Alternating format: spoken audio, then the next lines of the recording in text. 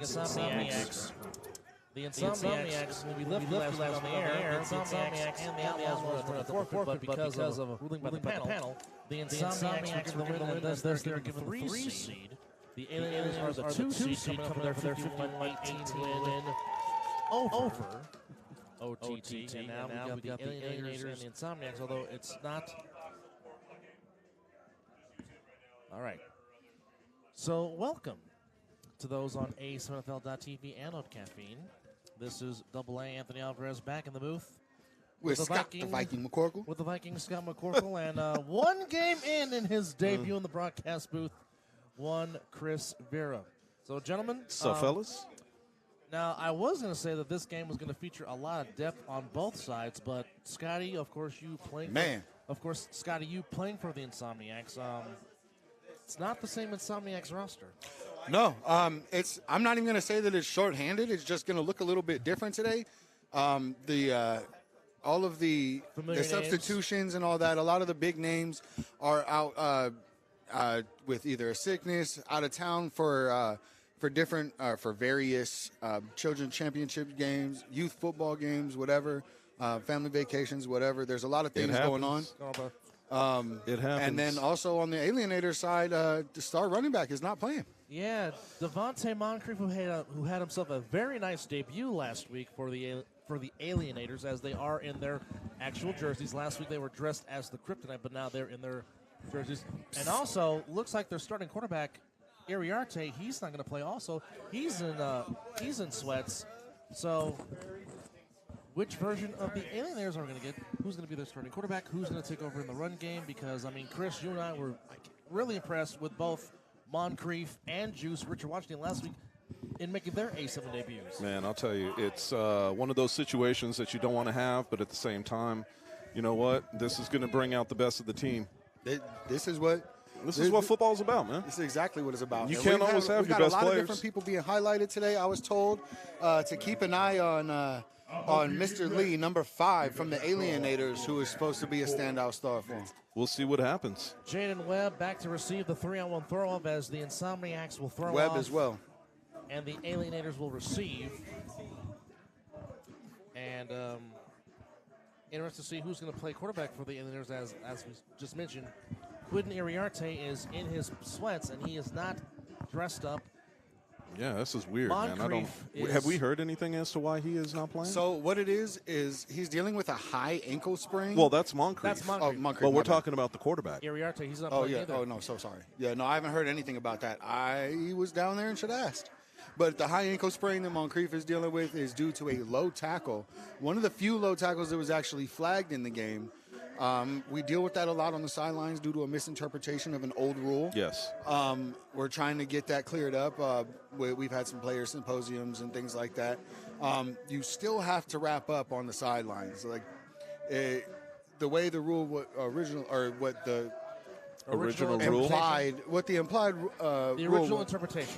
interpretation of the rule was that you don't have to wrap up within 3 yards of the sidelines.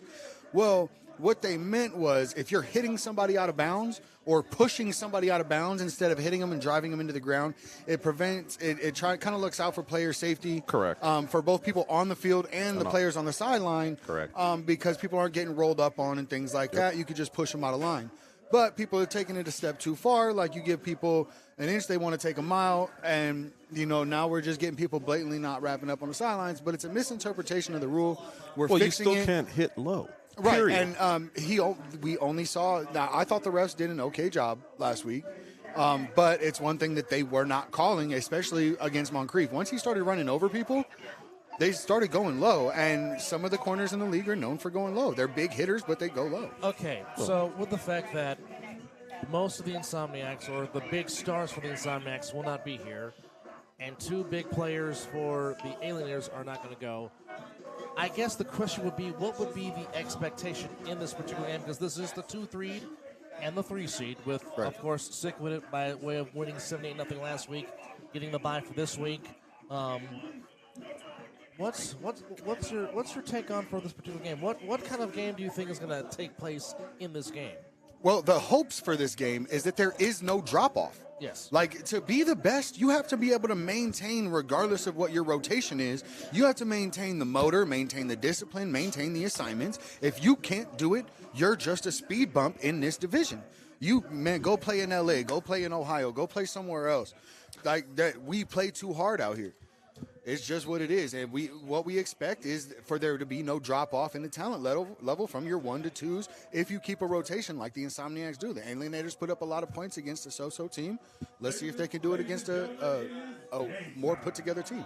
And now it'll be Juice to throw it off for the Insomniacs. That man is a monster. We will be calling his name a lot. With Mike Gelato, and can't see the other one on the other side. Oh, that's Gelato. We just call him Sherbet. I know Gelato, but I'm talking about the gentleman in the hoodie on the far top of your screen. It's hard to see.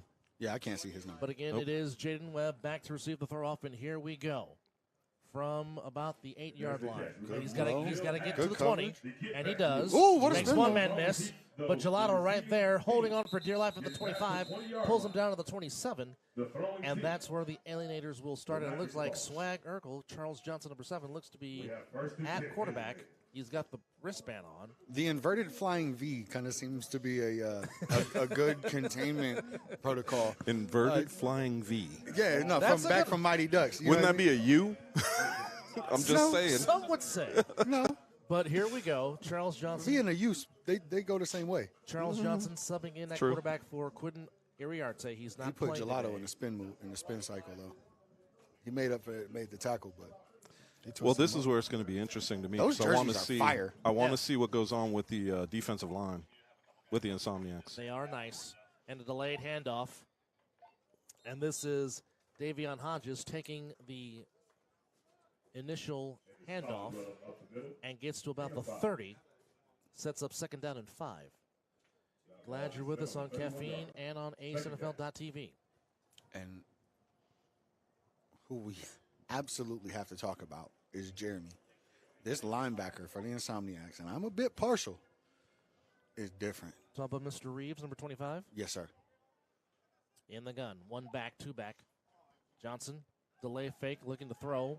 Look at J.J. And Harris on him. Keep it out for himself. He gets across the 35. Close to a first down. They might be about a yard shy. You saw Fresh Out make a business decision right there and not make that hit coming down the line of scrimmage. Yeah, Mr. Harris was living up to He his pulled up. nickname, Yeah, he pulled up. being the Jet. So they say that is a 3rd and short.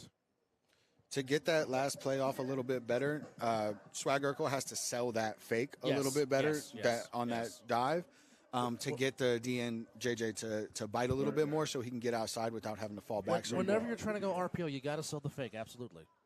3rd and short. Webb to the Quick bottom of your pass, screen. And Webb makes the catch. First down for the Alienators. And he's still digging. They swarm to the ball, but he's still digging. Yeah, but when Stone Stevenson grabs a hold of you, you just better just take it right there and just go to the next play because Stone Stevenson, I mean, yes, you see he's short and height, but his motor, his heart is uncanny, and he's a very good sound tackler. Then he looks like he's Bradley Cooper's brother. Stop it. Stop. Not supposed to be that talented and that good looking. First down, the Alienators. Ball set on the 39-yard line. All right, so Webb was one of the people that they highlighted before the game when I was down on the sidelines getting an update on Moncrief. He slips. And that's going to go back for yardage. So, again, that was Robert Burns on the carry, but the turf monster strikes. But that's what we were talking about even last week.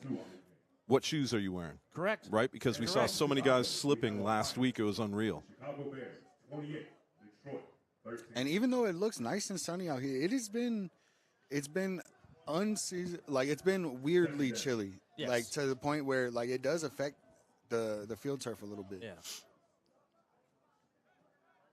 Which again, most fields here in Clark County are field turf. Johnson in the gun. Watch this blitz. Trips to the he far bailed. side. Johnson, great protection over the middle. And he had Webb open and just off the reach of his fingertips. And if Webb makes that catch, he may take that all the way. He had lots of green Yes, going he around did. the corner. Absolutely. At the bottom of the screen, this man could have taken it easily for the touchdown. Do you think that we was still got some speed in the back. Now, do you think that's a little bit of hesitation by Johnson, just afraid to let it go when he had him open? No, He was waiting I don't for know him how to to play clear. quarterback, man. No. I would be guessing to even try and go. He was waiting for him to clear the wouldn't have seen box. Once he cleared the box, because if we see the replay again, you'll see that the linebackers drop. So he was waiting for him to clear the box onto the other side before he threw the ball. 3rd and a mile. They need the 49 for a first down. Johnson back to throw, and wait a minute. Is that? Yeah, that is That Mr. is Wilkerson. the man, the myth, the Yes. So legend. he's Out here, gonna, man. So he's, he does it all the time. he's going to try to do his best Michael Jordan impression. And, well, I'll tell you what. I've always said that that's a grown man. Anthony Wilkerson, God bless you, you are a grown man. As a reminder, That man, that man is a role model in his work ethic, the way he takes care of his family, and just his production in general. And Denzel Daniels, who took one last week against the Outlaws to the house on the 3-on-1, he's back to receive, standing at his own 23-yard line. this is also Just call him the mask. Right? Johnson, again, will throw it off on the 3-on-1 fault. So the Alienators get a first down, but the drive stalls, and here comes the Insomniacs on their first possession. And here comes Denzel. And they throw it to him. I would have thrown him out of From the bounds. 10. He's at the 10, 20, 25, 30. Across the 35. Oh, and he Slips. But a good field position start for Denzel as they'll take it at the 38-yard line. first down. And it'll be Quincy Burt's Q, the unsung hero of the championship game back on July the 23rd with his 2 interceptions that changed the game. That is the most the biggest turnaround of any player, Yes. as far as fan club from the Right. East Coast. Well, Corey Hammond, if you're watching, your guy is starting at quarterback today. Let's see what he Mr. does. Q And Dr. Oos is playing at center, which is normally Kenny Mack's position. and John Price out at tackle, and Along then with V. Schwenk. Zachary Luciano at the bottom of your screen, RTC in the backfield. And he gets, and the turf monster strikes At that run, stop. as RTC got the carry but slipped at the line of scrimmage. 58 on the tackle. And for loss. Dylan Graham. makes the tackle. Dylon, and Well, Dylon. Spit hot fire. we got a 2-yard loss on that, so it wasn't quite at the line of scrimmage that he slipped, unfortunately. So now the ball's put back at the 34-yard line. 10:35 to go here in the first quarter. Insomniacs on their first possession. They have Juice out at wide receiver at the top of your screen. Is there anything the man can't do? I don't and think so. RTC gets the ball back, slips, and gets the first down anyway. And that is a grown man. He doesn't care. That's all I can say. Anthony Wilkerson. You know what? Rain, sleet, or shine, the bus is just going to keep moving. Yes. The bus is going to run. The wheels You can of- set your clock by it. It might not be on time. It might be a little ahead of schedule. It might be late, but it's going to get there. And AJ is getting himself harnessing his chi on the sideline, and that's scary. Yeah, no, he remember he told us he's just stretching out his Right. He's just stretching out his ankles. Right? Is that what he calls it? Yeah. Yeah. Devon- Bowling ball's in. Devontae Carter That's that in man. at the back. Q Look for at a the dive. gun. And there is Devontae coming to the near side across midfield, across the 45, put out of bounds after a 5-yard gain. Second down and 5 as the Insomniacs, again, like I said, Already chirping. with most teams not have, well, of course, Devontae is never at a loss for words. That's He always got something to say. I always have had admired these guys for their ability to play at such a high level and to be screaming at people at the same time. I get gassed in the game. It's a talent. The way that the cardio is just different. It's to a some true people. it's a true talent for sure. Ball at the 45. Again, Carter in the backfield alongside Q, Quincy Burtz, starting at quarterback. Smooth. And Q can throw it. Smooth Takes a on shot the deep. post. And he's going He's for got juice. Oh, Incomplete. Juice did out of step, but Q put too much mustard on the hot dog. That's an arm right there. It is. One of the We most, know he can throw it out Yeah. of the back of the end zone with no Yes, problem. Q is one of the most strongest arms in the A7 and throws a very beautiful deep ball. I think that was in that play, when we watch a replay, I think it's one of those situations, too, where he hasn't had enough time with his wide receivers to understand. Juice is new to the team, and also they're famous for just being better. They don't have to practice. But if necessarily. you haven't seen Juice run the ball, Got to you're get in- your timing done, though. You're in for a treat. RTC in the backfield. Q keeps it himself. A la RTC Walter on the Payton. block. And a good first down gain for Q and RTC. pushed him out of bounds. Oh, a little bit of chirping and pushing after the thing. That's not going to treat you well later in the game, young sir. Tyler Watkins, you might not want to go mano-a-mano with Mr. Wilkerson. Man, pushing that man. He's already not feeling good. Don't Yeah. get him hyped up. Yeah. Don't get him mad. Yeah. Yeah. I mean, he is the nicest okay, man. he's- Don't get him mad. Okay, it's not going to go good. He's already mad that his favorite chicken place, and it's also one of mine, is closed on Sundays. Yeah, look, so that's one strike. Right. You're going to make it way more worser. Yeah. Way more worser. Yeah, way more worser. Hey, my pastor says worser, so it's a word. RTC in the backfield. Ball spotted at the 40-yard line. Stone Stevenson checked in. Top of the screen. Yes, and Smooth, who scored in the national championship game. Yes, he did. Back to Wilkerson. Why not? And there he goes. Far sideline.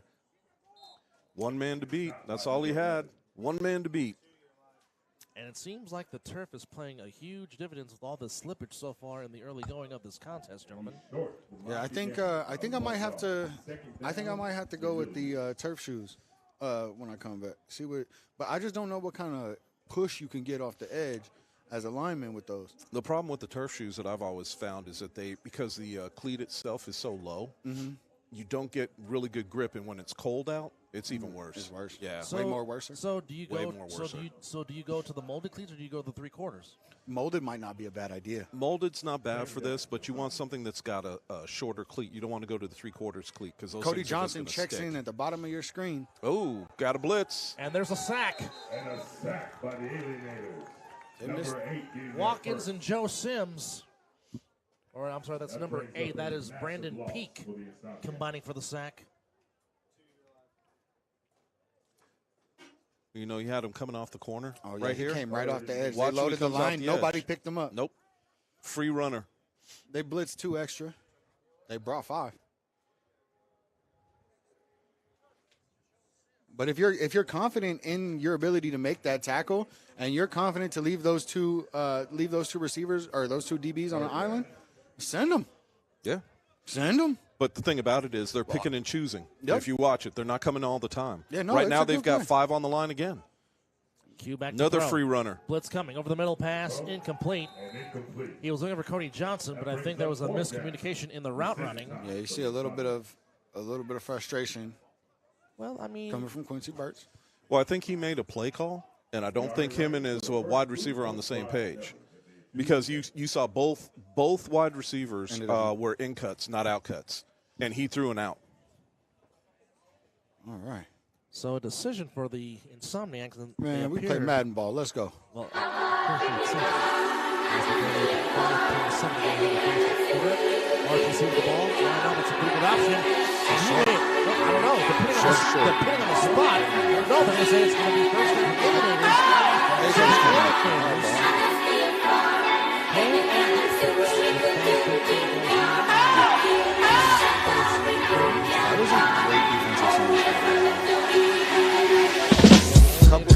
I'm faded in the car, it's like a round one.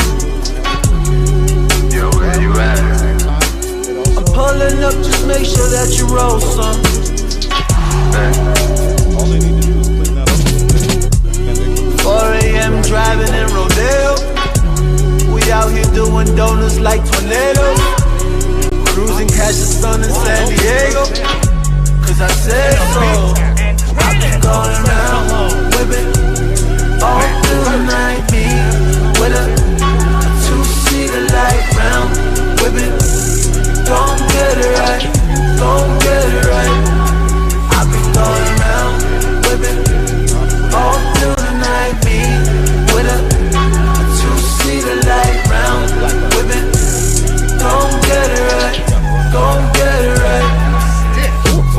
Speeding down Pacific like a bullet. If cops come, then we gotta lose them. On this road, they love to hate on you. Me and a Rookie of the Year candidate. Gerald Lawson also combining for that tackle. Defensive player, maybe. Well, he's got some competition with Joe Jackson. If you watch this, too, watch the replay, you'll see that he was a little quick. The running back was a little quick. He didn't let his holes develop.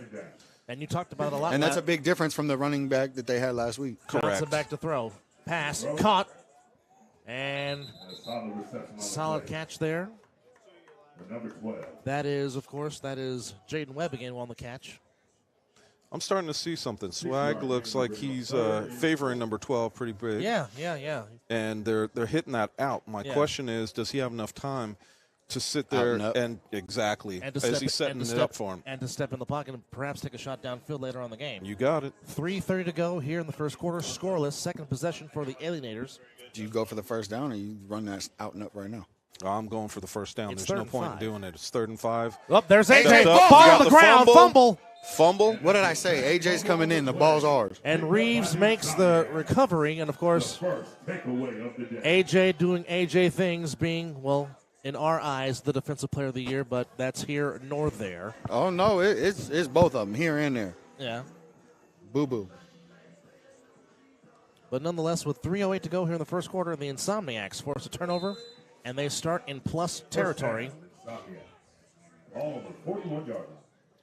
Well, they're rushing to the line. It looks like they might have something going on. And or they see something. RTC took the sleeves off. And there he goes. To the far side, spinning, still on his Keep your feet moving. Keep them chopping. That might be the best 6-yard run I've ever seen in my life. 6 yards. He should have been stopped in the backfield. Yes. He should have been stopped at the line of scrimmage. And RTC, in pure RTC fashion, just keeps the legs going and gives you 6 yards. That's what he does. I think I drank all my coffee. I'm sad. You can always get some more. S'mores? What? That too. 2nd down and 4 with 2.5 to go first quarter. Anthony Alvarez, Scott the Viking McCorkle, Chris Vera with you here in the booth. Scoreless in the early going. All right. Look at this. Luciano and RTC. And he takes the Oh, snap. man. Luciano. Nice block from RTC. But good swarming tackles by the Alienators. Alienators defense swarms to the ball. Gain of 2 on the play. I think one thing we're going to have in this game, gentlemen, with Coach Q and with Coach JB, 2 very well coached teams, and they seem to both be very disciplined. It's interesting to watch this because usually when you see some kind of play like that going around the corner, I was looking for the wide receivers to block down and push these because you want your running back to have that corner. So I was looking for them to push back inside, and they just walked around the blocks. And now you got Wilkerson. If they get too far outside, it's the running back's job to cut that back. Wilkerson. I would agree. You got Wilkerson and Carter in the backfield, and this time it's Carter. Straight up the gut. First down. And the bowling ball moving the chains for the Insomniacs. Of course, he is free, and of course he is looking for contact every time he touches the ball. That's one man that you see coming your way. It's easier to make that business decision and get out of his way. And shout out to John Price. Old man is out there blocking his behind off right now. First down. But that's John, man. John doesn't know how to give up, man. That boy is definitely Special. Wilkerson going to the far sideline, cuts back in the middle. That is one still tough. driving his legs. That is one tough. Four guys. 4 guys. That's a tough man Four to tackle. guys. That's a tough out right there. 2nd down. Business decisions all the way building. around. Under a minute now, 44 seconds to go in a scoreless first quarter. You know, so far this has been a kind of a defensive battle. It's been a chess match. And so I want to see, I mean, it's who's going to make the least amount of mistakes in this game is going to probably wind up winning. That's a very good analogy and a very good point. A very interesting chess match so far between the Alienators and the Insomniacs. Q will put it up, looking for Johnson. Johnson rolling out. Q. Oh, what a great movement by Q going for Johnson. Incomplete, just off his hands. But that was a great defensive back play. Yes. Stayed with him, stayed in his hip pocket. If that ball was thrown a little bit further outside, it might have been a touchdown. But great job by Q keeping the play alive. Yes. And finally getting a chance to step in the pocket and just off the hands. And there's that man, Jaden Webb, making the play again, knocking the ball away from Cody Johnson. So after 1 quarter complete, it is the Alienators nothing, the Insomniacs nothing. As we will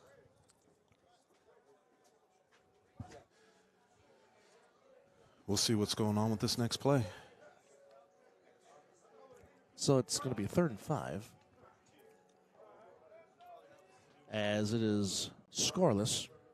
So thoughts after the first quarter, Mr. Vera?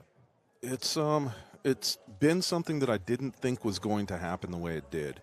I understand that right now the Insomniacs are missing a lot of key players, which is understandable, but at the same time, I expected them to come out and flex a little bit on the Alienators, but what I'm seeing is practically a stalemate between the offense and the defense on both teams. So it's interesting. I see a little bit of timing's off just a little bit with the Insomniacs. So our guy in the chair, Cole, has just informed me that RTC already has 6 carries for 40 yards after 1 period of play. Jeez. Here's a guy that literally, it's wearing on the defensive players. Oh, yeah. And when he's that big, and we know RTC just, as he goes through the game, he gets stronger, not weaker. Yes. And even though he's not feeling greatest, a 50% RTC is better than a lot of guys you could put out on the field. And now we got Juice and the bowling ball with Schwenk declaring in the backfield. And here's Devontae coming to the right side. Now Devontae's got the corner, and he is in the end zone. Touchdown, Insomniacs. He wanted that contact so bad. Yeah, he did. Yeah, he he did. He was looking for it. He slowed down and everything. He said, please come and hit me. And then sportsmanship afterwards, Hit me, man. please. He gets a bad name on opposing teams for how much trash he talks, but he loves this game. But again, a great block by Juice, spinning Devontae to the corner. And, of course, Devontae always wanting contact. Finds the end zone, and Tay is free. He's back. He finds the end zone. And, of course, the Scott McCorkle rule, always go for 2. Oh, they're going for one. Going for 1. Okay, Schwenk just declared. It's Luciano in at quarterback. On the touchdown run by Devontae Carter, puts the Insomniacs up 6-0. And they give it to Juice. Juice has the edge. Juice is in for the conversion. Zelly coming back with a good block in the end zone. And again, this is what we were talking about. It's all a matter of being able to get your blocks down. So in this case, pushing everybody back to the middle, get your running back the corner. So it was a great play by the overall offense and the wide receiver. So 4 seconds into the second quarter, the Insomniacs turn the conversion, or turn the fumble that was forced by A.J. McQuaig. They turn it into 7 points. Devontae Carter finds the edge, gets the corner, gets in the end zone, and the Juice converts it for a 7-0 lead for the Insomniacs. And now it'll be... I was actually waiting for Scott to say it, but I'll go ahead and say it. The Juice was loose. The Juice is loose and ready to run over your caboose. So we are... That's a short throw. And he touched it. That's a live ball. Ball still on the ground. Picked up by Cannon. And Cannon is going to score for the Insomniacs. I think that's just their ball. Yeah, on the 3-1, you can't return it. Oh, well, but it is Insomniacs' possession. Yes, it is. And they get it in plus territory. And again, that's the... We talk about this a lot for verbatim. It's just, you really can't give good teams plus field position. Well, it's not even plus field position. In all honesty, you can't give good teams other opportunities. Correct. Because you want a stalemate with this right now. Right now, you are giving the Insomniacs a lot of confidence to come out and play even better on this situation. So you're looking at a situation right now where the Insomniacs can take a 14-0 lead. But again, we talked about it for so much, just how great Stone, Stevenson, and Cannon are on the 3-on-1 special teams, which is very hard to return against this team. And there's the Juice. Well, and he gets stuffed at the line of scrimmage. We've been saying this, and I'll keep saying this. When you are in a situation where you have a good team, you have to have all 3 facets of that good team. Offense, defense, and special teams. Absolutely. And the Insomniacs have that. The way they play the game, they look to take the ball away on the 3-on-1s. They look for other opportunities for you, or for their offense to score points, and that's why they're so hard to beat. But also, certainly, if you are the opposing team, as Schwenk declares on the offensive line, you can't turn the ball over, especially against a team like the Insomniacs. They will make you pay 9 times out of 10. Q in the gun, and it's a fake. Q over the middle, off the hands of Brandon Schwenk, incomplete. Of course, Schwenk is one of the more sure-handed people on the Insomniacs. He very rarely misses catching a ball. Yeah, that's not like Schwenk. I think that it's just a matter of getting back into the rhythm of it. And, I mean, offense is a rhythm, and there's got to be a rhythm that's found. But we're also talking about another quarterback. Scooter's not here. He's not here to play. So you have a Q's coming in to take his place, and the receivers, it takes a little bit of time to get that going with the receivers again. And that's no knock on good because Q is one of the best throwers we have in this division. That goes without say. And the thing about it is, even good throwers of the ball, good quarterbacks. They miss. They miss. Takes a little bit of time. They're human. Yep. Toss to Denzel. Denzel left side, cuts back inside. Again, the Turf Monster just continues to play a part in this game so far with 13-10 to go here in the first quarter. Well, and the thing about it is, we've talked about it last week ad nauseum. We can keep talking about it. It just depends on shoes. It depends on what you're doing. Plus, I see these guys trying to cut back, and that's where they're losing their footing. So when you're trying to plant that outside foot, cut back inside, that's where I'm seeing that little bit of a slip. So I'm just hoping we don't have somebody hurt or growing. So it's a 4th and 3. Want to take a wild guess who might get the ball? I'm just throwing it out there, but I'm thinking RTC is probably going to be delivering again, making a stop. On the toss, and there he goes. The bus still on his feet. Mr. Wilkerson doing Wilkerson things. Touchdown Insomniacs on 4th and 3, and he is slow to get up.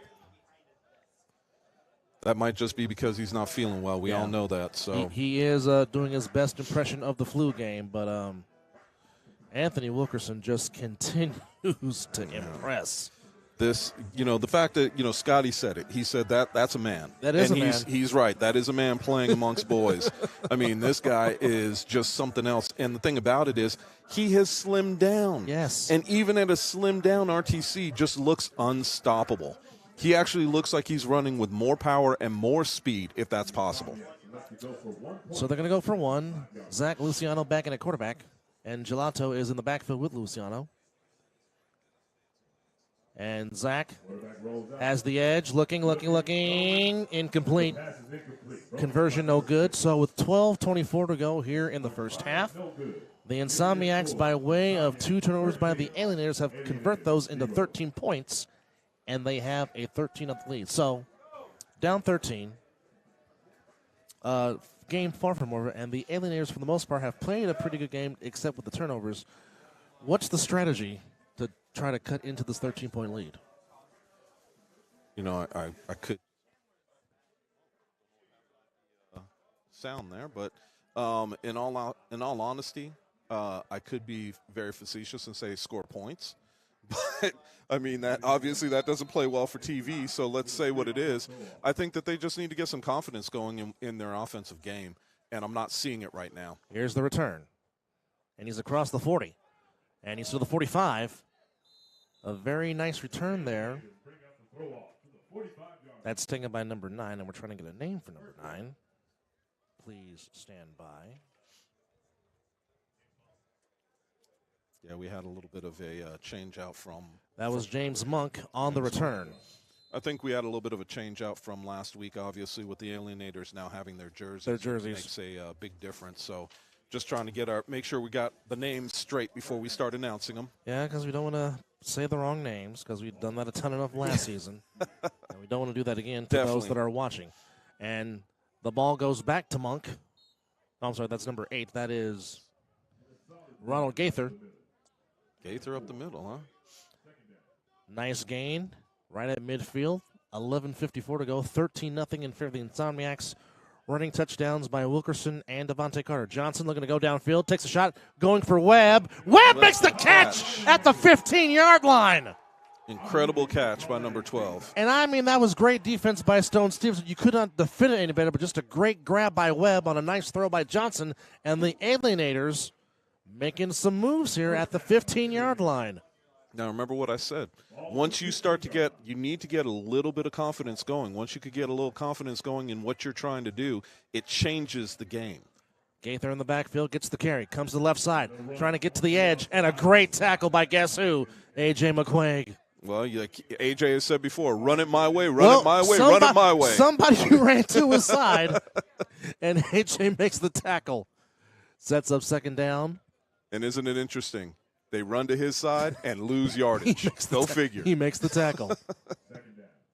Second down and 9, gain of 1 on 10:50 to go here in the first half. Anthony Alvarez and Chris Vera with you here in the booth. Fake to Gaither, slant, too high for Webb, incomplete. To which Webb did have the inside move on Stone. He just needs to put it in his grass, and he walks right in. I think that one of those things, when we were talking about the Alienators quarterback being down, I think that what we're seeing right now is, again, these guys just being a little bit, timing's off just a little bit, and that can change a lot. So, Webb might have been thinking quick slant, and the ball was thrown high, and he's lucky. In all honesty, he's lucky he got away with it, because if it was just a little bit lower, it could have went over his wide receiver's hands and right into Stone's hands. Now, before this possession started, our guy in the chair, Cole, just sent me that RTC had more yards than the Alienators team by himself. Wow. Well. Johnson, lone back, blitz coming. Going to the end zone, incomplete. And there is a flag, our first flag of the game, as Gaither was the intended receiver. And it looks like it's going to be PI on the Insomniacs. Definitely is. And the thing about that, he didn't need to, Smoove didn't need to do that. Josh didn't need to do that at all. He could have easily just undercut the ball, made sure that he wasn't getting it, and that would have been the end of story. Anytime that a cornerback has his hand around the waist of the receiver and turns the receiver, they're going to call it. It's just that simple. All right. And he really didn't need to do it. So it's first down and goal at about the 8-yard line. With 9:53 to go here in the first half, 13-0 in favor of the Insomniacs. Rushing touchdowns by Devontae Carter and Anthony Wilkerson. And there is Robert Burns on the carry, but he is met by a swarming pack of wolves.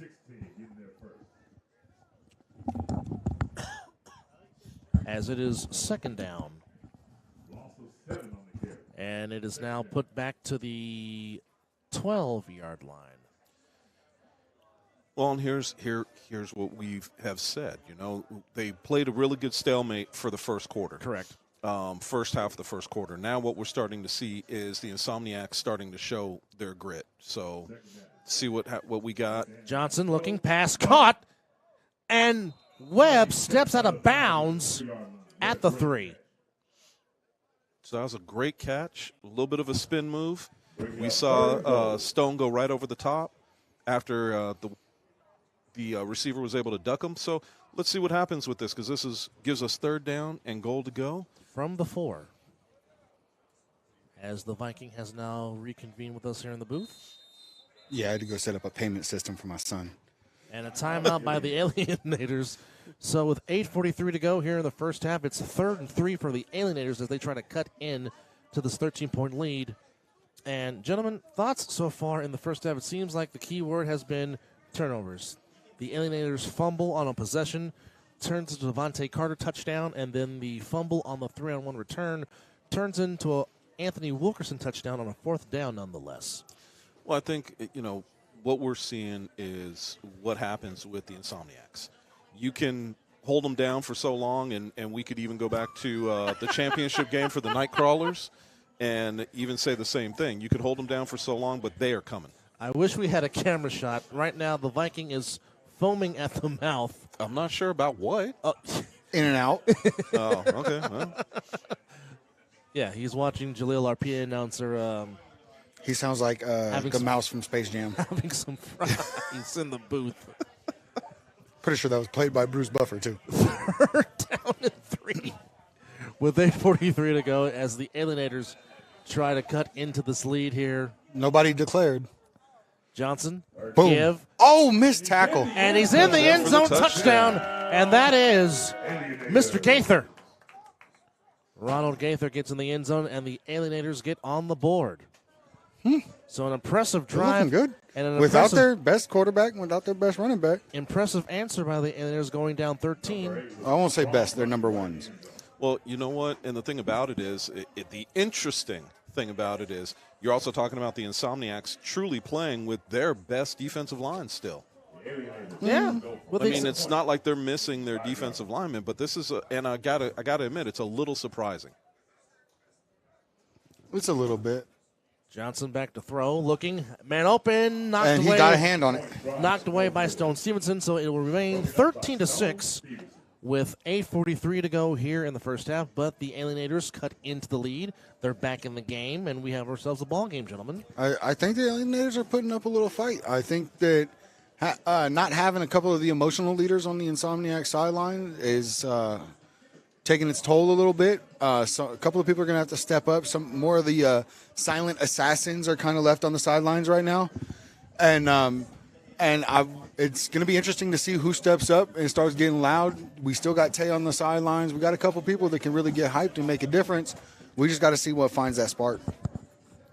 Well, each team will find it eventually, right? We know that. Each team finds their spark. Each team finds their situation, what makes them cook.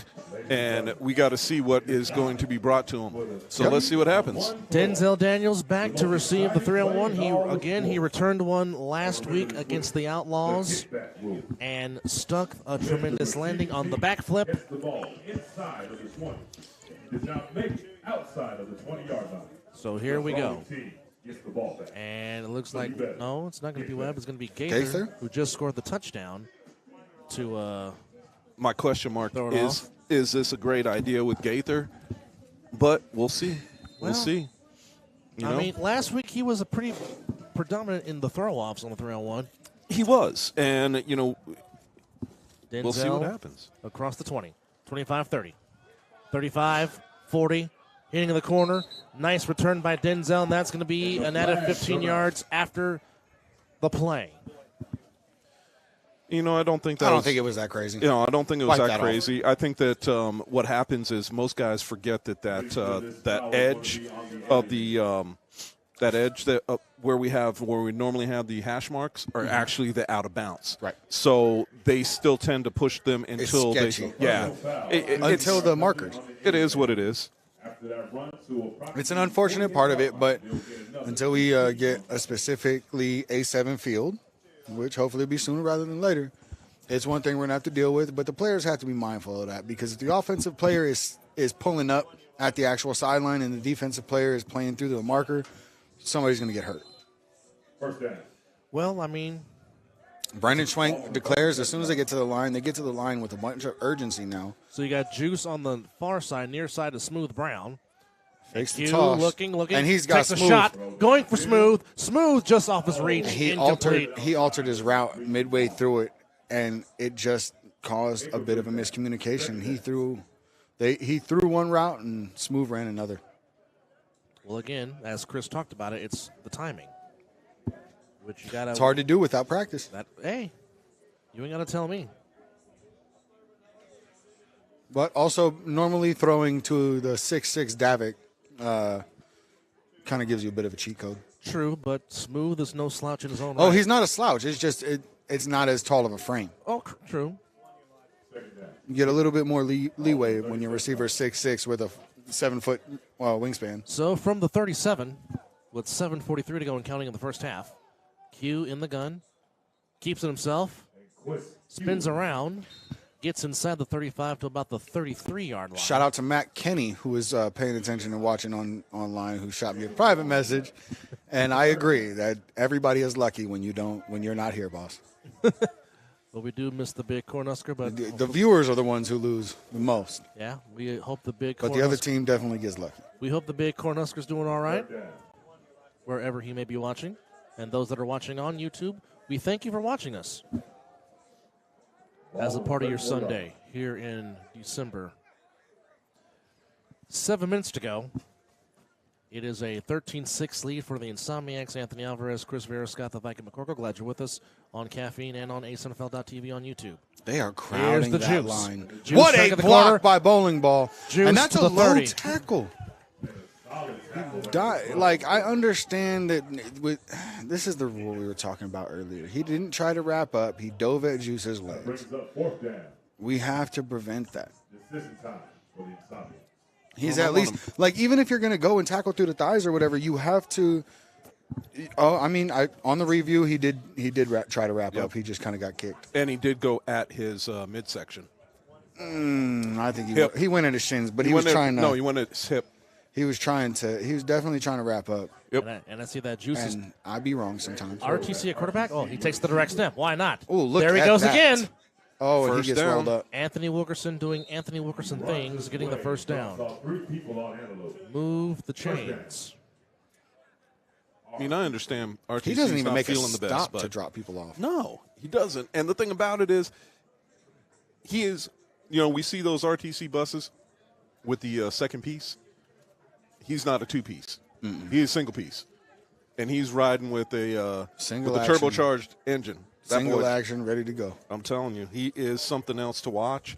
Some people say that he's like Derrick Henry, and I think that is a good comp. Yeah, good comp to him. They both slimmed down. Watch out.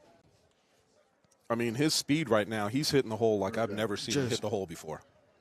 Well, you got two good options in the backfield if you're Q. Which one? We need to see Schwenk release. Carter, left side. And the bowling ball goes in the I mean, It's a good stop. great pursuit by It's a Tyler. good stop. Great pursuit by Tyler Watkins, but he could not bring him down for nothing. Nope. But, I mean, when you got a guy that's that close to the ground, what are you supposed to do? True.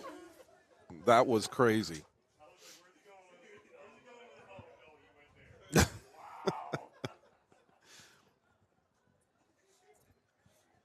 But now as we see these guys, the thing about watching this, especially from up here rather than being down on the field level, is being able to see some of the holes that these guys are opening up for the players a little bit better. Yeah. Because we weren't watching them before. Or I shouldn't say we. You guys can see it. Yeah. When I was on the sidelines, it was hard unless I had an angle. If I was in line, which is what I did a lot of times, was being on the right on the line, I couldn't see it. Q, pump fake. Oh, he's got Carter wide open. Oh, and throws it away. Incomplete. Oh. I think even Carter was wanting that one. He wanted to light somebody up. Oh, yeah, he was open. And Q just saw it at the last minute. I mean, if he sees it initially, Devontae's literally walking into the end zone. He is. I mean, he was wide open. The closest person closest defender to him was roughly about 15 yards away. All right, so now Q's going to hit the bench. Or the sideline, not the bench. This is not baseball. Wrong sport, Dub. Are we going to see the Wildcat here? I think so. Well, it looks like Is Wilkerson. Juice playing quarterback now, too? No, it looks like Wilkerson. Nope. Oh. No, it's Juice. It's Juice. What can't he do? I'm telling you, this guy is something Third and else, 14 man. from the 3-7. Third down, 13 yards again. Juice will keep it himself. Nice blocking. And the keeper. Good tackling by the Alienators. Good tackle by Blackburn. Sets up fourth down for. He got his weight on top of Juice and waited for other people to get there. It was a good tackle coming down the line. 11 yards. Q back in. Eyes on somewhere else. Fourth and 11. Here's a thought, too. It is fourth down. Correct. We know that. Correct. If they chose to throw it, they could pin the Alienators. They could. They could pin them real easy here. You could throw it to the close sidelines, Yeah. bottom of your screen. We could easily see that. Throw it out at the one. Exactly. Yeah, throw a line drive right at the 1 yard And then line. just tell AJ to pin his ears back and go. Yep. Yeah. And we could see a safety very easily. So, I mean, there's always going to be a little bit of gamesmanship when we're watching these games, right? So this is an interesting piece. Very much so. Gain of 11. Here we go. 2:20 to go here in the first half. 13-6. Insomniacs. Q will take the snap. Q looking, throwing pass. Caught by Schwenk. He's short. Right Is at he the short? sticks. They say. Right at the sticks. No, they're going to say ball back to the Alienators. They're going to say he's short. Let's see. First down. I'm watching the review right now. I'm going to So check out. again, the Alienators hold on fourth down, and we reach 2 minutes here in the first half. I think if they challenge it, the ball was on the other side of his body. I think he got the lean. You think forward progress gave him the first down? No, I think when he slid for the ball, like when he caught It it, took him back? I think the ball was in front of the sticks, but All right, so our defense is better. the Alienators have 2 timeouts. Before the half. Insomniacs have all 3. And, of course, this was my pet peeve last season was The 2-minute drill. the 2-minute drill. Or lack thereof. Or lack thereof, But yes. the Alienators did show us last Yes. week that they Yes. will run one, Yes. but that was with that other quarterback. Yes. Of course, if you're just joining us, Devontae Moncrief, who had a great debut last week, is not playing with an ankle injury. And also that quarterback. Don't know why Iriarte's not playing. They're both in their jerseys, but they're in their sweats. So it's been Swag Urkel Charles Johnson as the quarterback. And do we have to delay a game? The Insomniacs are challenging the play. Oh, they're going to challenge the spot. Okay. Somebody heard me. Somebody did, yes. I have ESPN. Esman. By the way, the Ravens. Oh, no, ESP. By the way, the Ravens just walked off against the Rams in overtime on a Walker 76-yard punt return. Hey, help me understand something. Okay. While we're kind of filling the air right Yes, here. sir. Since they were talking all that smack about the Rams not being a good team, and here they are again. They showed up and played Frisco tough. They showed up and played the Ravens tough, and people are still doubting them. What's the deal because with that? playing somebody tough is cool and all, but unless you win, it doesn't really matter. But what I'm saying is, it's not just playing them tough. I'm talking about taking them to the the end of the fourth quarter. Right, but that was this was a walk-off that won them the game. Yeah. This was not a defensive play. I would have thought the Ravens defense would have stood up like none other. Well, I think maybe it's one of those things where it's like, okay, man, it's cool. It's cool that you've gotten this far, but figure out what it does to take you over the edge. Like, to be so close and not be able to get there, that's got to be frustrating. Oh, it's got to be. And that's why when I look at some of these games, look at some of these teams that are playing, even in our division, in our league, it's interesting to watch. So, we've got to see what comes down on this play and what the call is. This is going to be tough to overrule, I think, because of the angle, if we had a down-the-line shot. But if you see, as he catches it, he rolls back, and I think it puts him at the marker? At the marker. But look at where the hard part right now is, can we see where the marker is? Yeah, go on the field, okay? It and looks to what be we got to the do, 14-yard line. Okay, now watch. Oh, they confirmed it. There wasn't enough to overturn. No. Is really what that was. Well, I mean, again, like you were just saying, if we would have had a shot down the line, it probably would have been easier. I bet you Steve has good footage. Shout out to Steve Ashmore, the rest of the media guys working down on the field. They give us amazing shots. Johnson Contact back to throw, them taking a directly. shot What a ball. downfield. Just incomplete. The intended receiver was Robert Burns, number 10, and Cannon, who's already had himself a solid game on defense. And again, forced the fumble on a throw-in return. I will give it to Swag Urkel because if he would have put that inside, that's a pick. That's a pick. Oh, yeah. That's a pick. So he put it outside right where only his receiver could get it. Sets up second down and 10 with 1:55 to go. Again, Anthony Alvarez, Chris Vera, and Scott the Viking McCorkle. Look out as the ball comes back into the huddle. 1:55 to go, and the Alienators holding their own against the Insomniacs. Now, granted, the Insomniacs don't have a majority of their roster, but they still have the 13-6 lead with 1:55 to go here in this first half. And the Insomniacs will get the ball to start the second half as they threw it off to start the game. Johnson back to throw. It's a quick slant pass caught by Gaither. And Gaither's been going backwards after he made the initial catch. Forward progress is stopped. So we got 5 yards on that play. That brings number 8 down at the Interesting. 19-yard line. Third down. So with that crossing pattern, if you watch what was going on with that play, that was a very interesting crosser. Ooh.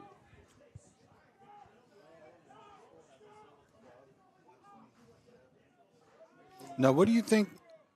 What do you think it is that this Alienators O-line is doing that has this D-line stumped like this?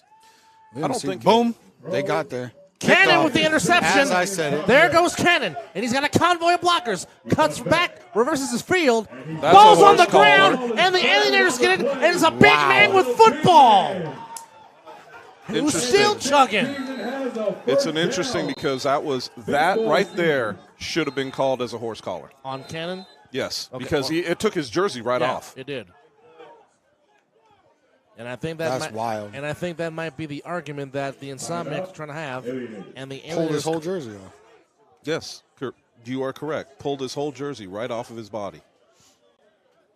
But as he started to pull him backwards, he ducked, spun, and that got the defender, which was an offensive player. That was Graham that picked up the football. And, of course, big man with football is always an exciting time here in the A7FL. And yet the Alienators will get possession back after the interception, to which Cannon jumped the route beautifully. to pick it off. And now, and that's Big Brother walking over and telling little brother, "Hey, you're done. You're done. It's over. Let it go. Let it go. Just do it again." Yeah, exactly.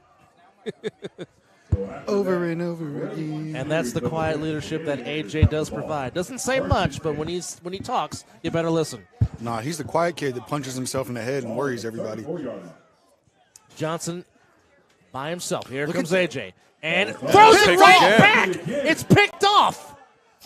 Is that good block by RTC? And I don't know if that is that looks like it was Reeves that picked it off. Smooth. That was Smooth. That was Brown. That was Smooth Brown. Okay. Yep. Josh Smooth Brown just takes it right back from. It landed right in his hand. It looked like Johnson threw it right to him. Look, it landed right in his hand. Oh, he jumped the route. Pink. So we had turnover. Yeah. So hot potato. Wow. All I can say is, if you think about it, did the Insomniacs really turn the ball over? No, because they took it right back. Because they took it away? Took it right back. Yeah. Well, So as we say, ball don't lie. No. And we got Luciano back as the quarterback. And Schwenk has declared again. And RTC is lined up as a receiver. This can't be good. Quick out. Pass caught by Denzel just flat out dropped it. Denzel Daniels. Mulligan. Yeah. He normally doesn't do that. Got a little jawing going on after the play. Thing about it is RTC, he's not going to say anything. That's just who he is. He's going to let his play do the talking. Oh, he's going to tell you you're bad. He's going to tell you. He's going to tell you like you're not as good as me. Yeah. He can and say, it frustrates you because you're not. He can say give me the ball without saying give me the ball. Yes. 8 yards to go. 50 seconds on the clock. Again, 2 timeouts on each side. Luciano rolling out to his He's left, got space. And he's got space, and he's going to smartly step out of bounds near the marker. Oh, he knows how to play football. No, Zach is very elusive. Very, very elusive. And he can throw it as well. He is what I would consider one of those players that isn't just fast. He's quick. Yeah. And he's quick to make his mind up. If you watch this, he made his mind up. He didn't see nothing open. He took Let it. me go get yards. He took it. So one thing I love about him is that chasing him is like trying to chase a toddler with a remote. Yes. You don't know what direction they're going. And a very fast toddler at that. But that is what we call football IQ. It is. And you can see when he makes the read, he didn't see anything there. Go get yards. Luciano back to throw, and he's going to take it again. First down. Steps out of bounds. Move the chains. Stops the clock with 42 seconds to go. That's smart. Now, the interesting part about this is because where they are now on the field, this will also give him, if he stays in at quarterback, we've just seen him run it to the left, top of your screen twice, and what we saw out of that was roughly about, 14 yards?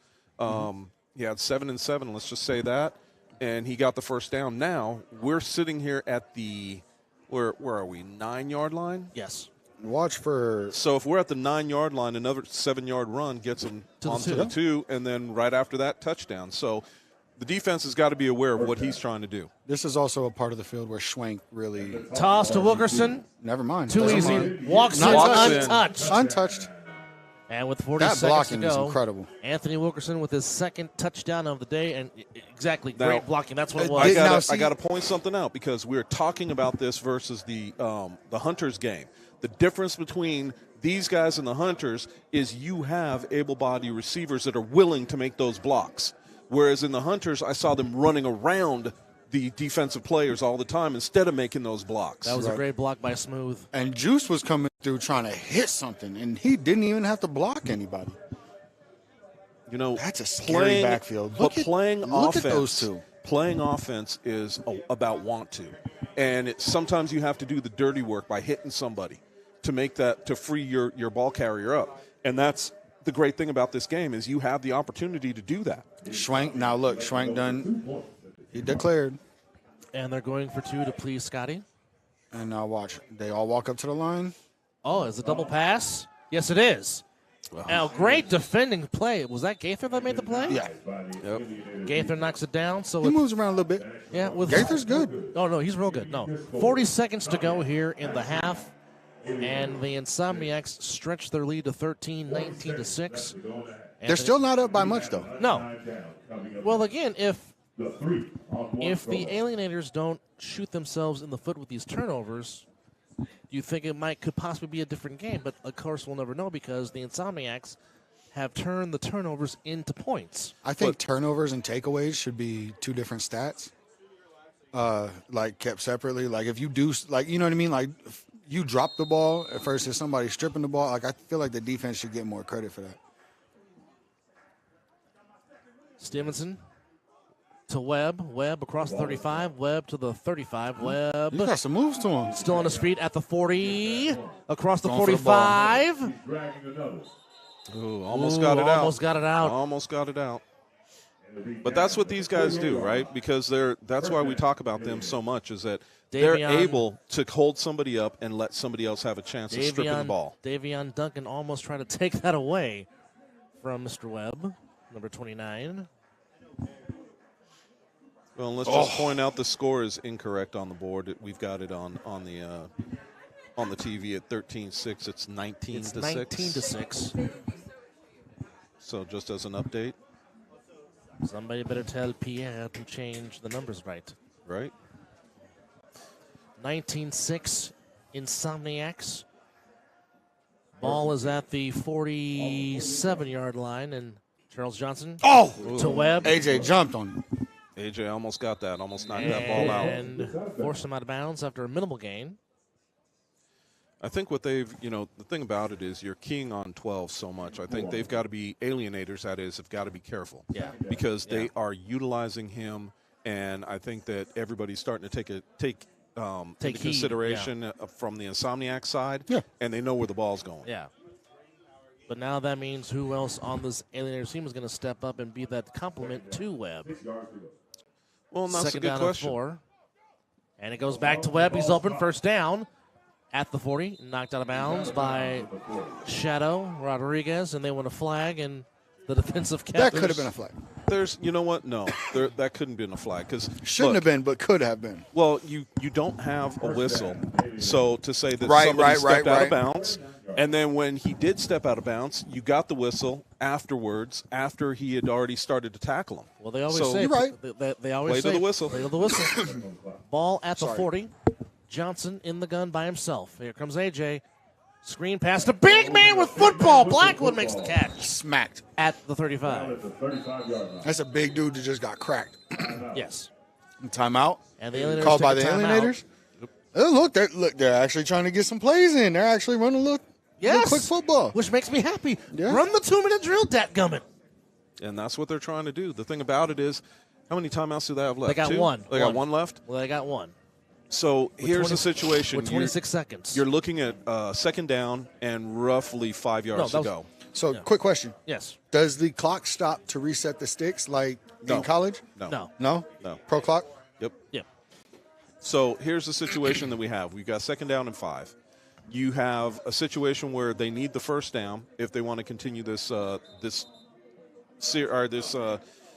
possession going. And I think that we're in a situation where they really need to show what they can do right here. I think this play is going to either make or break this possession for them. Here we go. Second down from the 35. Johnson back to throw. Steps up in the pocket. Oh, my goodness! What a play!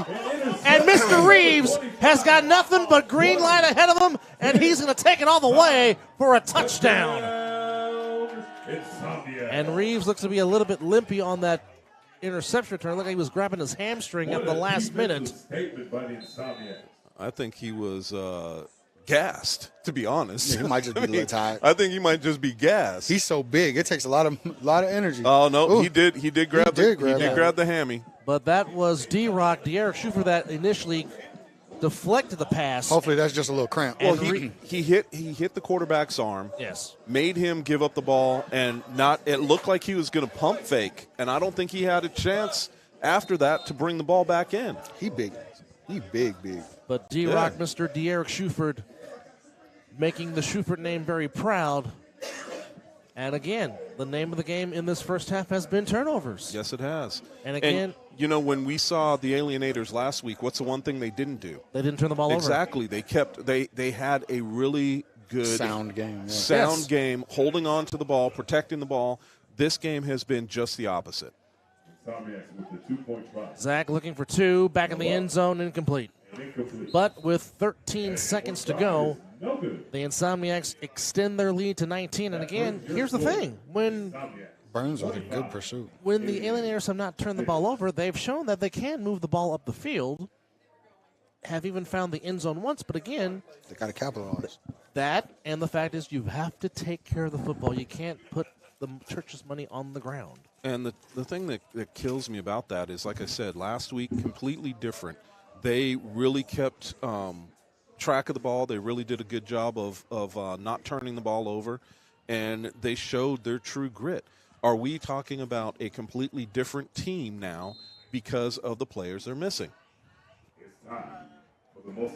Stone Stevenson will throw it off, and it'll be James Monk to receive the 3-on-1.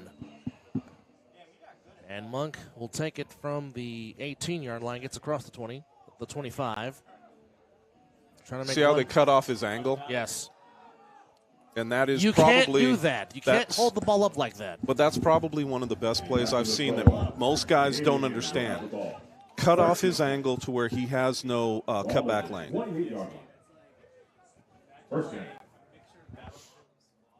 So it's an interesting piece when I see these guys playing and the difference in how, because, I mean, last week we saw a guy cut back and take it to the house. Yep.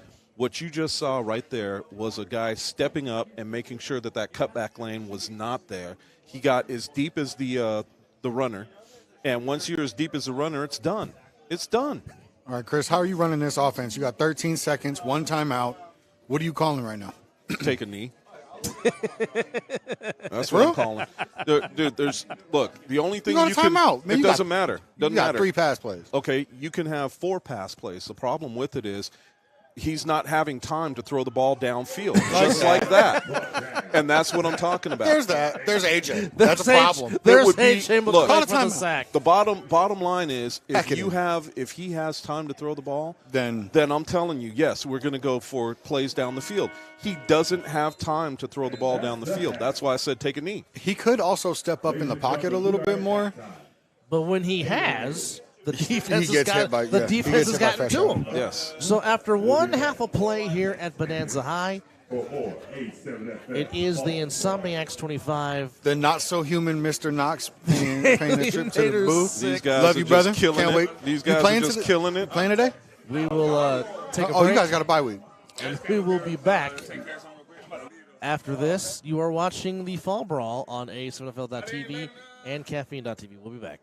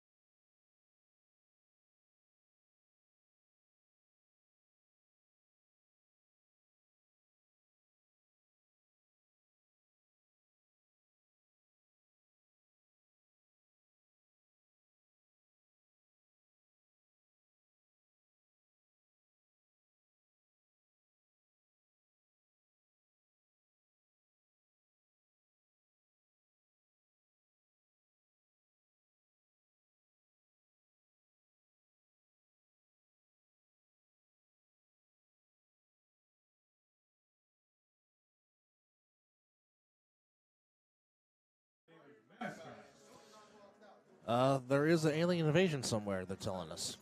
Well. Nonetheless, welcome back to Bonanza High on Caffeine and A7FL.TV on YouTube. Anthony Alvarez, Chris Vera, and Scott McCorkle is somewhere, but we're looking for him.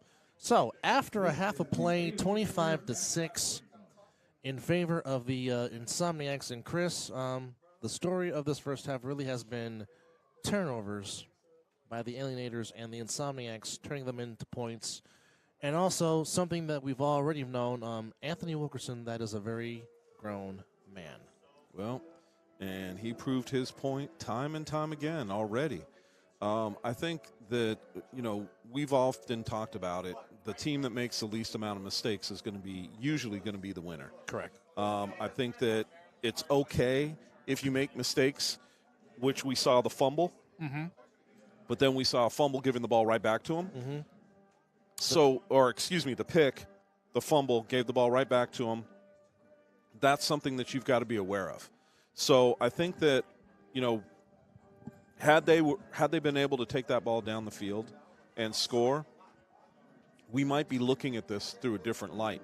But because they were able to stop them and hold them, that's where we are with this. And, they gave the ball right back. I think that realistically the difference in this game are the turnovers that have really hurt the Alienators. I think that, if I'm not mistaken, all of the touchdowns right now that the Insomniacs have, except for that very first possession, have all come off of points have all come off of turnovers. Correct. So correct. That's hurting you right there. That should tell you what's going on. So let's go through the recap of our rest of the action here this afternoon and / evening here at Bonanza High.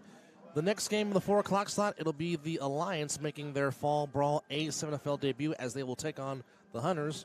And in the nightcap, we have OTT back in their familiar slot playing under the lights, playing the Outlaws, as we are nearing play here in the second half.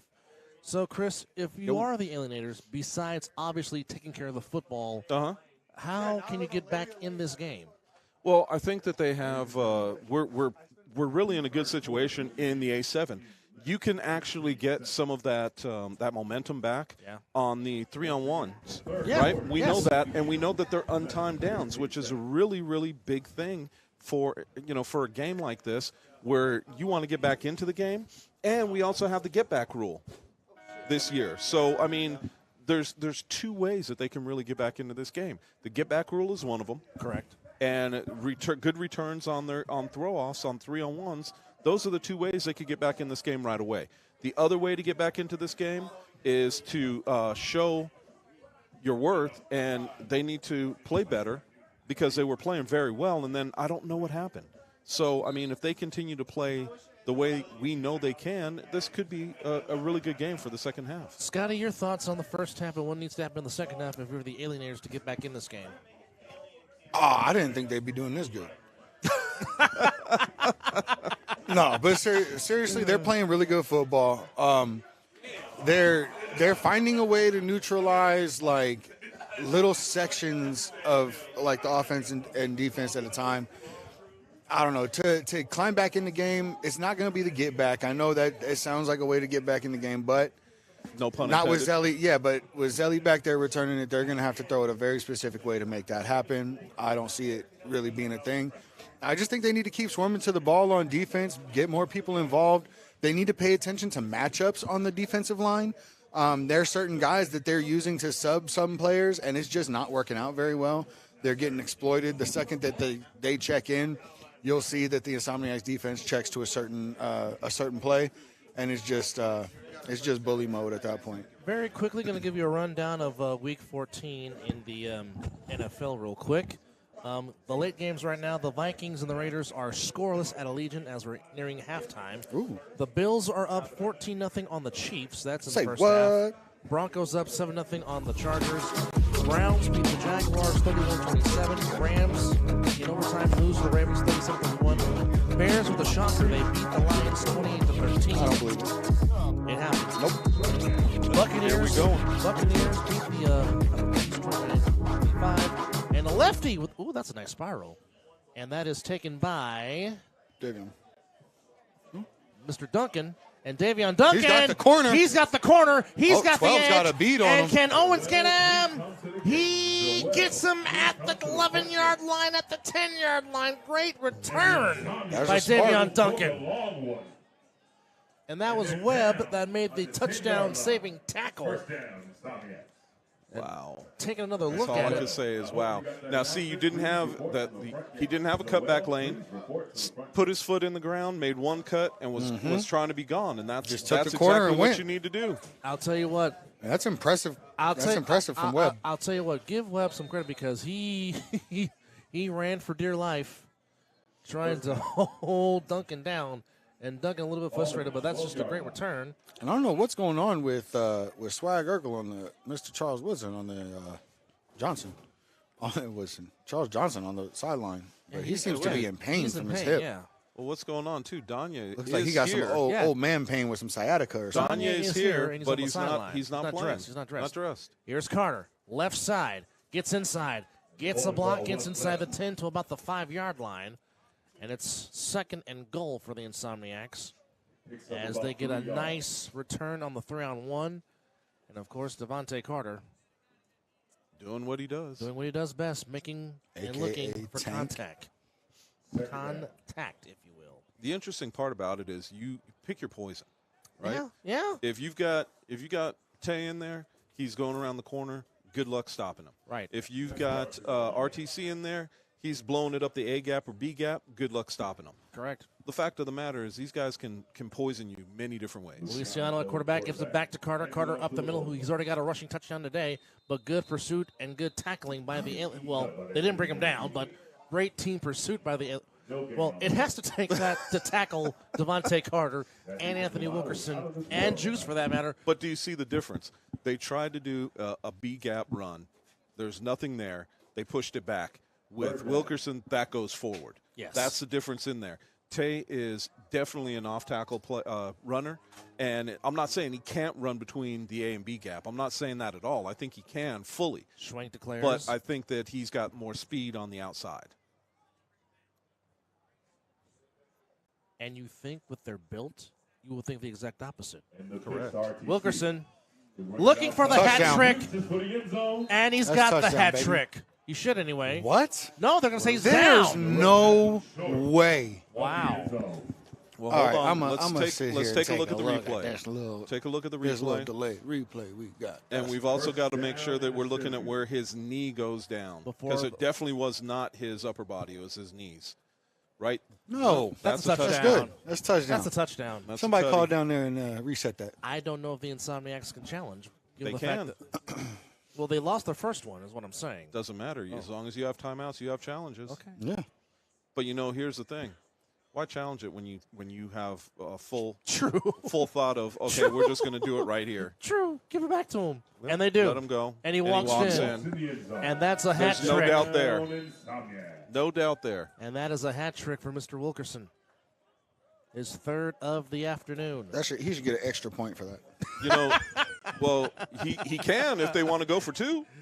31-6. And Get him that extra point right now. But Shout out to all the family. Oh, wow. My bad. Shout out to all the family out here showing love and support for our players out here in the cold, dealing with this little bit of wind. It's a little chilly out here, but we still got a lot of family out here. More people piling into the stands. We appreciate the support. Thank you for tuning in wherever you're from. And, of course, they're doing Scott's favorite thing, which is Go for 2. Luciano in at quarterback with Juice beside him. Man, Juice on the gets podcast, ball. that would have been a different Oh, answer. no. Zach still has it, and he throws it to Juice for 2.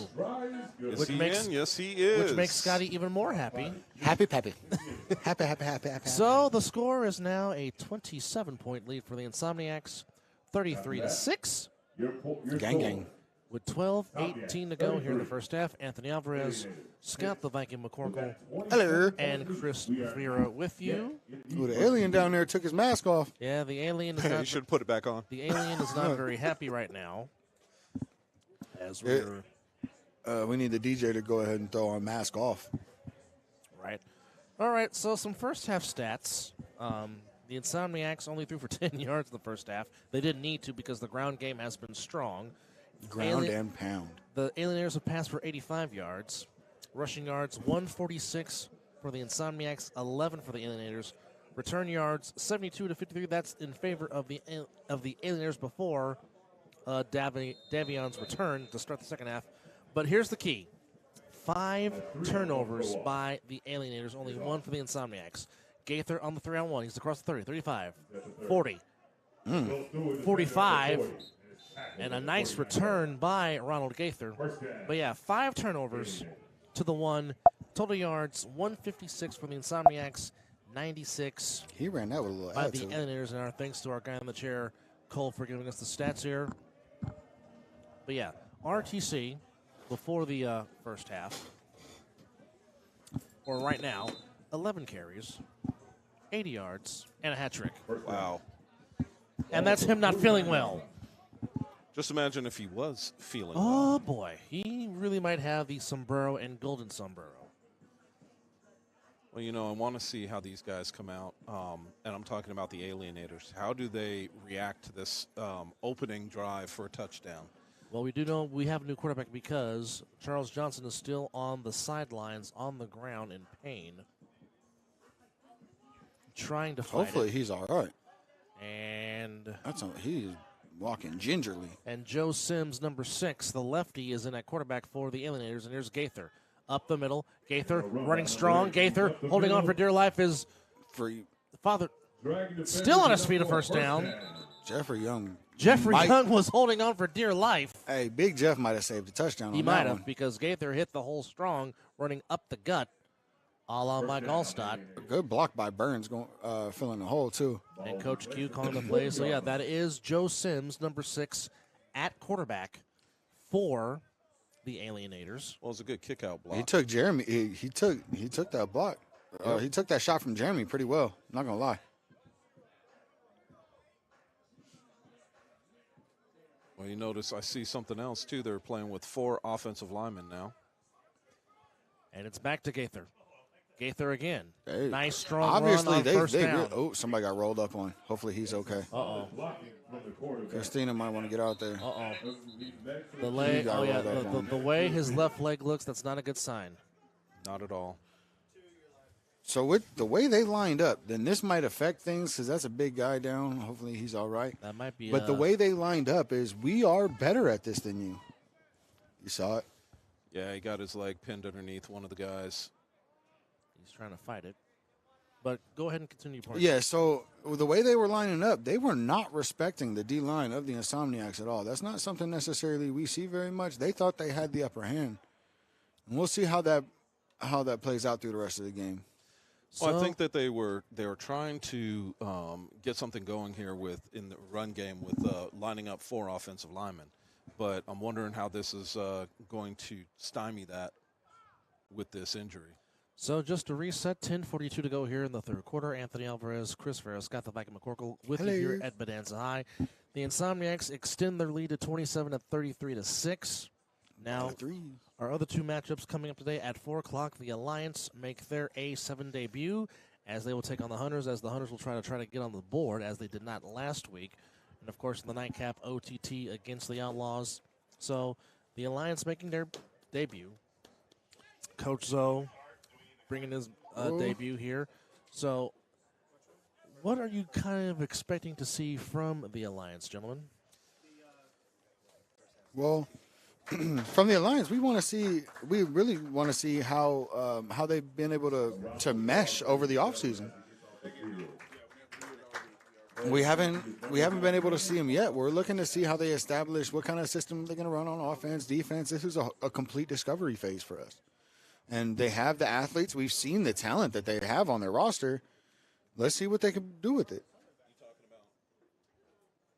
Probably helps if I unmute myself. That would help. But, you talking about the seeing what the Alliance has? Yes, sir. When we look at what they have and you look at it through the rosy lenses of on paper, we know that they've got players. But the question is, even when we look at the Insomniacs, we see them playing with their backup quarterback. We've seen some miscues. Run game's still strong, but we saw some miscues along the way.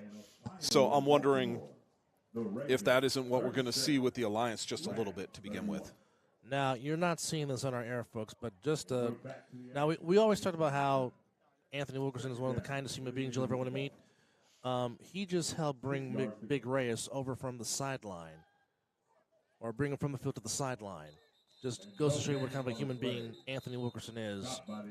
Tremendous display of sportsmanship by that young man. He's pretty cool.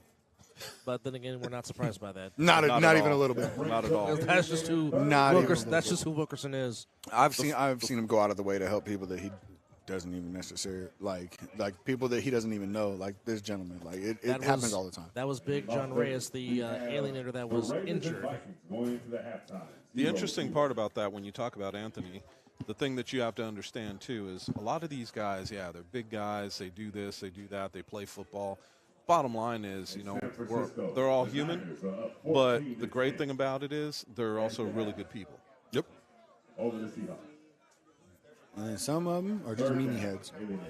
Well, you got a few in every bunch, right? Sims. Oh, what a pick! Smooth Brown says, "Look, Mom, one hand." Whoops! Unbelievable. Incredible. My goodness.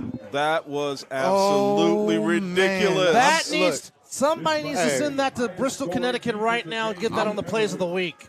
Unbelievable. I'm going to be quiet for a second just to watch this on the replay. Shot put. With the left With hand. the lefty. Oh, my. Went up with his left and brought it in like it was nothing. And then shook the big man out of sneakers. Smooth Brown, that is a heck of a play, young man. There's a reason why he's got the nickname Smooth. And you just saw it too easy on that play right there. Just my looked too easy. Goodness. That effortless. was ridiculous. Yeah, that was effortless. That was absolutely ridiculous. I I'll mean, tell you what, I've seen some interceptions even in the pros.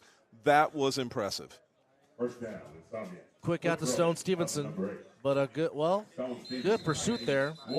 Nice job there by James Monk on the stop. And that is the 6th turnover by the Alienators here today. It's kind of hard to win with a stat line like that. You are absolutely correct, sir. There's so much to overcome when you have six turnovers. That's a bold move there, Cotton. When you are -5 in the turnover margin, and that is, by the way, the second pick for Smooth today, as he picked one off earlier. Yeah, he had to go up and get that one. The first one was thrown to him. Oh, yeah. The first one was a gimme, and then that one he just did a full pirouette like he's an ice skater. Toss to Carter. Carter trying to reverse field. And the thing about it is, if he would have paid attention to that just a little bit earlier, he could have came all the way back around and had no problem with it. But here again, what have we been saying about the Alienators? Alienators actually, their defense is no slouch. No. Alienators' defense is their understanding. They see what they need to do, and they go take care of business. But again, here lies the question. They're playing technically sound. They got to take care of the football because, again, you are -5 in the turnover margin. Well, and the situation puts them behind the 8 ball. Correct. And if you look at their sideline right now, you've got Gaither warming up. Looks like he's coming in as quarterback. And, when you have this is a situation just like in the NFL. Not every starting quarterback is good enough to be a starter. Let's just be honest. Zach looking for Stone. He's got it. Got and it. Stone Stevenson, 20, 10, 5. Touchdown, Insomniacs. And Zach Louisiana put a beautifully thrown ball in Stone Stevenson. Had something to say after that. And Stone caught it right in stride and never looked back. That was a dot. Right over the shout corner. Out to the camera. Right over the corner. Shout out to the camera. That was a nice shot. Yeah, that was a great camera view. But I mean, here's the thing, Chris. And again, it's the alertness of Zach to keep his eyes downfield, but also stepping up in the pocket and taking his time and delivering a well-thrown ball right in stride with Stone Stevenson. Well, and that's what we're talking about.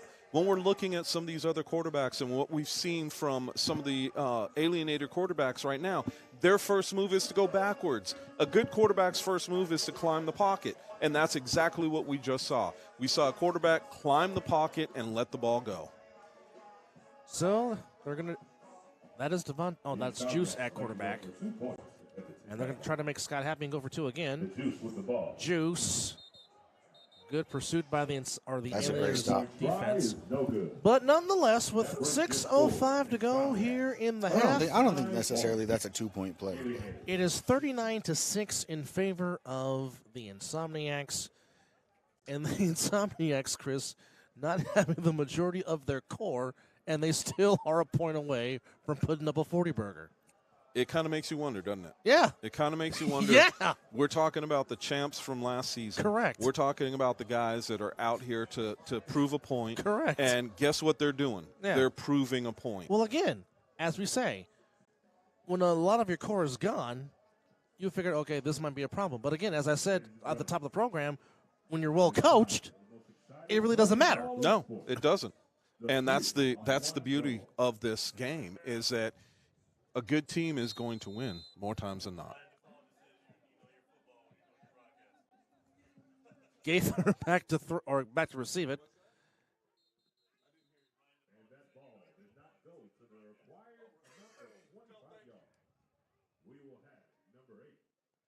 So now with that, because the ball did not reach the 25-yard line, Gaither will have ball in hand and a running head start here. Who do you think he runs at?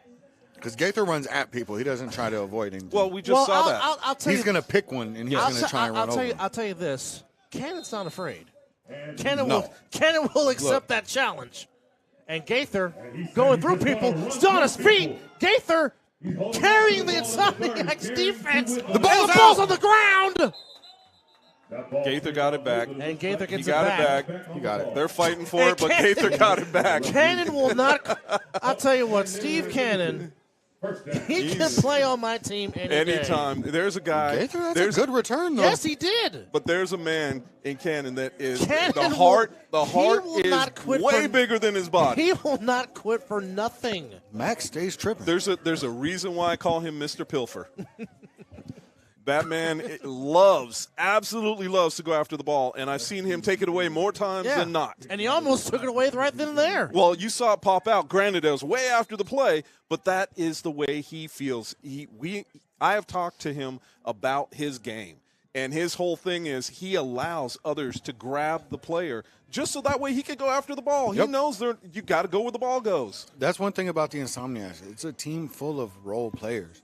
Like, they're all standouts in their role. Yeah. But they are there to play whatever role the team needs to make that play, to make that drive, to get that win. You're talking about guys that could be all-stars on other teams. Correct. Bottom line, that are role players. These guys understand what it takes and their positions. Flag on the play. Okay, I've heard about undressing somebody, but that's ridiculous. Well, he came on the other side of the ball during the summer, and he please said, run to my side, run to my side, run to my side. That is twice they have run to his side, and he has tackled a guy. It doesn't look good. It and don't now work he has you well. taken the jersey. He has taken Robert Burns' jersey completely off. I mean, you go back to what I just said about undressing somebody. You could do that verbally, but come on, man, you just did it. He literally just took the man's jersey off. Oh, that I mean, was if there's fantastic. ever a reason to play. Well, we did see a flag, but Yes. I didn't see any call. But I did notice that they did put the ball back to where the forward progress was stopped. So I'm curious if we had something there. I do really like the Alienators jerseys, though. Gaither gets the carry. I have to say. Gets a minimal gain. And Well, the thing about it is they're trying to run, and this is what I don't understand. Why would you run to the strength of the Insomniacs team? You're looking at Scotty, you were talking about it. Yep. Your linebacker that you guys have is a really good physical he's the player. best. And then you're going to run right into the teeth of the defense? That doesn't make any sense to me. No, and with how aggressive the D-line is playing for the Insomniacs right now, I would kind of opt more for, tight end usage and pop screens over the middle. You have to show these guys something and take them in a different direction. Correct. Right now, there is no play fake, play action. There's nothing. Flag all on the there play. all there is these guys are out here and they're running straight football, which I don't understand AJ just because ran somebody out of bounds. Q is a better quarterback, or excuse me, a better coach than what we're seeing today. well, the run game continues to go backwards for the Alienators, as Burns had 3 carries for minus 19 yards, and his longest run has been a minus 2 yards. So the run game has not been a factor for the Alienators. And again, it's huge because their star running back, Devontae Moncrief, is in his sweatpants, along with Iriarte, the starting quarterback. And that's 2 key cogs from your offense that's missing.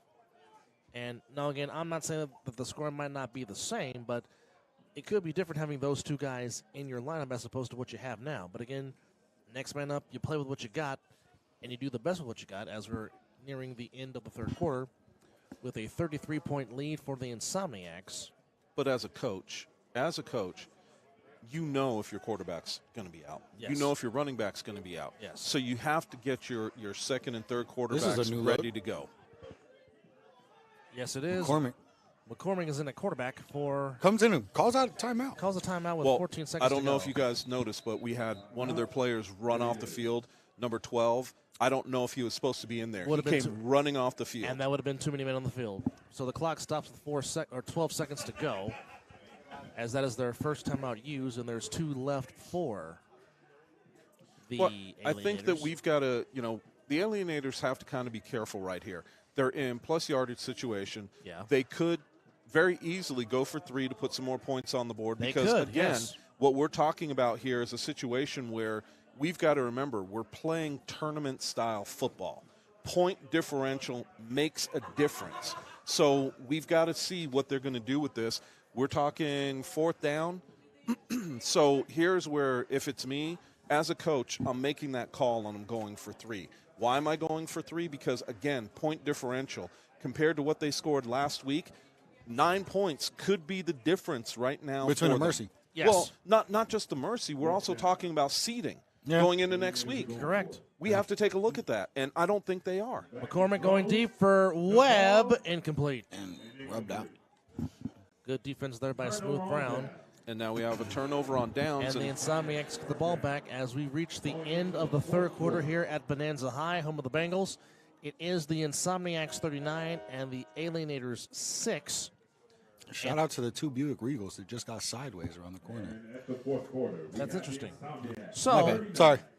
So it's a 33-point lead for the Insomniacs. And, gentlemen, pretty much to keep it simple, if the Insomniacs score on this possession, the game is over. This game will be over. Well, literally.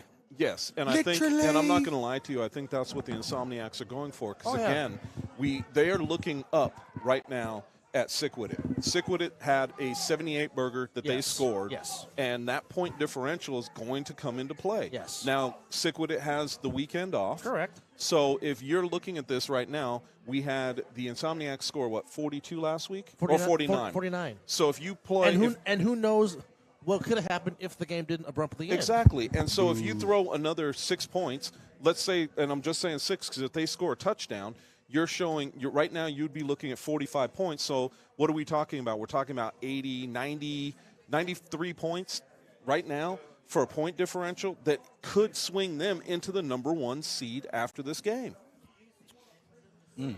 So the Insomniacs will go from our left to right on your screen as you get a nice view of the Fountain blue and the Strat.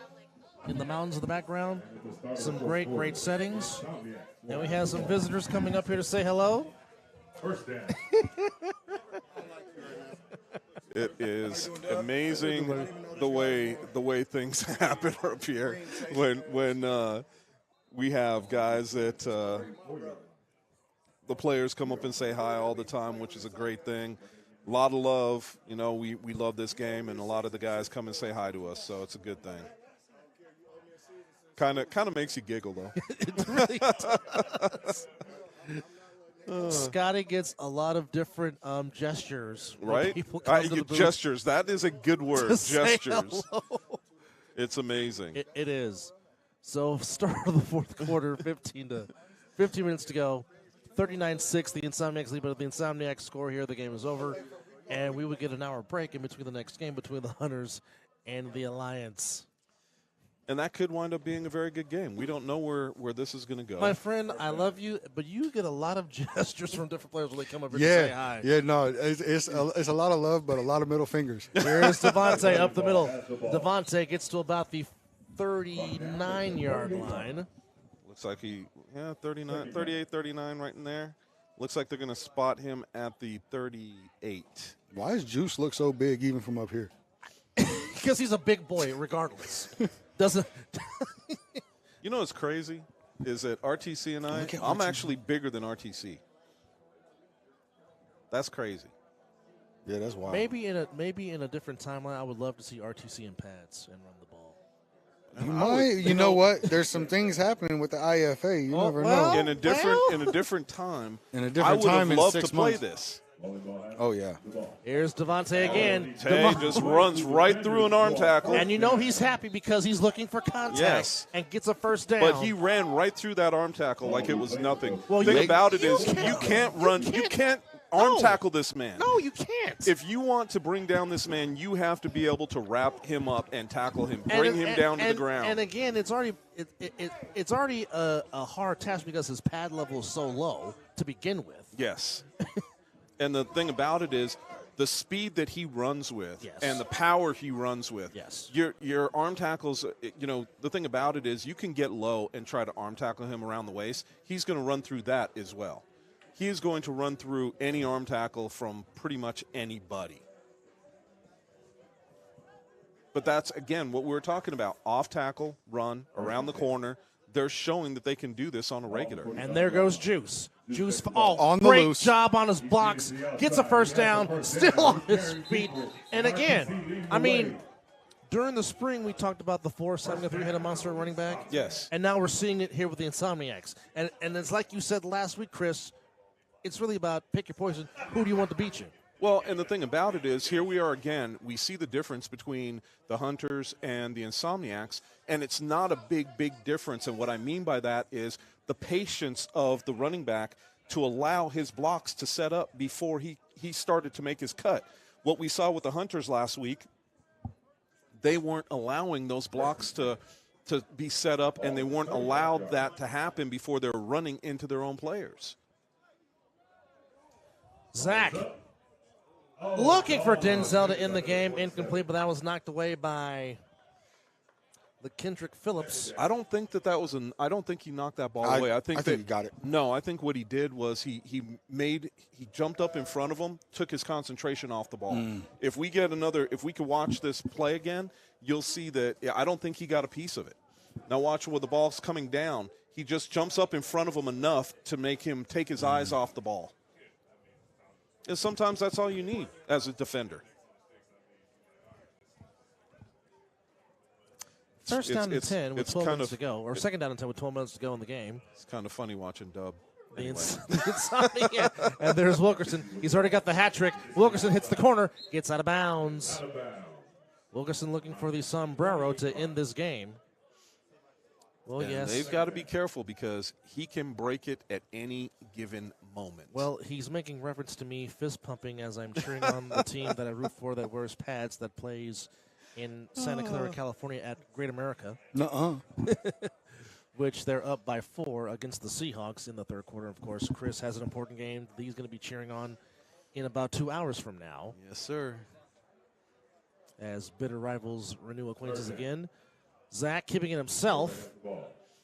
And Zach, as loose as it can be. You get to the 30. He's close, but I think it's going to be about a yard shy of the first down. That brings up 4th down. So, where they're marking him, he's more than a yard short. They've got him 5 yards short. Really? Okay, so he must have stepped out of bounds. All right.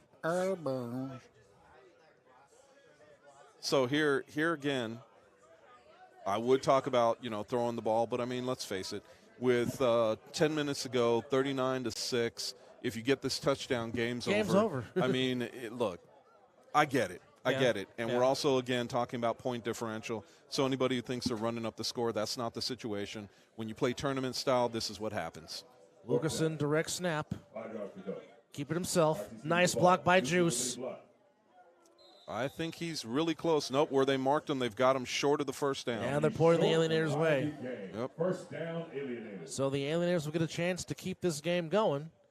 And if they score on this possession, the game will keep going. But, again, if the Insomniacs score, which, again, right now they're up by 33. But the question on this is who's playing quarterback now? That's a question mark that I would have. McCormick is back in at quarterback number 17 for the Alienators. Okay. That's going to be interesting because he was the one that just got the he's the one that just threw the pass for the interception. Yes. So let's see what happens with this. I want to see if he is going to the big thing that I see with him is he's not stepping into his throws. Yes. Most of his throws look more like shot puts, and that is going to be a problem because anything that flutters with these guys, with the Insomniacs, they're going to go get that ball. And we've already seen it. McCormick, no backfield, 3 wide receivers. He'll put it up to throw. He'll step into it. Now he's going to run for it. He thought he was. And Mr. Reeves says hello. Still got a bit of a hitch in his giddy up. Jeremy Reeves, Jay Reeves on the stop. You know what, though? 9:13 and counting to go. I've seen guys with hitches in their giddy up and still make plays, and this man is still making plays. It's an interesting thing to watch, and Scott, you called it. Your linebacker is showing up. Yes. He is showing up. Yes, he is. And right now, you know, when you have a running back that's able to, or excuse me, a linebacker that's able to show up like that, it keeps the quarterback honest.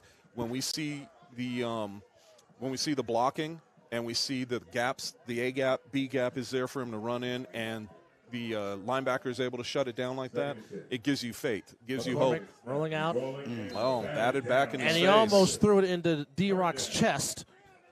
And that possibly could have been the end of the game. De'Eric Schufert blocking the ball with his whole body, for lack of a better term. Yeah, he almost blocked it with his head. That would have counted in soccer for sure. Well, if you have a face mask and you're wearing a helmet, that's a different type of block. But yeah. This was almost off his face. Ooh, that's not good for the Vikings.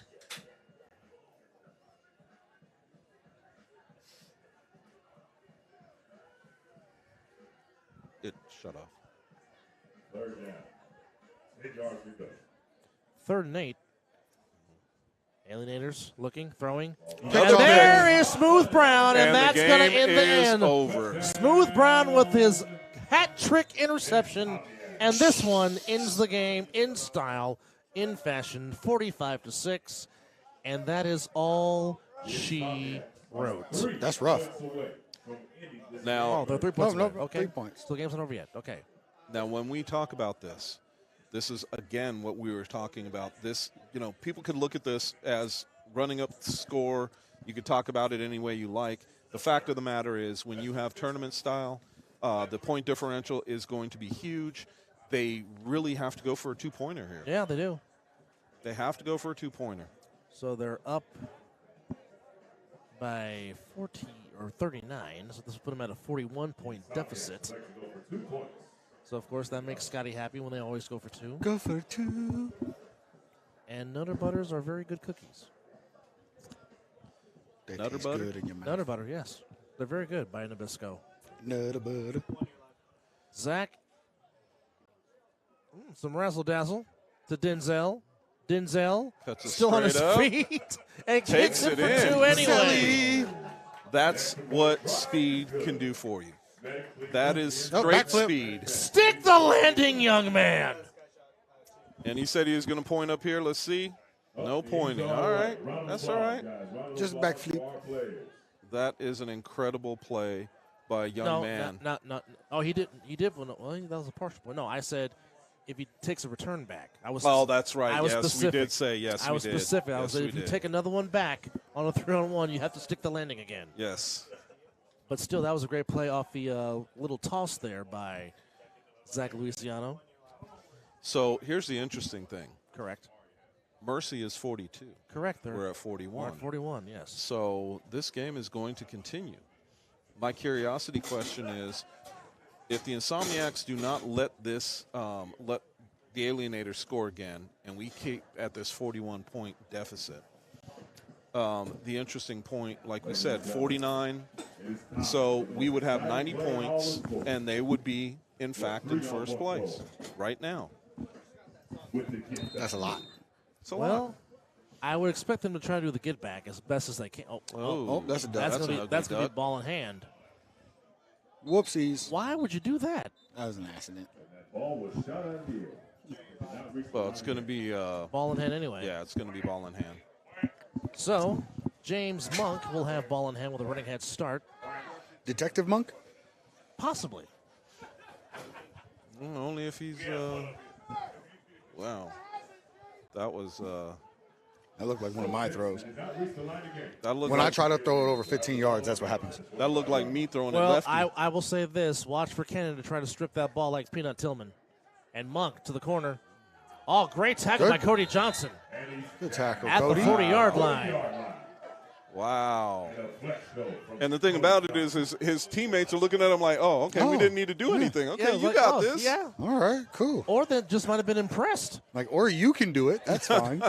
Maybe a little bit of both. Yeah. I was gonna, but sure. Oh, okay. See, but again, here again, we talked about it. We talked about guys making one move.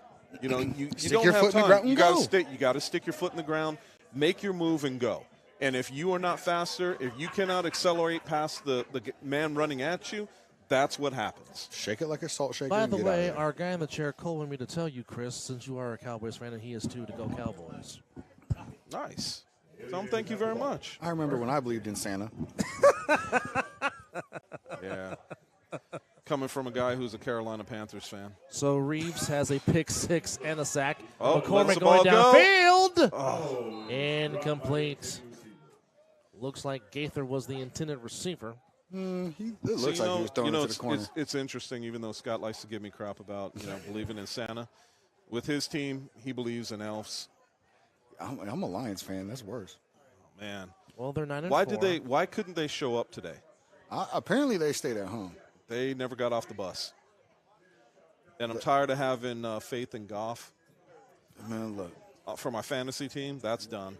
I will Goof. not start him again. No, he changed his name from Goof to Goff. Should just go back to being Goof. Anyway. McCormick back to throw. AJ not really Nice rushing. catch there by Monk. No. Monk makes a man miss. First down. Monk inside the 40. Cannon holding him for dear life at the 38-yard line. If we can see this replay, I want you guys to take a look at something. I think that we got an offensive lineman that got away with a holding call. You guys tell me what you think. Talking about Watching the middle. Talking about Watching the middle, you'll see. He looked like he got away with one. Yeah. Well, two Yeah, and a that's half. a hard one. It's hard to catch a holding call in the middle. 2.5 Yes. to go. The refs aren't looking there. McCormick flings it out to Webb, incomplete. Crazy long pitch. Well, quick pitch, shovel pass, over there whatever you want to call it. 16 was something to say to AJ. That might not be a good idea. You just don't want to make that man mad. No. That's all I'm going to say. You don't want to unleash passion if you cannot take it, because number 20 brings And the he's not passion. even blocking him. Of course, well, look, That's what's crazy. You're going to make him mad, and you don't even have to deal with it. going deep for Gaither. Intercepted by Davion Duncan. And Davion might have took a shot to the family jewels. No. He drove his knee into the ground. Uh-oh. Drove his knee into the ground when he fell. The turf. Yep, watch. He'll be all right. He's back up under his own power. Well, See how he's limping a little bit? Just Yeah. drove the knee into the ground. And our medics are always being on the hustle. Well, good job there by Davion, jumping the route, stepping in front of Gaither to pick it off. And the Insomniacs, with 99 seconds and counting, will try to do their own 2-minute drill to try to end this game a minute early. Ladies and gentlemen, Well, let's not forget. Let's not forget one made thing. it. If they get in a plus the clock will not stop. situation, Yeah. plus yardage situation, they could go for 3. They could, yeah. That's rude. Hey, I'm just calling it as I see it. Hey, let's just do it just to see one. I think the biggest part about that is Oh, they don't have a ball. Well, no, the ball's down here. Nobody picked it up from earlier, so we have wasted 30 some odd seconds off the clock with. Not that it's a big deal. I mean, look, The game's over. the game is in Insomniacs are hand. going to win. The game is in hand. It Yes. is what it is. The Buffalo Bills are up 14-7 in Kansas City. They're just letting the clock run like this? Now, see, Well, here's don't forget that it's a running clock. Yeah, it's a running with, clock. Yeah, but shit, when like- you're up by 27. So, but because they never set the, that's right. Never mind. no, because when you're leading by, By 28 plus, it's a running clock. Yep. So the Well, is that Cody? Yeah, that is Cody Johnson at quarterback. Well, he does everything. A la Jim McMahon wearing Ooh, that was a gloves. jump. He'll keep it himself. Johnson Around the corner. running. Johnson on his feet. Gets a Oh, kinda bent came down backwards just a awkwardly. little bit, but Yeah. he jumps right up like no big deal. And even with 17 seconds, he's trying to go 2-minute drill. Well, because they can't call timeout. No, they cannot. This will be the last play of the game with the Insomniacs with the win in hand. And he'll keep it himself one more time. This And time that he will stopped do it. going around the corner. And the Las Vegas Insomniacs respond. Ooh, look Back at them. Look at them getting in his face. Why is everybody always trying to fight us? I don't know. But nonetheless, the final score here in game one, the Insomniacs with back-to-back 40 burgers. They scored 49 last week, put up 47 today. It was a good game to watch, actually. That was a fun game. It was lopsided, but that was a fun game. But I think here's what we learned, though. Insomniacs are great. That too. But again, it's just, we've always talked about depth. And the Insomniacs' depth really showed out today. Because If you don't have depth, you end up divorced. Because I mentioned, you didn't have Munchie. You didn't have Kenny Mack. You didn't have Davik. You didn't have Scooter. No Danye. Danye was there on the sideline, not in uniform. No McWillie. No Mr. Mouth. But again, RTC. No Chris Cunningham. RTC playing 6 has a hat trick. No Smooth Gentile. Brown, 3 picks. Davion And with a 2 pick. touchdowns from it, right? Yes. So it just goes to show you that this team is a well-coached team, but because they play as one, they play so unselfish and so selfless. It's like, okay, you know what? You shine. I'll step back, and you get it today. I mean, Zach came in, played some well. I mean, Q struggled, but Zach made some good throws. I mean, it certainly helps when you give the ball number 5, absolutely. I mean, you see Juice contributing with some plays. Juice is a beast. As you see the Insomniac players come over to make sure that Charles Johnson and Mr. Reyes are okay, good sportsmanship. But again, it just goes to show you just how great the depth of this team is, and which is why they should be favored going into our 10th anniversary season starting on March the 24th in 2024. It's going to be nice to win that one. You know, the thing about And it you is, being healthy will be very good to see on that aspect and also. the interesting thing about that, while we're talking about this just real quick, you're talking about a West Coast team. Correct. That somebody from the East Coast for the first time didn't win the championship. Correct. Didn't even make it to the championship game. Yes. Could it possibly be a situation where you have a returning champ go back-to-back and it be from the West Coast? It's very possible. I mean, look, I know there's going to be plenty of teams that want to argue with us and from the East Coast and say it's not going to happen. Now, You got to get to the dance to prove you could dance. True, but we know the East is going to try to come back with some venom because again, they've been the establishment of this league for the first 8 years. Okay, and this is only Vegas' second year. First year was in 2022, 2023. Not only did the Insomniacs win the championship, they ran the table. Because remember, BIC had the record with being the perfect season, going 9-0. Yes. When they won the title. Here comes the Insomniacs. They go 12-0. So now the Insomniacs, a West Coast team, has now set a new standard for a perfect season in the A7. Now, can I say something that's going to make a lot of people feel some kind of way? Yes, please. I think that the biggest part about this, and Skylar and I have talked about this a little bit, but, bruh, you got to give up the Sin City name. You guys are not Sin City. You are Cincinnati. Give up the name, and I'm going to keep talking about it. And I'll tell you what, if we play you guys again in the division and we're going for the championship, for the division, you have to put the name up, period. I like the Alliance. Period. I like the Alliance uniforms. Those look nice. Let me see. Those look very nice. They are a take on the Outlaws jerseys, just a different color. Yeah, a different. It is more, a very more gray. Yeah, more. Yes. Now, of course, They look kind of UNR-y. really Nevada. No, oh no, never mind. I was just looking at the pants. I seen the whole jersey. Never mind. More UNLV-ish. Yeah, they definitely got a UNLV look. It is a. It's an interesting concept. I like the way it goes from the darker color gray down to the lighter color gray and through the pants. But we talk about jerseys. I want to see these guys play. I want to see what they're bringing, and I want to see what they can do. Show me what you got. Against a legacy team that they're playing. So it should be an interesting game, to say the least. Yeah. So the Alliance making their debut, and we do have some highlights for you of this game coming up real shortly. And I'm just sitting here by the heater because it is with the sun as it's slowly creeping down. Yeah, the it sunset is slowly getting colder. Sunset is setting in here, and I'm going to make my way. Hopefully, this can reach. Where are you going? To go do some highlights, like I'm Howard Cosell. Okay, well, I don't know if you're going to have enough cord there, Bubba. Well, I'll just view it from here. Here, From this view. See if that helps a little bit. It does. Okay. Yes, it does. So, as we are awaiting the next game. Is it so warm over here that you turned it down? No, it's up as high as it'll go, man. I'm not turning nothing down. I need the heat. So, what are we looking forward to for the next game with the Alliance and the Hunters? Well, more importantly, Hand warmers. Besides that, can the Hunters actually get on the board? That will be the ultimate question.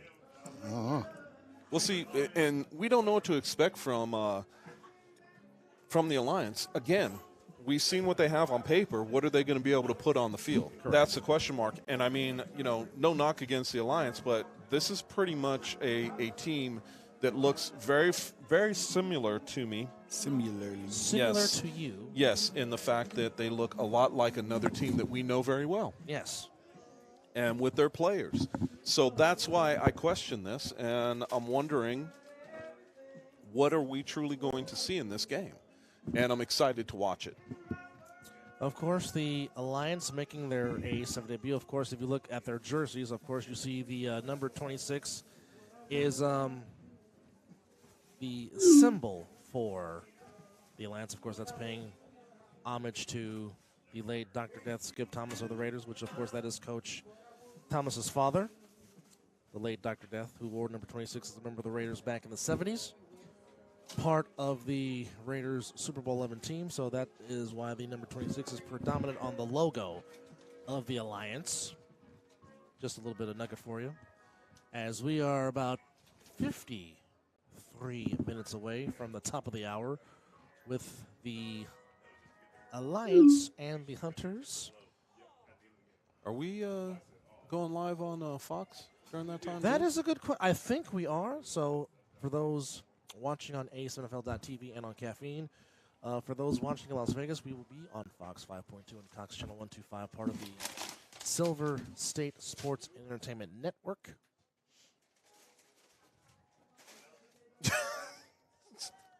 As we are getting ready I love you, Scott. As we are getting ready Yeah, to show I was some going to say highlights it looked here. like it hurt. Yeah. All right, so fans, here comes some highlights from what we just saw here between the Insomniacs and the Alienators, which resulted in a 47-6 win for the defending national champions. As early in the game, the Alienators came to play and showed some good stuff, but at the end of the day, it was just turnovers and turnovers galore for the Insomniacs. But they forced 7 turnovers.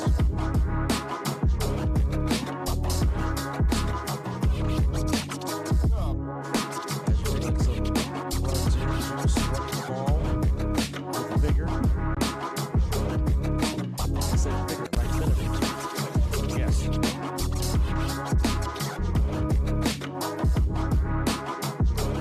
That's the first touchdown taken by Devontae Carter as he finds these for the first time. And then the Insomniacs force a fumble on the 3-on-1 return.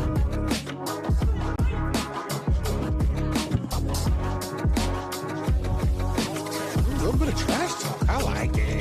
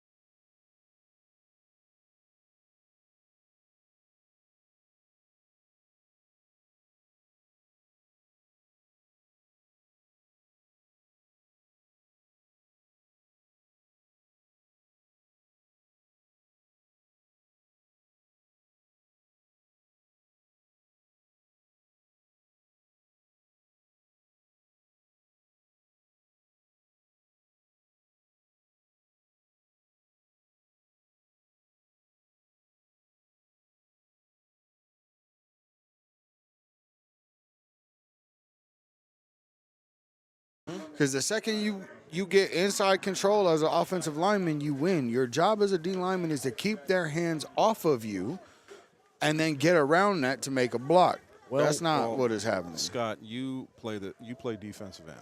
Yes. And you know that what's the one thing that a coach always tells you is to make sure that your field shoulder is always free. Yes. And I didn't see any of that. Not even. Did you see? They just literally just stepped into him. Yes. Just square shoulders, giving them both armpits to grab control of. Yep. Because that's one thing about our league. We don't have shoulder pads to grab a hold of. So they can grab you by the jersey at your armpits, and it's not holding. This is a 1-point attempt. Sims throwing, intercepted, so the conversion. picked off. The conversion will not count. Caught a shoulder for his troubles. So with 3:10 to go here in the first quarter, it is 13-0 Alliance. As Wilson, on a one-play drive, goes the distance, takes it in for the end zone. And this is what's making the difference with us right now. Making the difference, for the Alliance right now, is their ability to run the ball. So just to piggyback, for those that did not have any signal on the streams, wherever you may be watching, it is 13-0 the Alliance. The Alliance have taken both of their possessions and have scored. On the first possession, the Fee Sims took a misdirection quarterback keeper to the end zone for a touchdown, and one play is all it took for Mathau Wilson as he saw the edge and went all the way for a 60-plus yard touchdown run, and that's your scoring thus far. Now, if you case to miss it, we had our very first three-point play attempt by the Hunters, which was unsuccessful. So we've seen a little bit of history so far within the first 12 minutes of this game here at Bonanza Stadium. So again, this is Anthony Alvarez along with Chris Vera, Scott the Viking McCorkle. 13-0 Alliance in their A7FL Fall Brawl debut. And it is again Derek Jones on the 3-on-1 return to the 35. He is trying to get to the 40, but a good tackle out of bounds by Dante Jenkins. And looks like the Alliance are going to get flagged for unsportsmanlike, and that's going to move yardage up there for the Hunters. So here's my question, gentlemen. If you are the Hunters, you got to get back in this game somehow. What do you do? You got to establish blocking. I think basically what this comes down to is as we get to watch this play, I think one of the things that I see the biggest on the Hunters is the fact that their blocking is what's causing them to have so many problems. And if they can get their quarterback a little bit of time, get some gaps opened up for their running back, it would be a much easier game for them. Either that or they just need to spread it out a little bit more and try and make some moves on the outside. Smith in at quarterback for the Hunters still. And it's a give to Anderson. Well, Or Thompson, I beg your pardon. Matthias Thompson gets got a 4 good yards. 4-yard gain. But see, here again, when we watch these plays, you're looking at them not spreading the defense out, so all the guys are able to crowd the line of scrimmage, and you basically have 7 guys that are sitting there saying, okay, our 7 is better than yours. Yeah. They're not even trying to spread them out and get these guys out of there. No.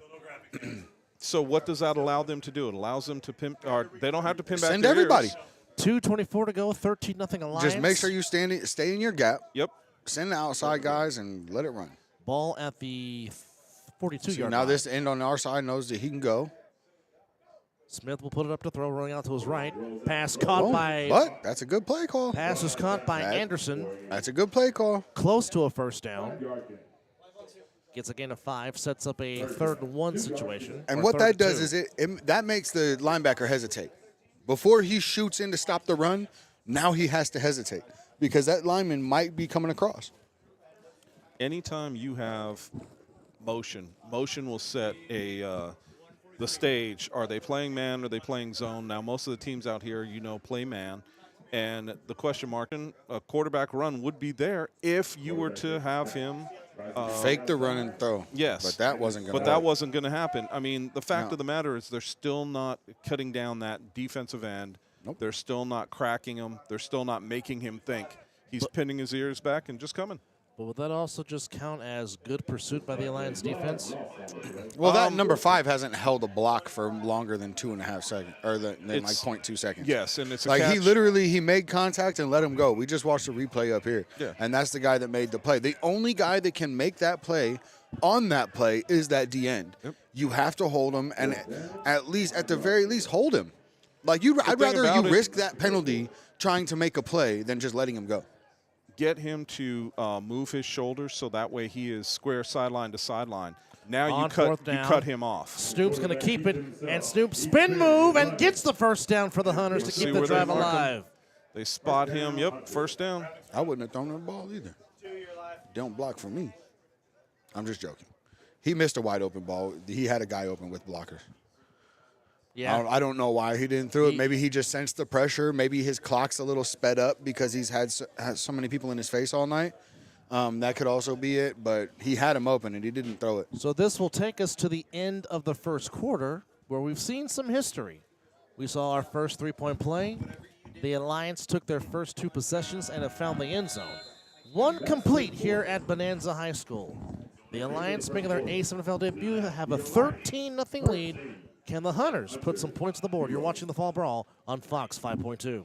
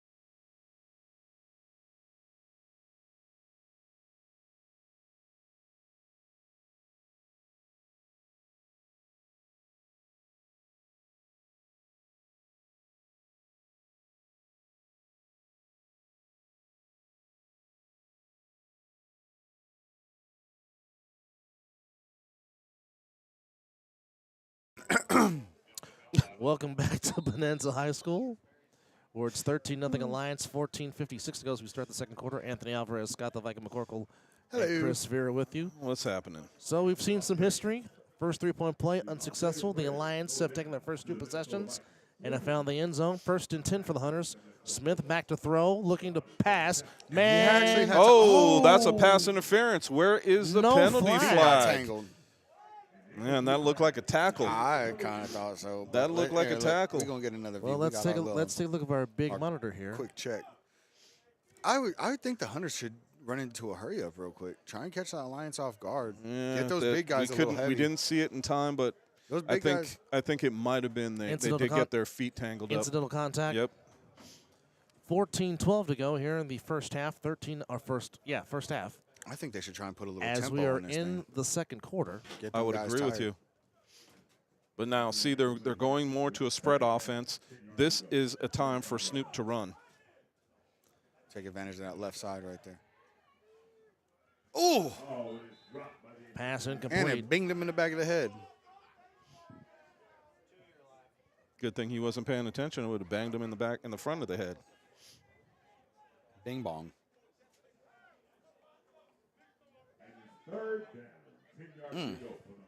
Yeah, that clocked them. 13.5 to go and counting. Buffalo is putting the seal on it. The it. Bills are going to upset the Chiefs, and that will put the Denver Broncos 1 game behind the Chiefs in the AFC West. And just to think, this is the same Broncos team that gave up 70 to the Miami Dolphins.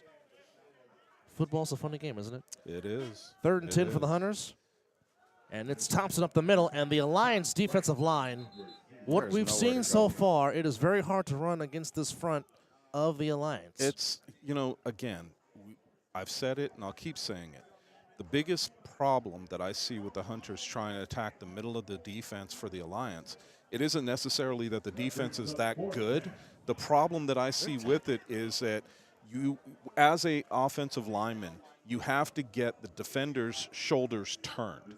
If you cannot get his shoulders turned to cut him off, all you're doing is running into a wall. That's all you're doing. And right now, all I see out of the Hunters and their offensive linemen is they try to push the guys off the ball.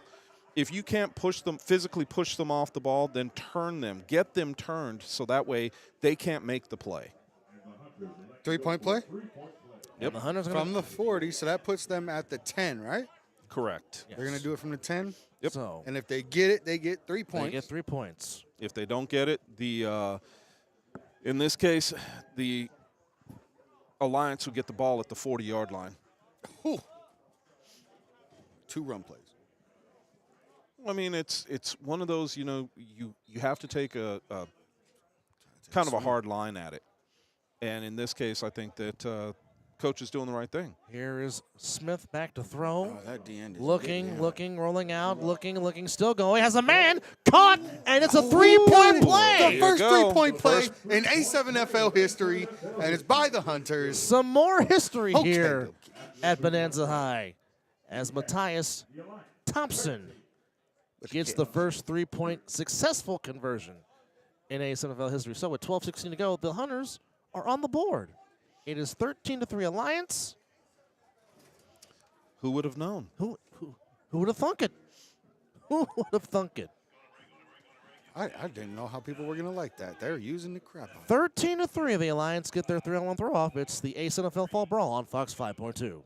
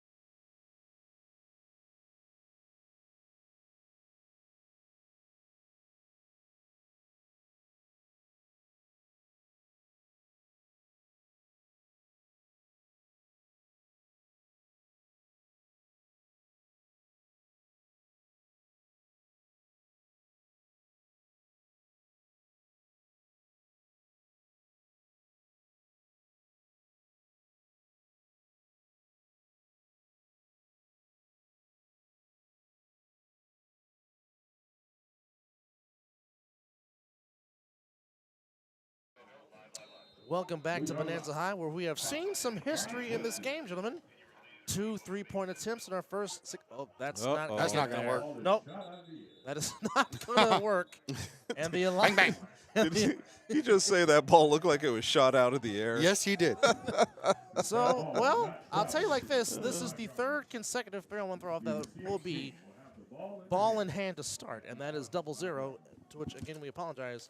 We don't know if that's Jordan Lamb. We don't know if that's Isaiah Hayden. Well, how about this? It's one of them. Yeah. Now, so here's the situation that I see with this again.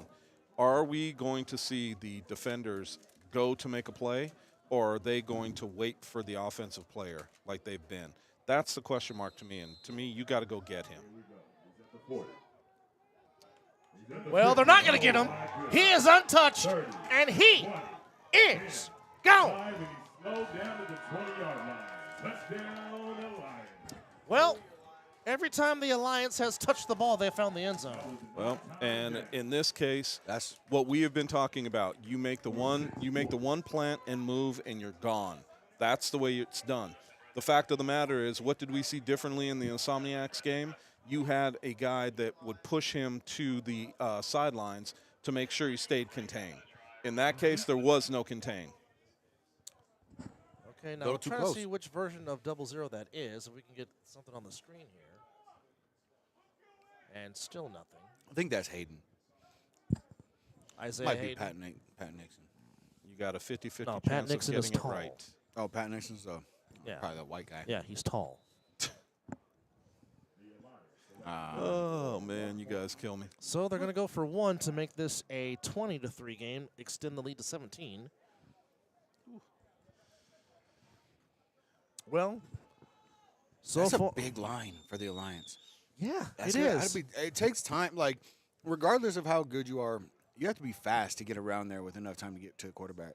Well, what we're seeing on the offensive line for the Alliance is different from the offensive line for the Hunters is you watch them change and move. Toss to Wilson, and Wilson gets in. What you're seeing is in the difference, and you can watch the replay of this. Very simple. So hold that and thought. See the difference. Hold that thought when we come back. It is 20-3 Alliance. You're watching the Fall Brawl on Fox 5.2.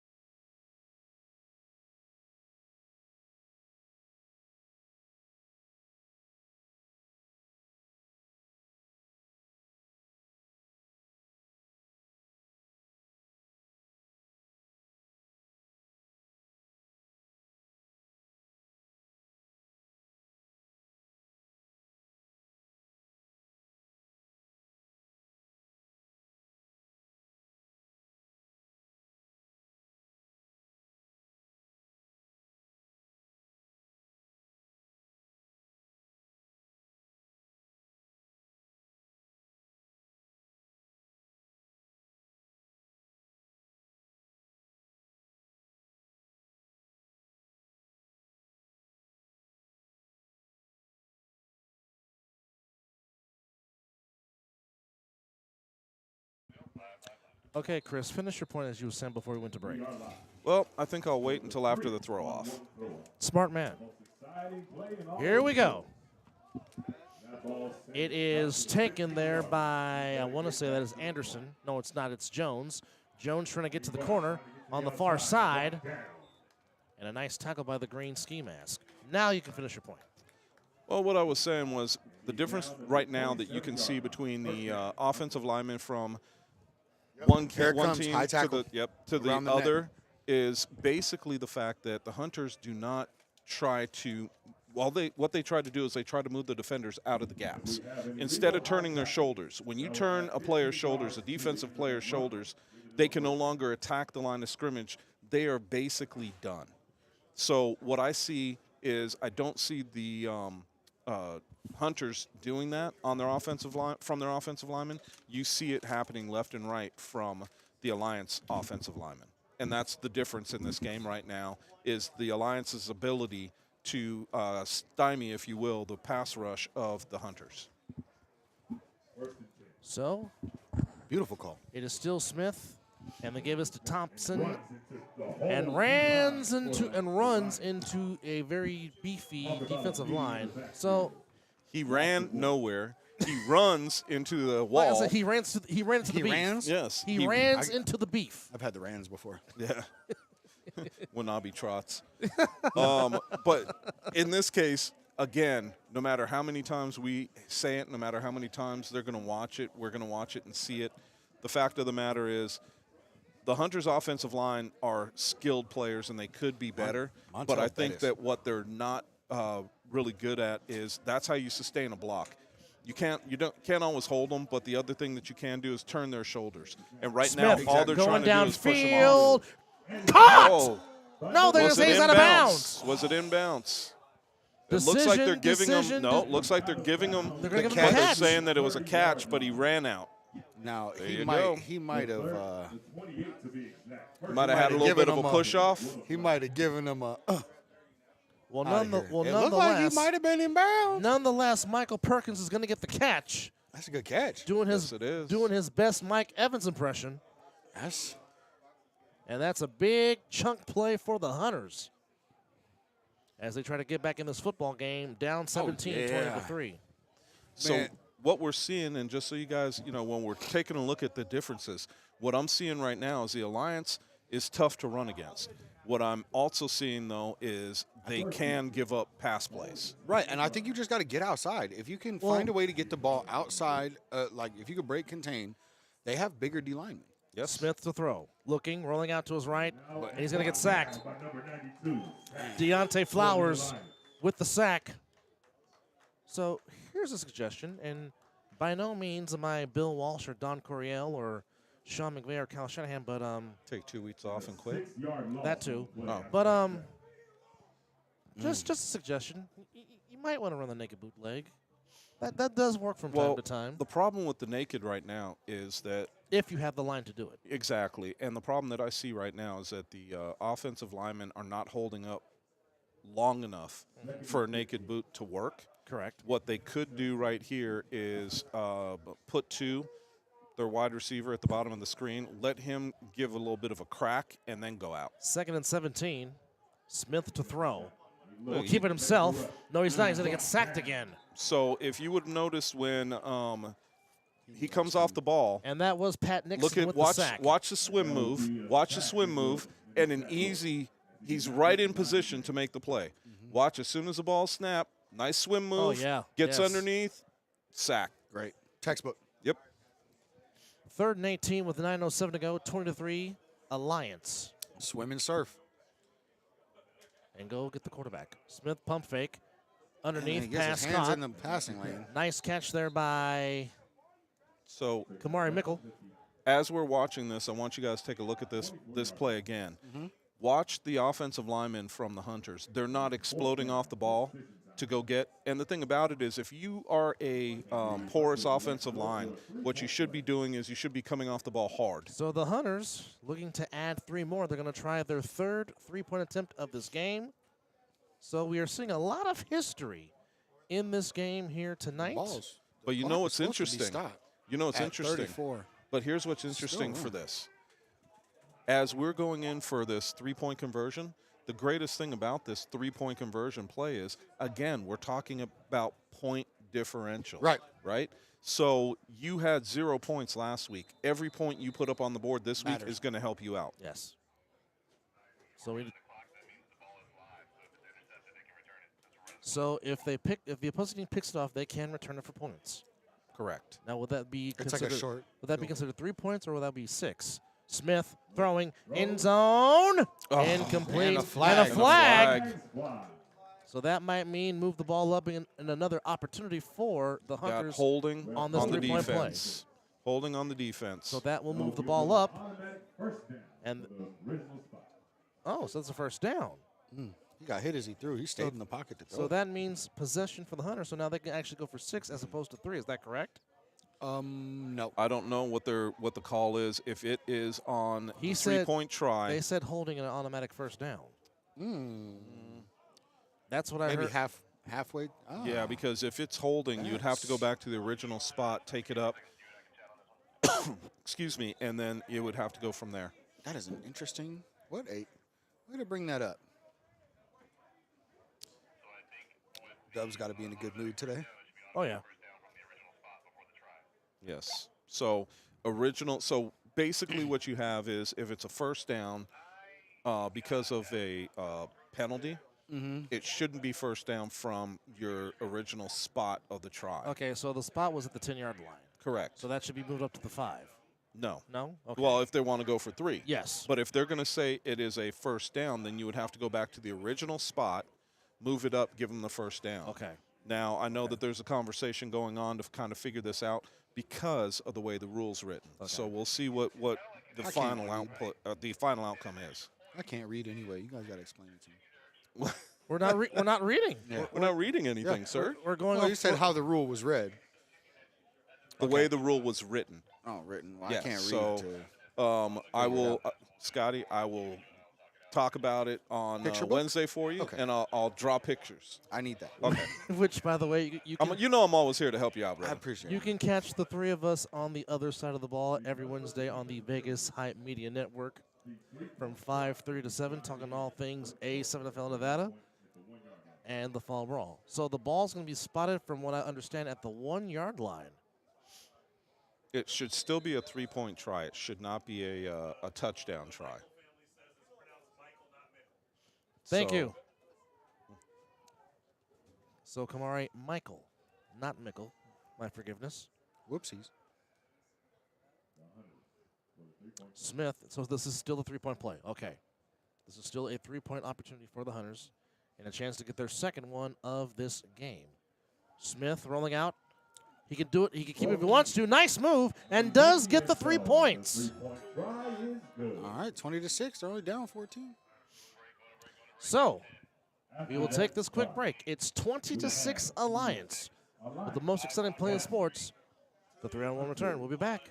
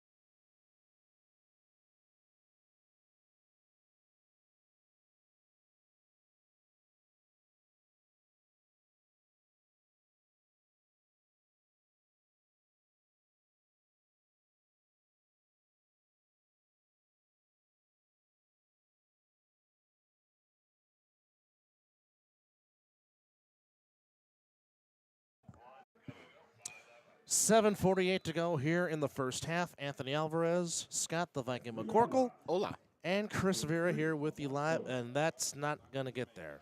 Yep. That ball didn't have a chance. No. And that was another one that was shot put. Not thrown. Speaking of shot put, did you hear about Brock Lesnar's daughter setting the shot put record at Colorado State? Are you surprised? No, but she looks like her daddy, and that's not a good thing. No. No, I'm not telling her that. No, Heck neither no. am I. Oh, if he gets away. He's gone. If he gets away again, makes another man miss down the sideline, and he is gone. That's his second of the evening, and he's going to get flagged for taunting. Yeah. Well, I'm not sure who they're going to get for taunting on that one because I think I saw it from both. So let's see what we've got here. But the thing about it is you're going to have to wait till after the penalty to declare, because if it's a unsportsmanlike and it's 15 yards, guess what? You're going to have to go for a 1-pointer from the 20. Goodman is hot. He's always an emotional leader on the they're team. going to call unsportsman on the Hunters. Ooh, Goodman was over there tripping. We've got some. So we have seen a lot so far in this first half. Yes, we have. 26-6 in favor of the Alliance. But again, when They didn't go push. when we went down there when they went down and we were talking about this, the thing that I saw, again, nobody trying to pin him to the sideline. So they'll go for one from the 5, and that's a very unique backfield set, 3 in the backs. And it is going to go to 24, who spins up. What a spin move! Wow. And gets in for 1. Oh, he can't believe it. Matthias Are you kidding He cannot me? believe it. So with 7:48 to go in the first half, the Alliance having their way, leading by 21, 27-6. Boy, that's that wrapping up. You're watching the Fall Brawl on Fox 5.2. After that score.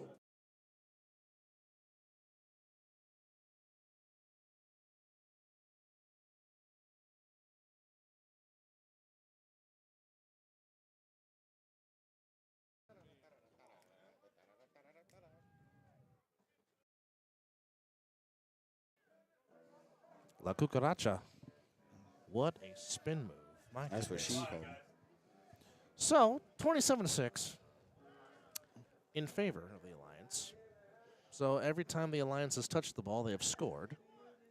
And the Hunters getting stalled, but getting 3 points on 2 of their last 3 possessions. But eventually, you need to score touchdowns in this game to win and not keep settling for 3.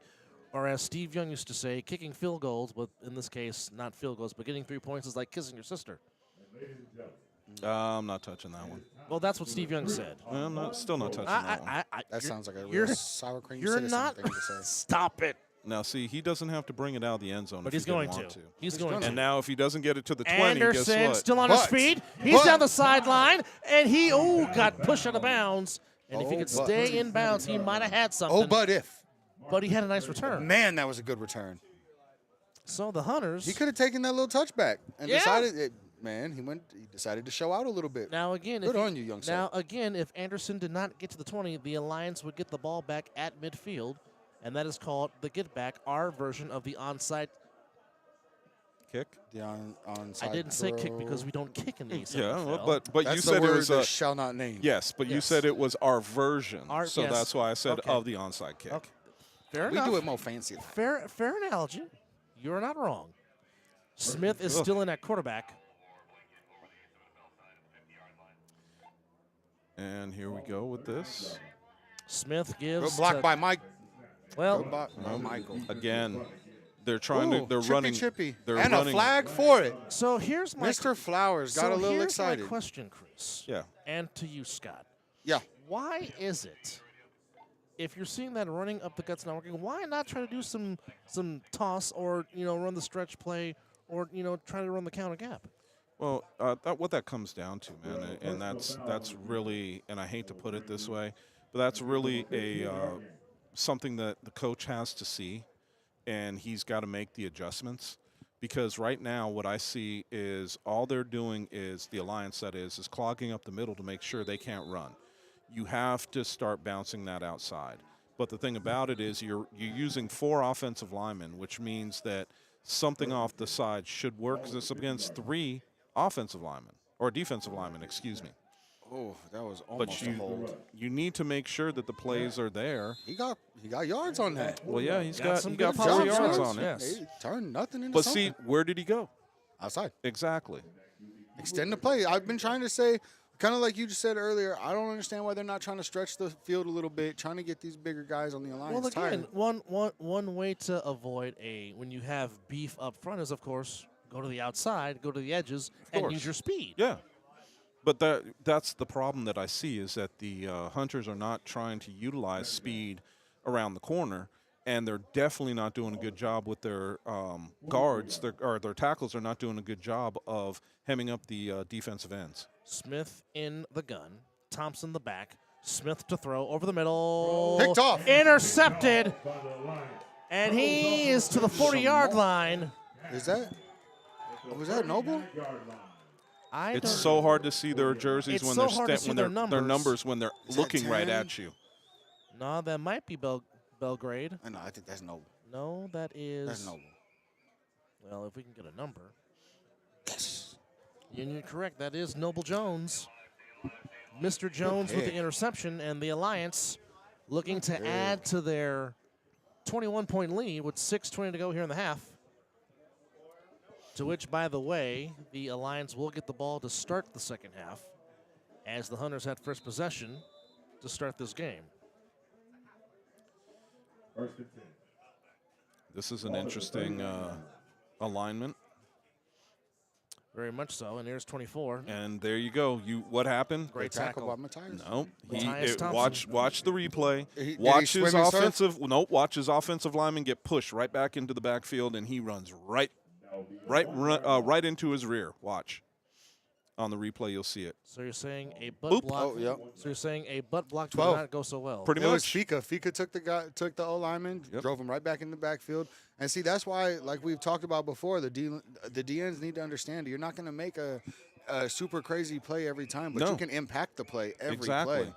And Fika here gets is the ball. Ficatulli. Oh, nice move getting inside, then comes back outside, gets my to the bad. 32-yard line. said Some that was- very impressive run by Ficatulli. But see, here again, I'm going to keep was saying Matthias it, that and took you the guys, guys. everybody watching can see this.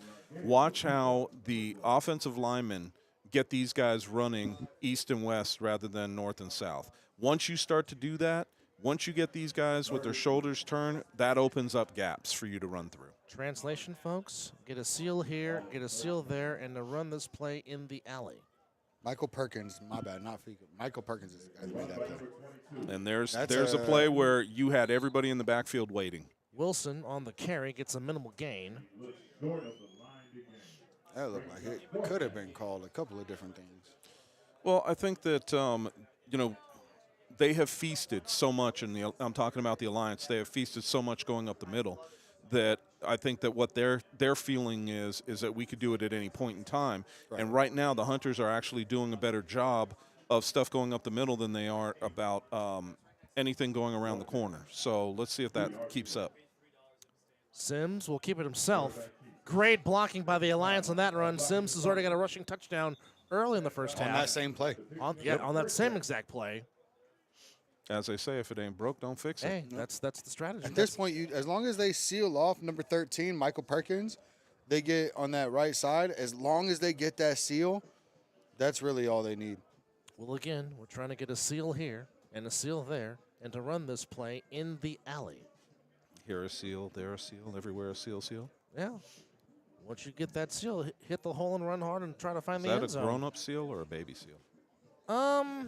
Which ones do they use to make coats? Not that one. I would say the large seal. Yeah, we'll say the big seal.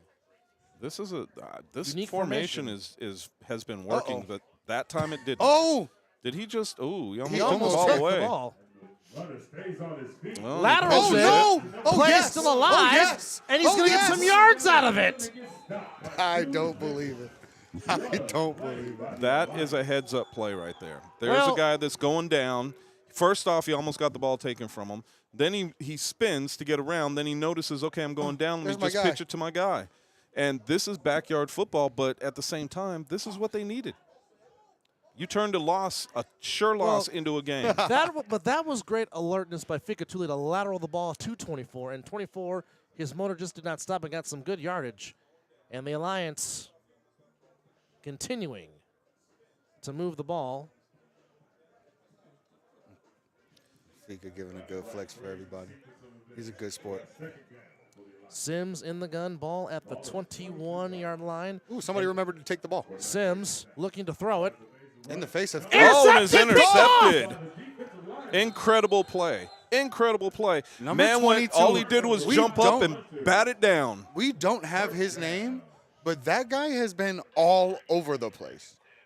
We'll take this break. Can the Alliance turn points off this turnover? It's the Fall Brawl on Fox 5.2. We'll be back.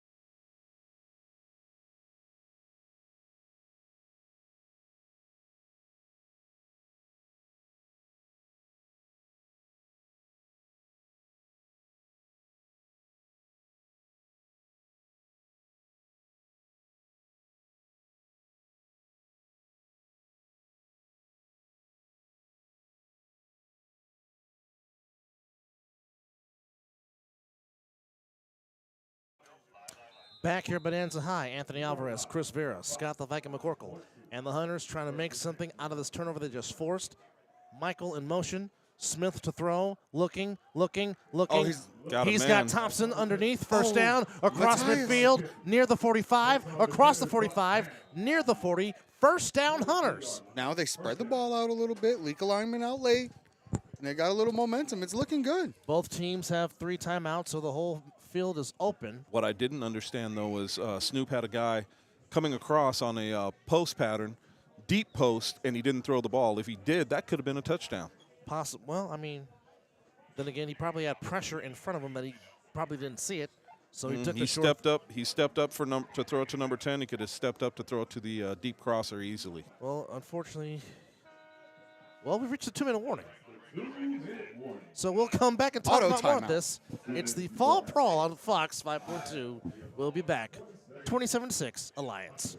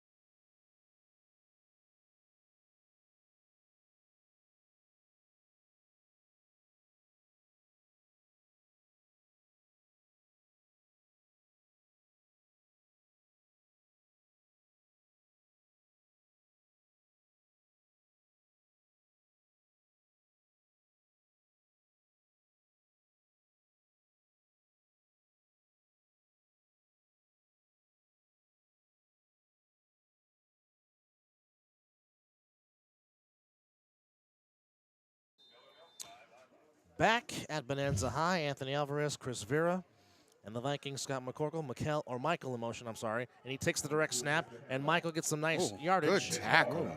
Gets out of bounds. I don't think that was a get out of bounds. I think that was just let me slam you out of bounds. Yeah, let me just put you out of bounds, and you'll take it and like it. I'm sorry, that was Clinton. I'm sorry, that was Kamari Michael, as we've been corrected by the Michael family, so we apologize for getting. At least we had his name right. We're just saying it wrong. Well, I mean, like I said, improvements. We are for, like I said, if we are not pronouncing, if we're not pronouncing the name right, please let us know so we can get it right. So my socks don't even match. Give me a break. Stop it. Yeah. Minute 35 to go. Wait. 2nd and 5.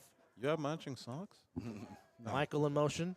Smith to throw. Michael out the flat, slips, stays on his feet, comes around the near side. Whirly bird, Ball's fumble. out. Ball's out. Oh, the Alliance claim they got it. Let's see. Oh, Hunter Let's ball? see what No. they're saying. No, it is Alliance got ball. the ball. Wow. It looks like Noble Jones came up with the fumble. Okay. Can we see that replay? Because it almost looks like he was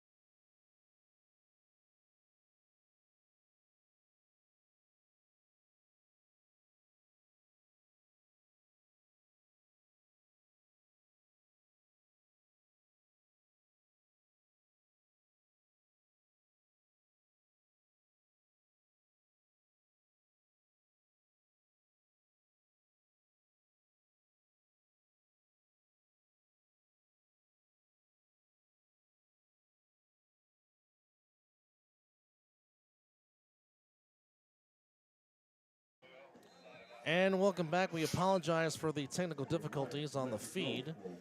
And looks like Jeremiah Branch has declared himself eligible on this 1-point attempt. Hey, Scotty, quit trying to plug in your blanket. We wouldn't have that problem. Hey, man. Sims will keep it himself, and Sims following his blocks, and Sims gets in for the conversion. And again, Derek Jones was in there trying to make that tackle, like, on the goal line. He is selling out for this team. I hope they give him the respect he deserves in that huddle. It is 34-6 with 1:02 to go here in this ball game. And it's going to take a lot for the Hunters to pull out of this. They have some sparks of some things that they can build on. They just got to get back to recruiting. Find a couple more big guys, some guys that can turn them shoulders in the trenches like Chris was talking about.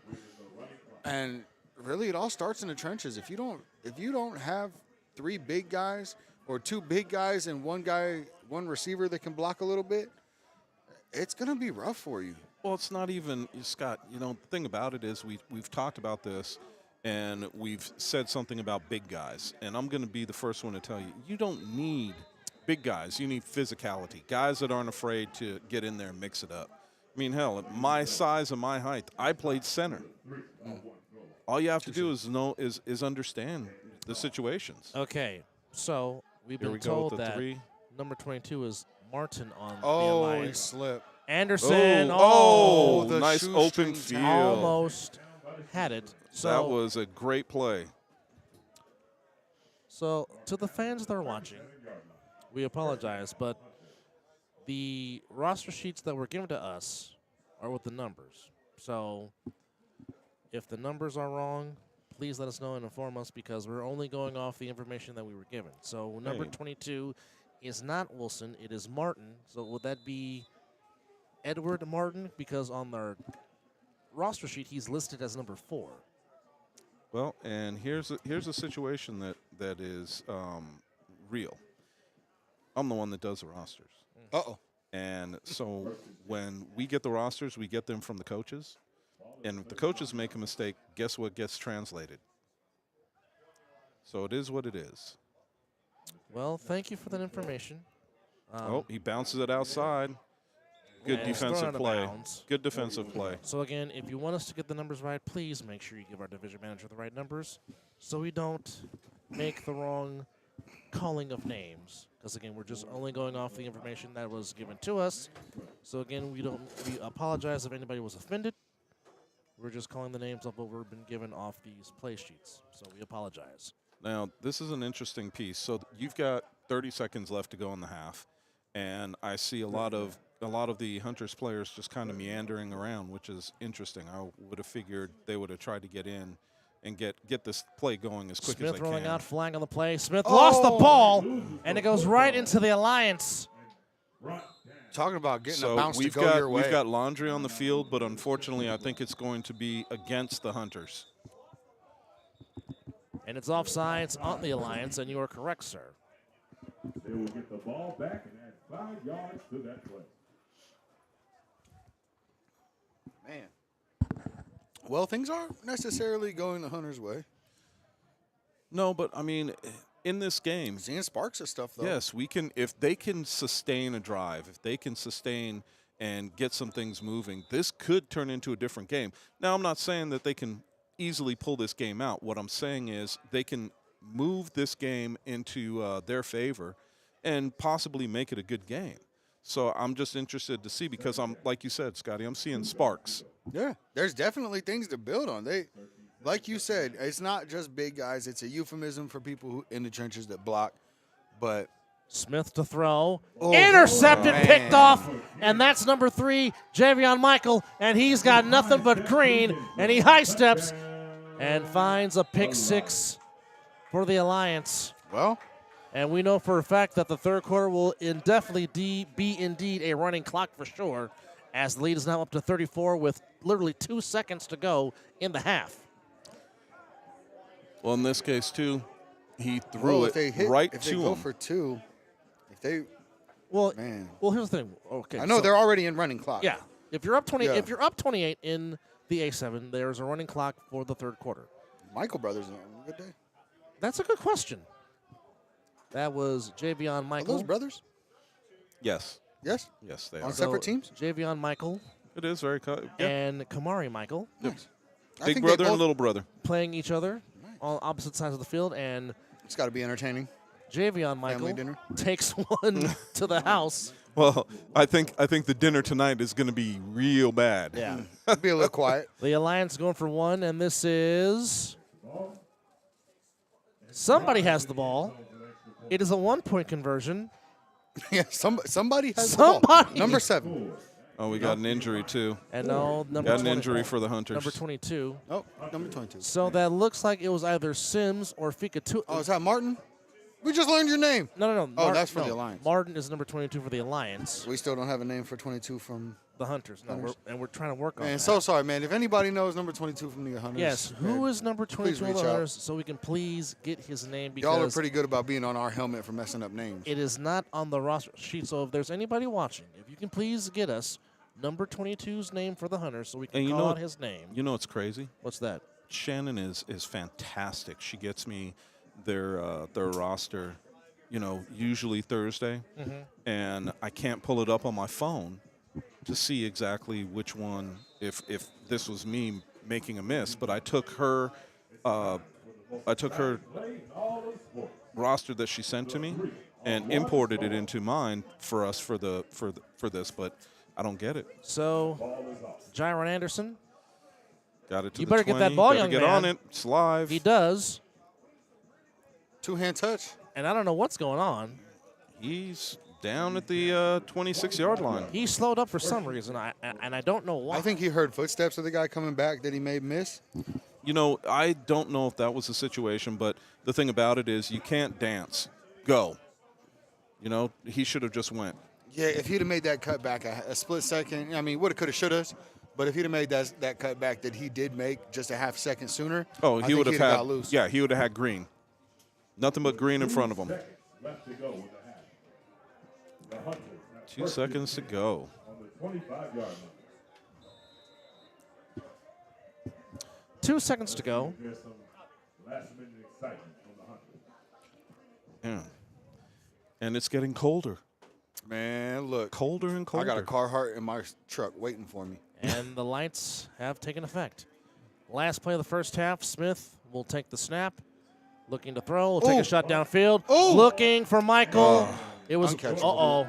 No, and no, Javion no. Michael is hurting himself. Oh, no, no. Slow to get up as it was brother on brother. The question is that a cramp or did he? Hopefully he didn't dislocate something. All right. So after one Well- play of half, it is the Alliance 41, the Hunters 6. And none of them used a timeout. No. So we'll take this break. We'll be back. As this is the Fall Brawl on Fox 5.2. Yeah.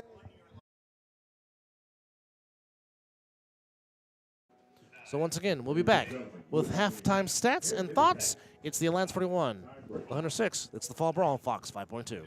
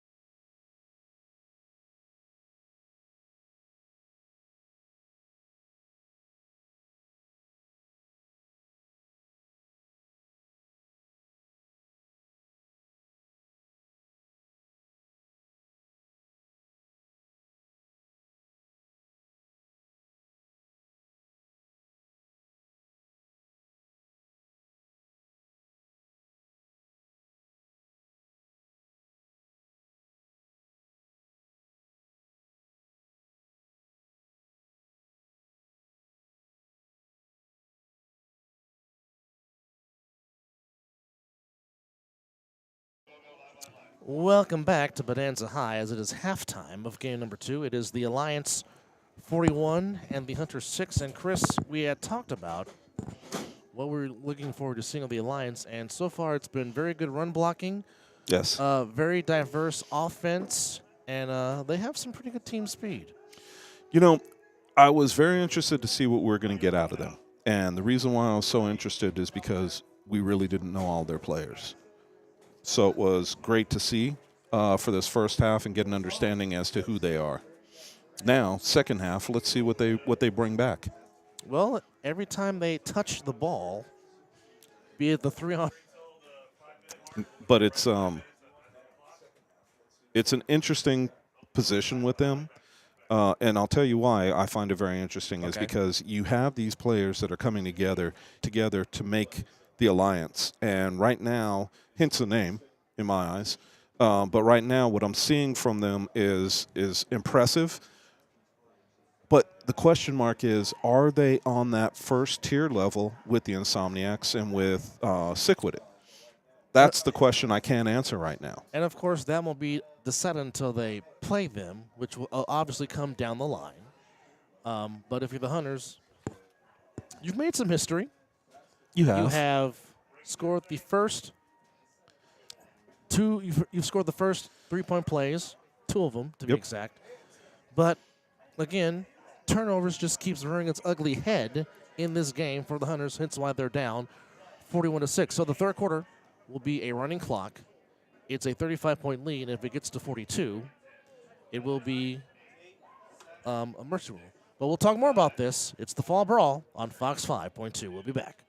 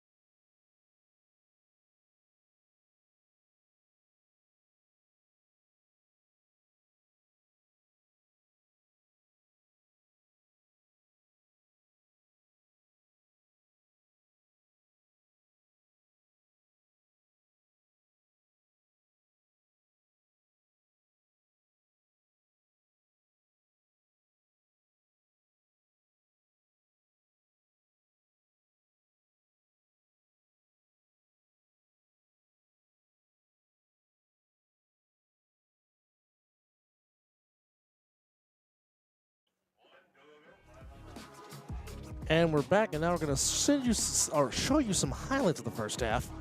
And there's 00 taking the 3-on-1 and going all the way to the house using his speed, adding to the Alliance lead. And there's more to come. A lot more. A lot more to come. As the Hunters made some history as they successfully made 1 3-point play, and here's the second 3-point play in A7FL history. As Smith threw out to his right, found the end zone himself for another 3-point play, which made it 20-6. But again, the Alliance, every time they touched the ball, they found the end zone. And there's the other second 3-on-1 return by 00 as he goes to the house, ball in hand. And waves bye-bye. And waves bye-bye to everybody. And, of course, there's a taunting flag. He almost caught the flag, but decided I don't want to get penalized myself. And then the Alliance went for a conversion. Or is this another touchdown opportunity?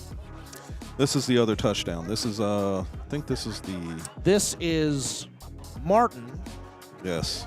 That found the end zone about 3 times today. And then here comes another 3-on-1 throw-off that did not go in the succession for the Hunters. This is where he's just lucky to get himself past the 20-yard line, because don't forget, that would be a get-back. That would be a get-back, and he almost took it the distance. Almost. But was forced out of bounds. And then here is an interception taken by the Alliance. And the Alliance, again, gets possession on offense.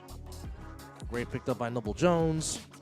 And the Alliance would turn this into a touchdown themselves, as once again it was Mr. Martin that reversed field. Oh, no, this is the quarterback. Yes, this Mr. is the quarterback Sims. play. I think this is the play where I think this is Martin, where he goes right, comes back left. And has a full accompaniment of players. Well, oh, no, that's not the play. Okay, so they huddle. Now, this might be the play right here. Well, I think. if not, we'll be guessing about it again. We'll be guessing again. Let's watch the play develop. And there was the throw, which turned into an interception for the Hunters. Yep. Which you thought the Hunters could possibly use that to get back in the game. But no, it did not for no avail, as this was caught. Good run there by Thompson. And you thought the Hunters were on the move. But till this play, which turned into a fumble. Yep. To which the Alliance recovered it, which led to another touchdown for the Alliance. As you had Thule and you had Sims, but Sims keeps it himself with a great blocking from his own line, getting to the end zone to make that at that time 34-6. And as you can see, it's time for the third quarter to start. The Alliance will get the ball to start the second half. So the Alliance have scored every time on possession here in this game. So this clock will be a running clock here in the third quarter, which if you're up by 28 or more, it's a running clock for the third quarter. Now, if you're up 42 in the third quarter, it will end after the third quarter. Yes. So that is the mercy rules here in the A7FL. Now, if you're new to this, it is 7-on-7, no pads, no helmet, tackle football. And it's still hard hitting. It's still hard hitting, and as you can see, the marks of the yard marks at the hash marks, that is considered out of play on the top of your screen on the far side. And 00, who's already got 2 3-on-1s for touchdowns, trying to make it a hat trick. And there's the throw off. Oh, and this is not going to travel the recommended and distance. He's going to get ball in hand again.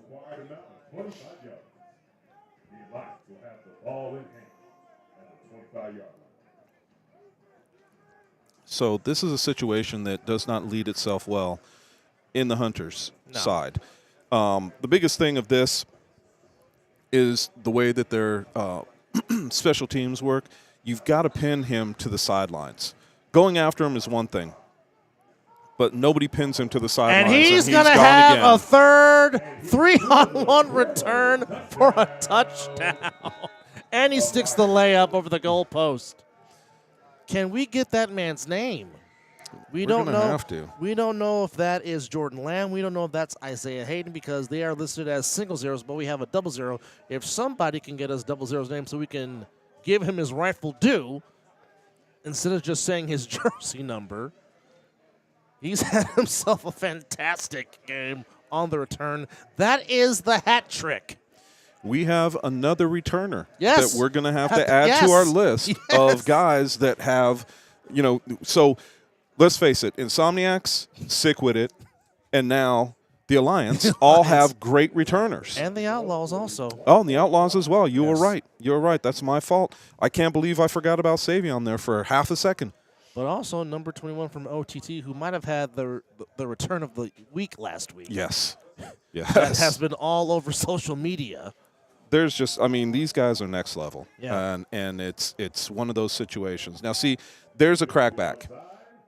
And you don't have to do it illegally. No. So when we watch this play, when we watch the replay of this, and you see the man coming in motion, all he's doing is holding up the defensive end. That's all you need. Just give your running back the corner. Once he is able to get that corner, that's when he can punch it in. So it is 48-6, and if this stays, well, we'll talk about that more when we come back from this break. It's the Alliance 48 to the Hunter 6. This is the Fall Brawl on Fox 5.2.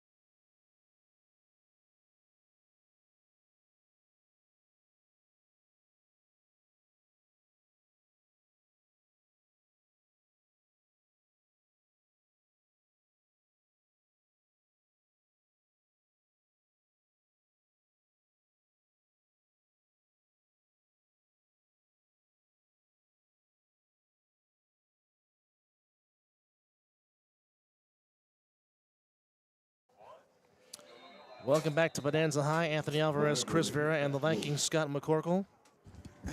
There we go. Are you nice and toasty, Scotty? It'll be Jones. I just had a fist fight with my son. 25-30. Across the 35. Pushed out of bounds Gets at out of about bounds. the 37. Oh, no, they're putting him at the 34. Told my son it was time to go home, start getting ready for school and everything. He swung on me. Yeah, he don't like leaving this place. He has a lot of fun up here. Well, of course, he's around kids. Kids, football, and I'm up here talking to y'all. He ain't got no rules. Miss Kelly and everybody just spoils him. They love him. What'd I miss? So, getting they ready. scored and got the 2. Here we go. Uh-oh. So here's Smith. Back to throw, looking. He pulled it down. And He he's should gonna have get let it go. sacked. And Flowers again. Should have let it go. Number 92, Deontay Flowers has had a strong game today. He's got he's got a second sack. Strong man with a strong game. His dad takes really good pictures, too. For real. Oh, so he's a photographer. Okay. Oh, yeah. All right. Now we know. T Flowers photos or something like that Yep. on Instagram. Yep. Great pictures. Great pictures.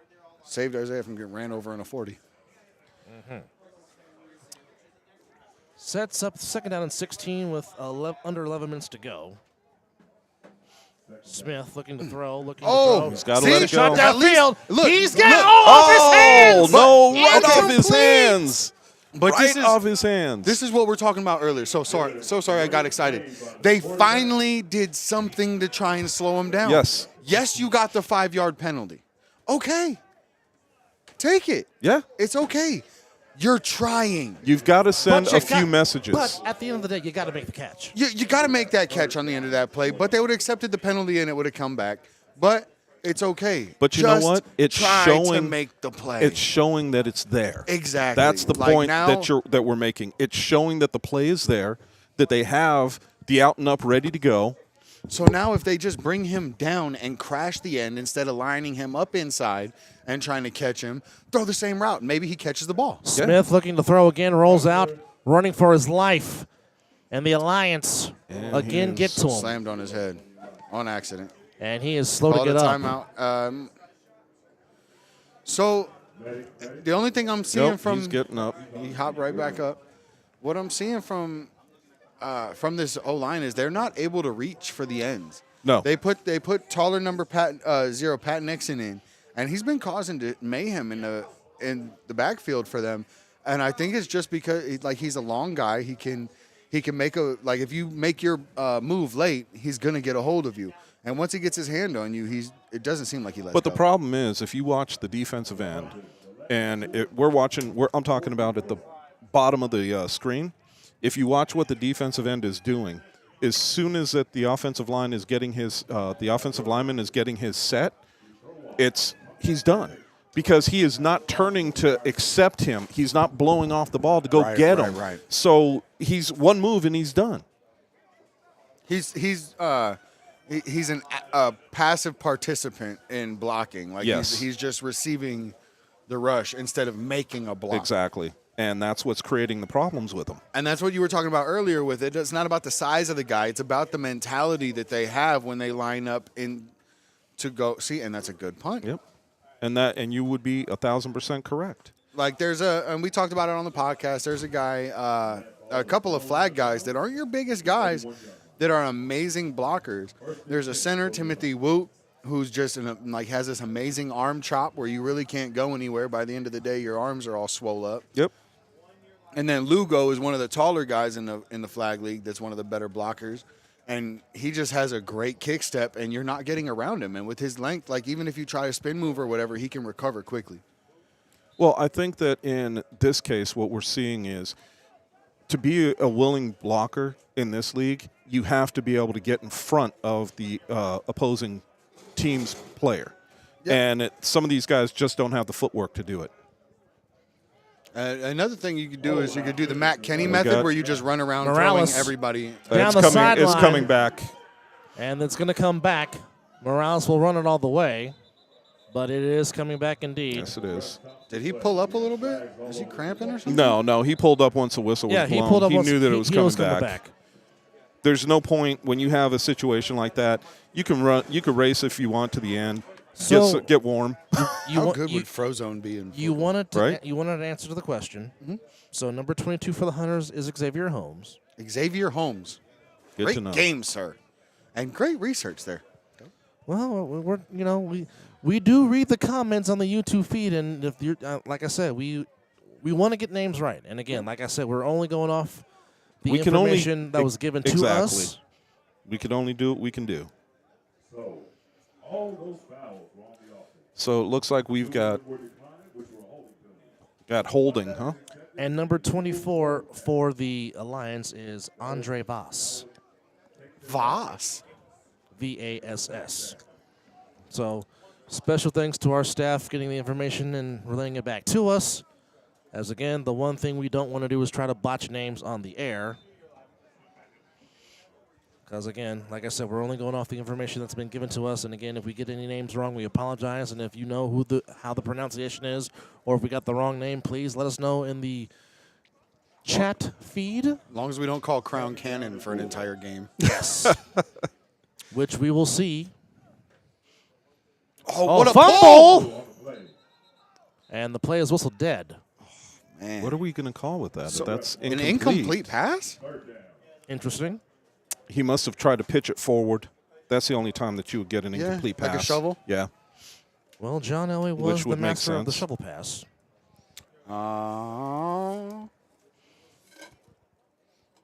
The tube is good. So, what do you most, well, man, if I cannot stutter and stammer, that was like the Looney Tunes stuff. Deep, deep, deep. That's Yep, all, yep, folks. exactly. So what are you looking forward to most in this upcoming game we got coming up, Dub? Talking about the 7 o'clock game between OTT and the Hunters? Yes, sir. Can the Outlaws... Outlaws and the Outlaws and OTT. OTT, I'm sorry. If the Outlaws can mesh, and if the Son of Krypton not tries to do everything, screen pass. Screen pass. Big man with football, that's Mr. Branch. And he's moving. And look at the big man move. Still on his feet. Big man elusive. Big man wriggle the people. Big man still won't go down. Wow. Wow. Let's go. Jeremy Branch inside the 30. Put that meat in your smoker. Wow. Big man with football making moves. And I saw a couple of people make business decisions. Oh, yeah. Real but you know business. who didn't? Real business But decisions. you know who didn't, though? Number 7. Nope. There he is again. There he is. He's There he is always again. in there. He's always in there. If they don't build around this guy, I'm telling you, you're making a mistake. Voss and My bad. That was incredible. Voss and Jones are the cornerstones of this Hunters defense right now. Now he's been on the show, and I botched Not taking anything away and from I Kamari. botched Jeremiah's name badly. It's Jeremiah, not Jeremy. My bad, Mr. Yeah. Branch. Jeremiah. I know I'll hear from him later on. Oh, you know you will. Yeah, especially from Miss Ebony. Hi, Miss Oh, Ebony. yes. Here's Sims. Great blocking the again. same Oh, play. And same Sims play. is going to have his hat Another trick. touchdown. That's his 3rd of the night. And the Alliance, The they can score. They can. That's a 50 burger, folks. But here's the thing. They can score against Yes. this kind Correct. of talent. Correct. We have to see what You're they do correct. against better talent. You are correct. But a run game is a run game. Yes, it is. Correct. Like, it's still the foundation. We haven't seen them have. You haven't seen Mondo throw the ball, Fika throw the ball.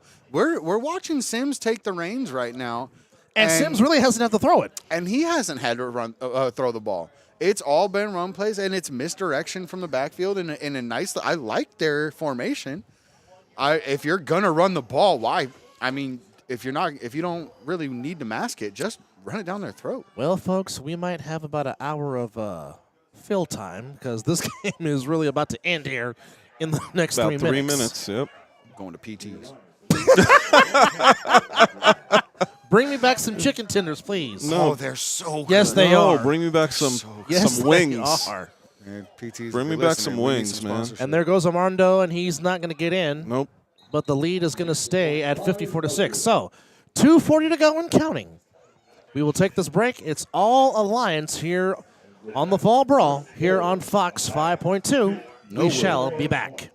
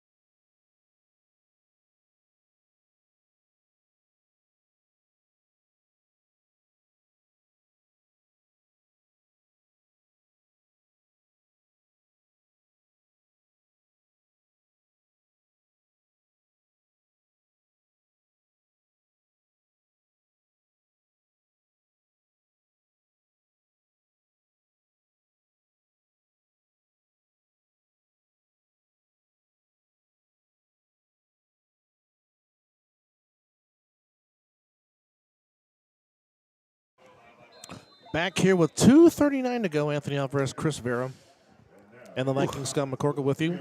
Hi. Here's the throw off from Voss, and it's taken by. That looks like Anderson, and it is. Anderson still Cut on it his back. feet. Anderson, Out of bounds. Oh, fumbles Lost the the ball. ball. Hey, Out of you bounds. need that. you need the ball to run, yes. Don't forget it. Like I've said plenty of times, can't run without it. No, you can't. Which is why you have Mr. Pilfer that likes to take the ball. Yes, Mr. Cannon. Because if he's tackling you, Act he's tackling 30. the ball. So here we go. 2 minutes and 16 seconds to go. As Chris Vera now is showing some passion that I've been showing the last 2 weeks involving my team watching on the iPad. All right. Hey, pass interference, pass Hey, interference. No that's matter where you're playing. Hey, that is a hug. Yes, indeed. No matter where you're playing. He hugged him. And look, he's got that logo. I didn't do it. Yes, you did. Yes, you did. Yes, you did, Darius Yes, you Slay. did. Lions has a new D line coming in. Well, let's see what That's goes on with guys. this. That's a big boy up the middle. That looks like Nixon. That's Donald Hughes. No, for real. Smith back to throw. Takes a shot downfield for off the hands. Perkins had it again. So Perkins I'm going has shown to. sparks of I'm going greatness. to say this, and I hope that there's other goodness. receivers out there listening that do this. Bottom line, when you see a situation like you just saw, put your head down and run. Yeah. When you look back, it holds you up. So, got to do what you got to do. Well, I would have done the Steve Largent. I would have dove. Off the hands. Hit you Off in the- his hands. Hit man. you in the wrong Yep. spot. Hit him in a bad spot of the Yeah. hands. That's what it comes down to. Hit him in the bad spot of the hands. Minute 5 to go. Well, I mean, Smith has taken some shots, but just off the fingertips, if you will. Smith to throw again. Quick out. Pass caught. Anderson coming across. Anderson made a move. Gets Mr. to the Anderson. 44-yard line. So is he the new Neo? That's a good question. Mr. Anderson. That's a good question. You know what? I could use a good Saturday of just locking myself in a room and watching all the Matrix movies. I'd fall asleep. So you don't like good movies? The Matrix to me is not a good movie. Oh. And I don't care if y'all bash me for it. That's just how I feel. Oh, I don't bash. I tried watching The Matrix. I went to sleep and took a nap. I don't know. There's some movies that are like that for me. Yeah. Like Lord of the Rings. Yeah. Those are snoozers. Snoozers. I kid you not. The very first. How great is New Girl, though? The very first Jack Donkey movie. Jack Donkey. Oh, yes. The first Jack Donkey movie with Johnny Knoxville and all those guys. Yes, in the movie theater. Yes. I literally went to sleep. Oh, you're a different breed. No. However, I was awake for the paper cut scene, which was funny. Oh. Oh no. And the I don't like you. I don't like you. And the panda suits was funny. Oh, the panda suits were funny as you know what. And then get out. And then I went back to sleep after that. Yes.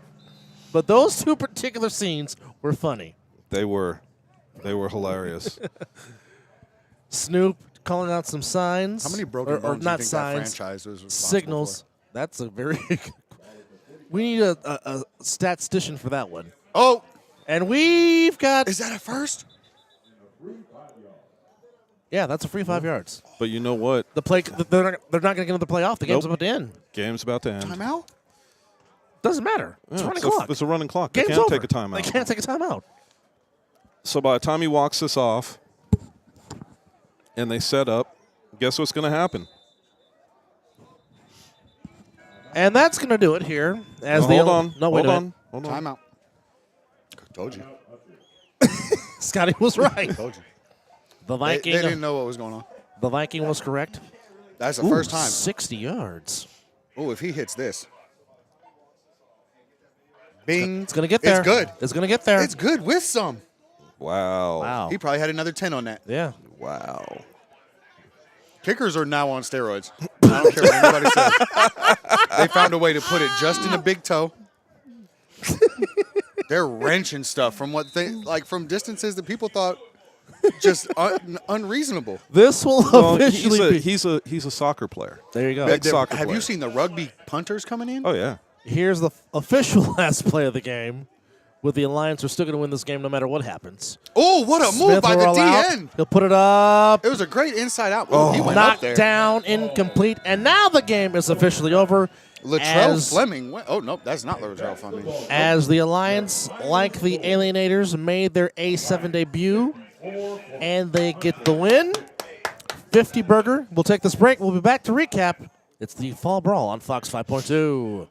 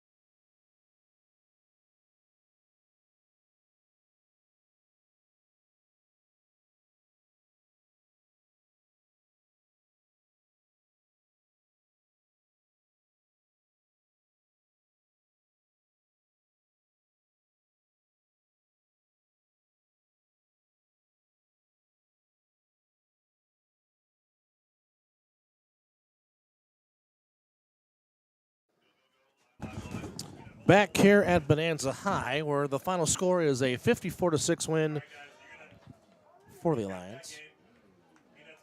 A 50 burger. Yep. For the first time out. That's not bad. No, not at all. So, looking back at this game. Thank you. talkie for you. Right? No, what was the one thing? So wait, One of you're my saying buddies the was run saying that. game was the biggest? The run game was good. Okay, to me it was the return game. So here is some highlights. Until then, I think the Hunters showed some good sparks of stuff. They got some Perkins stuff showed- to clean up, some Yeah. stuff to work on. Perkins showed some promise. I think with some coaching and some extra drill work and stuff, he'll be all right. Well, They got a couple of studs out there. Okay, so we are ready to show you some highlights, fans. And perhaps the biggest one of the day is Mr. Jeremiah Branch. Rumbling, bumbling, stumbling, knocking down defenders, running through defenders, not going down, And seeing the big smile on his face when he got up. and exciting the crowd with his run. But Mr. Martin, number 22 for the Alliance, we might have to add him into the role with Moncrief and Juice as far as impressive running backs making their debuts here in the A7FL. There are some good backs coming in for this fall brawl, and I'm really anxious to see where they're going to go for this. Well, I think Juice is going to stay on the Insomniacs Yeah, I don't think he's leaving. for the spring season. But interested to see to where Martin will go for the Alliance when the spring season hits. Same thing with Mr. Moncrief when the spring season hits. But what we've seen so far, it has been. But if we look at some of those players that you're talking Like about, if Mr. Moncrief is easily a pit boss come next season. Yeah, but if he landed somewhere like OTT, Well, you don't know. you know what I mean? Like, any of those teams, all of those teams need help building. I really want to see people build up OTT. I think GR deserves a squad around him. Jeremiah too with the gold. There's some things that we can do to help them with some. Well, I mean, there's always things that can be done to help a squad out, right? Yeah. And when we sit here and we take a look at some of these squads that we know are going to be, or that are legacy teams that will be back next season, you have to ask yourself, what are we going to see from them? Because there's some teams here now that will not make it into next season because they're not a legacy team. Right. So it would be nice to see some of these players break up a little bit more and start to go to lower-end teams to bring them up. It'll happen. It naturally happens. Yes. Like, there's going to be big breakups. There's going to be going to be a couple teams that stick together. But there's going to be some, like on the Insomniacs, there's second, third string guys, and on second, third string guys, or second, third in the rotation that can start anywhere. Okay. But if they don't want to, if they're cool being a role player like we have been, it's awesome. So next question, the Hunters. They get on the board this time. They make history. They convert the first 3-point plays in A7 history, so they score some points.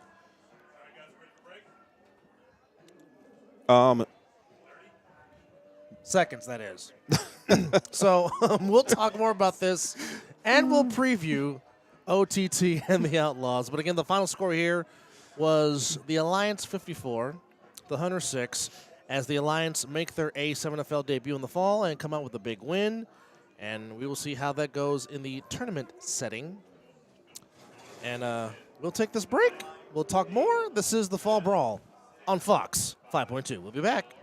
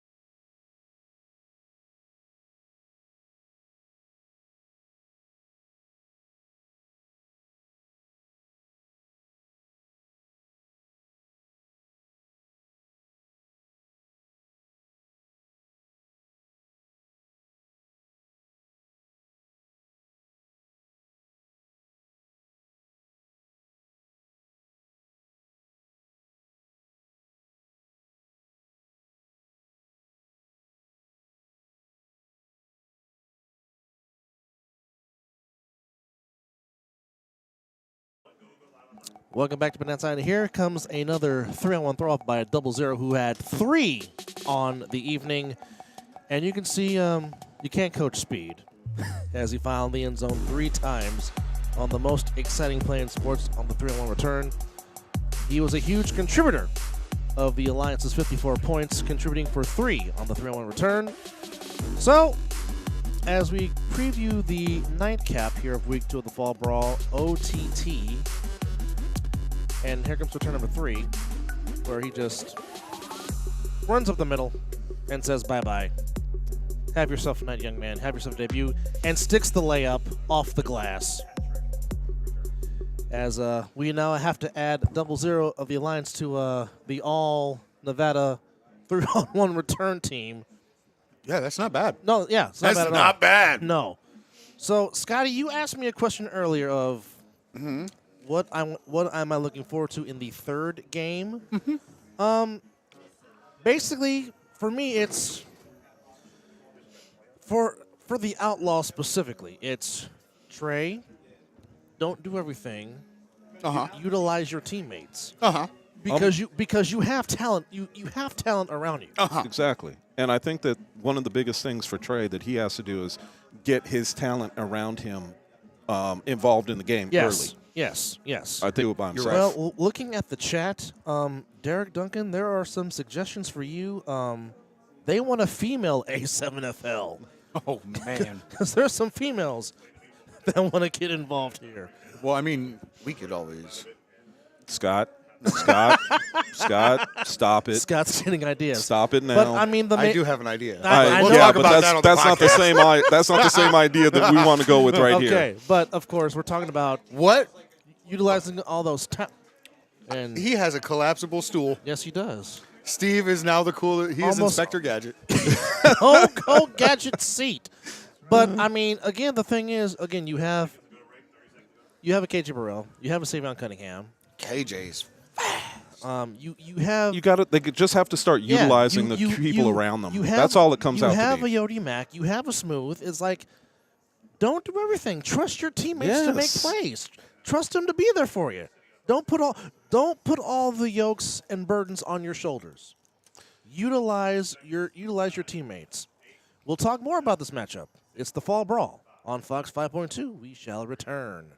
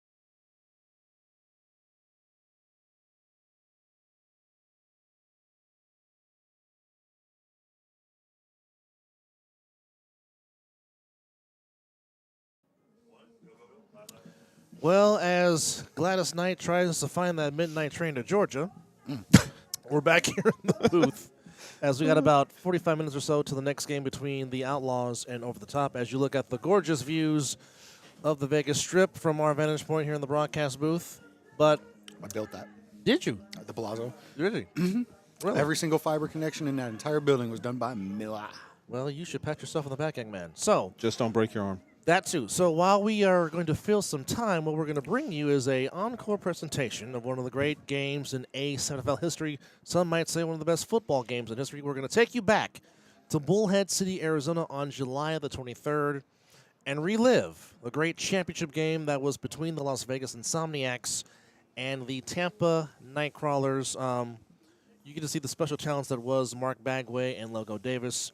And you will hear the voices of Matt Ryan, Corey Hammond, and Big Rob Fabian on the call. And then at the top of the hour, we'll come back to you for our final game of the night between the Outlaws and OTT. And if we're ready, Matt Ryan, Take it away.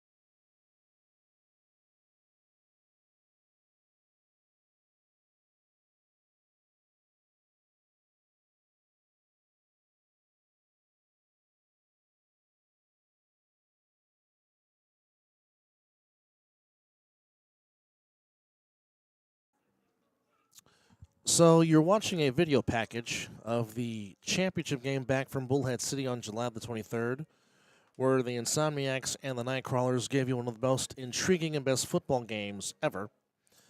As you see, Rob Fabian, a former two-time A7FL champion and part of the national broadcast crew, giving you an analysis of the history of the A7FL. So then out in the east and the west. What about the east? First time we see not from the northeast and shit. For the first time, we see two undefeated teams. We saw 25K on the line. Hitting up first. It's time to prove who runs this league. It's time to prove who's ready and who a sick pack of ass. It's time to crown damn champion. This is the A7FL Championship, and it starts now.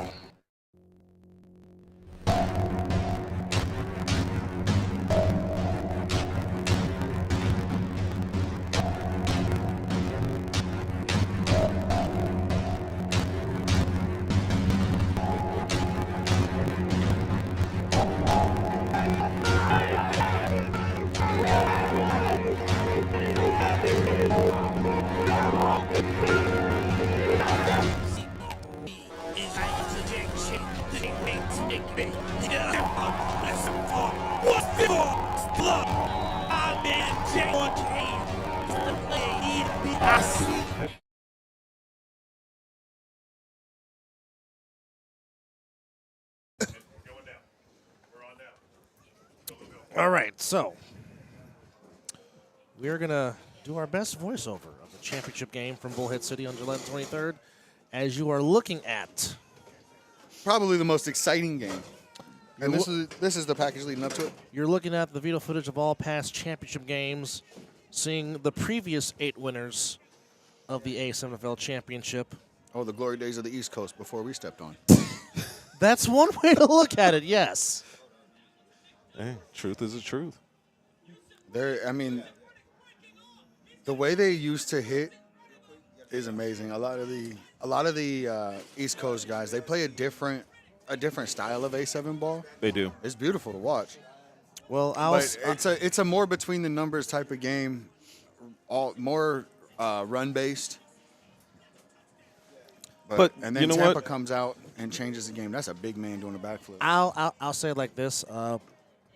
Of course, the old school guy in me is happy to see that some of this footage was done on actual real grass, not field turf. And of course, seeing the old baseball infield dirt made me kind of happy and reminiscent of my childhood. Yeah, he did a Darren Palmer and Trey Robinson. Of course, the UNBIC, one of the great rivalries of the A7FL. Of course, they have battled many a times in the championship game. And, of course, their past playoff game, which ended in a 27-26 win for the U, was one of the most dramatic finishes in A7FL playoff history. Oh, he kicked the ball. I see, with a walk-off right there. So you can see that this league is very passionate. That game right there. Now, for those of you watching, yes, you will see Rob and Corey Rob's faces, but they're having some audio difficulties, so we will do our best voiceover and talkover of this game. As you see, former Minnesota Vikings head coach and NFL player Mike Tice. And we'll talk more about this as we go to break, as we were filling up and counting down to OTT and the Outlaws on Fox 5.2. We'll be back.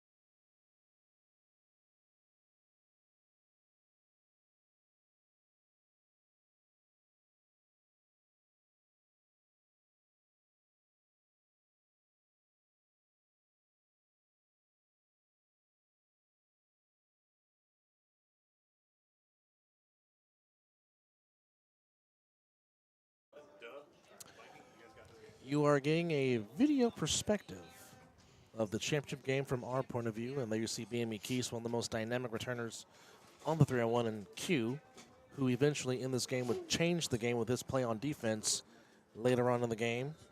It's a different view seeing it, knowing how it turned out. Yeah. And there's the throw-off. And again, one of the best throw-offs, and because again, it still lands in the field. And shout out to the Anderson Auto Fieldhouse for giving us a tremendous setting, a tremendous venue for this championship game. And this is about probably the best return that BME Keys had throughout the whole game on the 3-on-1 return, because as you can see, the Insomniacs on special teams really neutralized the 3-on-1, and the 3-on-1 was really not a big factor in this game at all. Now, of course, the three of us were on the sideline, so we had a pretty good view of this game. The relentless pursuit, the contact, every part of this game was just better than any other A7 game I've seen. And there you see the special talents. That is one, Mark Bagway, who was the Offensive Player of the Year, as voted by the media panelist. And he is a special talent. I mean, let's be real. He is a special talent that can do extraordinary things in the A7. And you will see this on the very first play of the game, as they did a lot of this. Throw here, and then logo, goes downfield, and watch this catch. As already one play, they're inside the 20-yard line already. And the thing about it is, when you take a look at that play, the replay of this, the catch is extraordinary because the defender was right there. Yeah. He made a back step instead of stepping forward. If he stepped forward or could have, it might have been a pick. So that's just a great play by the wide receiver. So they're inside the 20 already on their first play of the game, and now Bagway in the gun. And, of course, Bagway is doing this wearing the double gloves a la Jim McMahon and Kurt Warner. And then there's the speed. And then there's AJ, one of his 2 sacks on the afternoon. And AJ was showing why he should have been Defensive Player of the Year. You have been stuck on that ever since the awards. Yes, he should have been. We're given out, which, again, Trey Baskerville won the actual award. Still a great athlete. Absolutely. Just not AJ. You're not wrong on that either. AJ wanted this game so much, and he was after it from the very start of the game. And this play right here showed you why he was so much after this game. So, for those of you tuning in, this is a replay of the championship game from July the 23rd in Bullhead City, Arizona. But this is our perspective, doing a voiceover a la like the old days of the old WWF.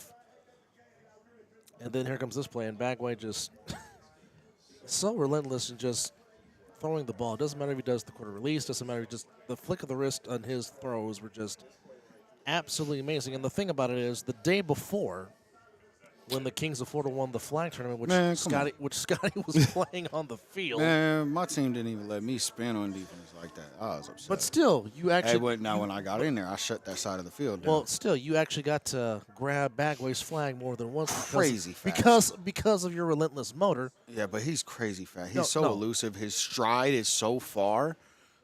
And it's incredible to watch. You kind of get caught watching it a little bit while you're playing against him. The one thing we talked about when dissecting this game and analyzing on our podcast was just the speed that they have.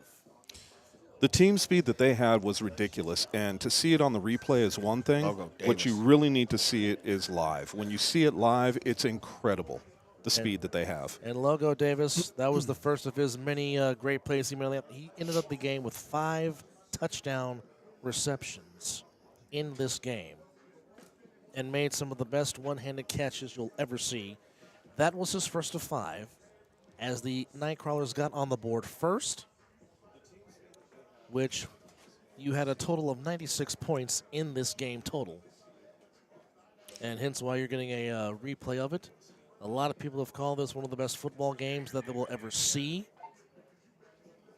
And there's Logo making shadow miss and stiff-arming Chris McWilliams. And now they are going for a 1-point, or they're going for 2, I'm begging your pardon. They're at the 10. And Bagway went out trying to make a play and throws it in the back of the end zone. But I think, no, he was incomplete. But that was the first score of the game, which made it a 6-0 lead. And then you'll see the Insomniacs with their first possession after this 3-on-1 throw-off, which, again, the Anderson Auto Field House, a very beautiful facility. As Chris's son, the son of Krypton, fumbles. Second son of Krypton. You are the first son. I am the first son. He is the second son. I am sorry. Forgive me. So, here come the Insomniacs. Of course, Scooter Hamilton leading the way, and of course, forklift. Rob Fabian, Big Rob Fabian, and shout out to Big Rob. He went on record and said that the Insomniacs had the best offensive line in the A7FL, and it showed a lot on this day, as RTC was a huge factor on this day. Not necessarily on this run, but as the game went on, and as you kept saying earlier today, Chris, as the game goes on, the Start to wear down that defense. The stronger the bus gets. Yep. He starts to drop off people, if you will, and he starts getting stronger and stronger as he's heading back into the in for service. Let's just leave it at that. Well, let's just say Munchie and RTC had a very big following of why the Insomniacs eventually walked away with the title. And there's another run by Wilkerson, which didn't go for a lot, but again.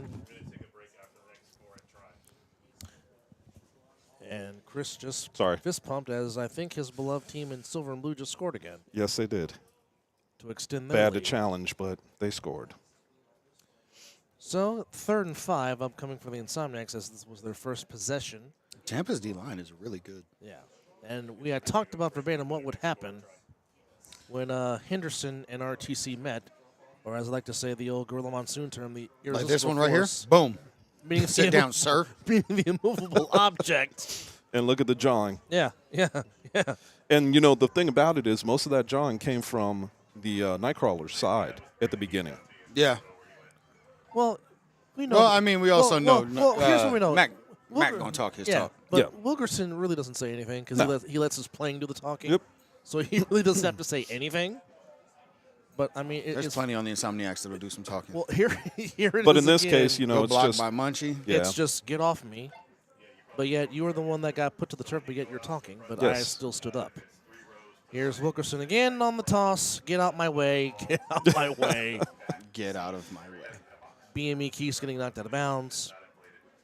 And the thing about it is, as this game drug on, the one thing that I did notice was you didn't see the cornerbacks wanting to step up to make this play. They were making business decisions, and they were getting out of RTC's way. They did not want to mess with a grown man. No. At that point, they can kind of fight the block a little bit, but really not try to get around it. Just push them back inside. So we are counting down, and there's Head Scooter's top. first pat. Now here's the thing. Oh, Davik had a step a Just lot outside. in this game, and Davik, who did end up with a hat trick in this game, easily could have had the golden sombrero because there were a few times where he was open and Scooter Just missed him. just missed, which he didn't miss by much this past season. No. Which is still hard for me to believe that was Oh. his rookie season. man. To where he only threw one interception on the whole entire year, and that was back in Took week the one. skin off the tips of his fingers. With Right. that And sick with it. So that just goes to show you how accurate he was. We are counting down to the Outlaws in OTT by giving you a voiceover of the championship game from July 23rd in Bullhead City, Arizona at the Anderson Automotive Fieldhouse, a beautiful facility, which was an outstanding host for us. And now there is the second son of Krypton trying to make his dad proud, getting close to the 45-yard line. I wonder how many people are going to put in the text. Is that really your son? Yes. And you will see Trey at the top of the hour donning the Outlaws blue and red. There's a couple of the Insomniacs players that'll be donning the Outlaws. And this upcoming game, I'm actually really excited to kind of actually sit up here and watch the Outlaws play, seeing as how it's down on the field for the last one. It's different. It's a different, but what I do have is an appreciation for the speed that they have on the field and the vision that they come with. And one thing you just saw on the screen is Scooter getting into it. He will step up and step into contact with no issues. Well, I mean, he Matt used Kenny to play, jumped a little bit on that one. He Now- used to play running back. So I mean, Scooter's got some scoots. He'll scoot on you. Yep. And there's some flexing. And he's saying, bring on that contact. I live for this. And then there's the bus stop again, and get out my way. And get out my Sit way. down. And there's a flag for a low hit. And another flag. And RTC wants Chick-fil-A to be open on Sundays so badly so he can have his chicken tenders. Well, he can go to another fast food joint and get it. We just get him some nuggies, some Yes. fresh nuggies. Some fresh nuggies, and he's happy. Or someone getting a burrito when he was sitting in the stands eating a burrito. I heard. I vouch for Wendy's nuggets at this point. Wendy's nuggies are amazing. And they got the spicy ones. If you ever tried the old school chicken nuggets at KFC, those are some good stuff. KFC used to have the honey barbecue wings that they were selling in 20-piece. Delicious. Yeah, you guys are making me hungry. I'm Can we go back to football? I'm hungry now. Well, football makes you hungry, too. So, Schwenk declares himself eligible, and this was before he left the game with a hand injury. I want orange chicken. That sounds good, too. Scooter looking at the play of the Look at how signs. much respect they're giving Davik on the top of the screen. And then there was the man Can you that would blame make him? his play known Munchie later on. caught a forearm to the chin on that one. But later on, he would get on top of somebody's head, as he said many times on Just the throw it up. I'll go get I'll it. go get it. And one of his catches, you can see me going crazy on the side. Both of us were going crazy. You're screaming. I'm like, did he really just catch that? Man. And then I'm yelling and getting yelled at the same time by the cameraman. Hey, Oh, coach, yeah. get out the way. Oh, we stood Sorry. in front of that camera the whole time. That we probably shout won't even out see any clips and, there. and shout out to DJ Matt Sticks and Kawante, Country K Foster from the All Pro Joffos, as they helped out big time with Josh Pruneda handling the graphics. And there Ooh, goes look the at that bus stop cutback. again, and just get off me. Get off me, get off me, get off me. And, of course, Derek was on the sideline doing some Yeah, from one bus stop to the next. and Derek Pushing Duncan, people down. and Derek Duncan was also The on the wheels on the bus sideline go beep, beep, beep. dancing. What? And very rarely did you see Derek Duncan show a little bit of anger, but he was really getting on the refs during this game, talking about, well, why don't you call that, huh? And then here comes look at Davik that. with the tremendous footwork, and I was on the sideline looking at, he got in. For him to have that much of a step on Logo Davis just exemplifies how fast Davik actually is. You kind of get lost in it because he's so tall. Now, on the top of your screen, there you see my light-skinned self. And me looking to make sure he got his footwork in. Double. Which was tremendous footwork. Oh, And the man. cameraman was also impressed. He was baffled. He was like, what? He stopped. He forgot he was there to take pictures. Yeah, he was like, that's a great play. And then the son of Krypton battling through the Fortress of Solitude to give the Insomniacs a 7-6 lead. So, as we count down to the Outlaws and OTT, we'll take this break. We'll be back. This is the Fall Brawl on Fox 5.2.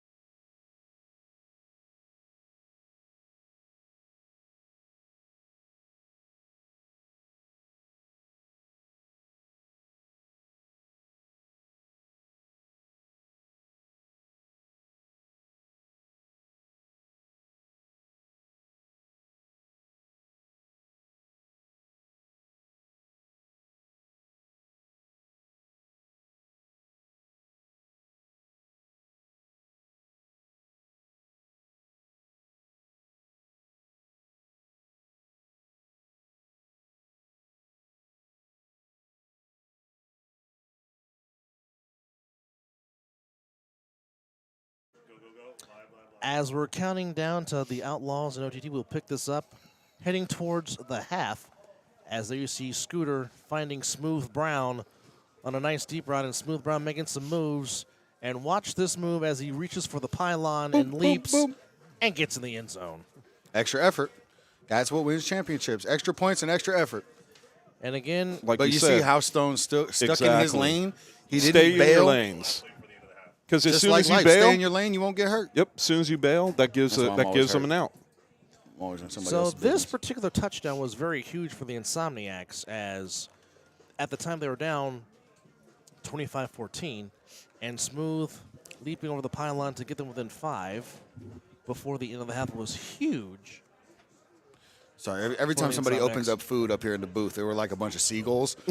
Mine, mine, mine. We start conjugating. I heard somebody open some Pringles. Reminds It's me over of, with. reminds me of Oracle Park in San Francisco with the Pelicans wanting the food. Here's Bagway What a ball! going deep, and it was incomplete. Again, we are counting down to the top of the hour with OTT over the top and the Outlaws. And we will see if Trey Robinson can get Trey the Outlaws Robinson, their Tone first Smith, win. Yodi Mack, Savion Cunningham, KJ Burrell.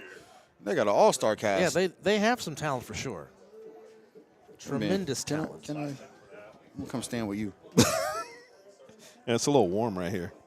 But just be careful of your wire hanging down. I don't want to burn the wire. Keep them high and tight. Mr. Goodman making a visit to the booth. How are you doing today, sir? We'll take this break. I seen You're you out watching there the getting a Fall little Brawl spicy. on Fox 5.2. We'll be back.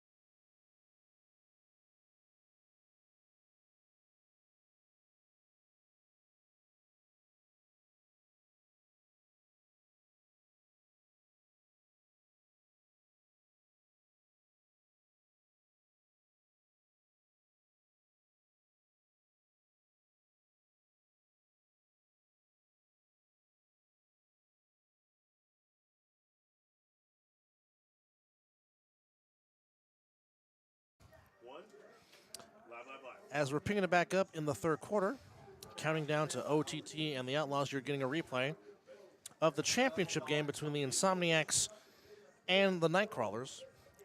Some might say one of the greatest games in the 9-year history of the American Sevens Football League. I wouldn't disagree. There's a couple other great games out there, even just in our playoffs this year. Yeah.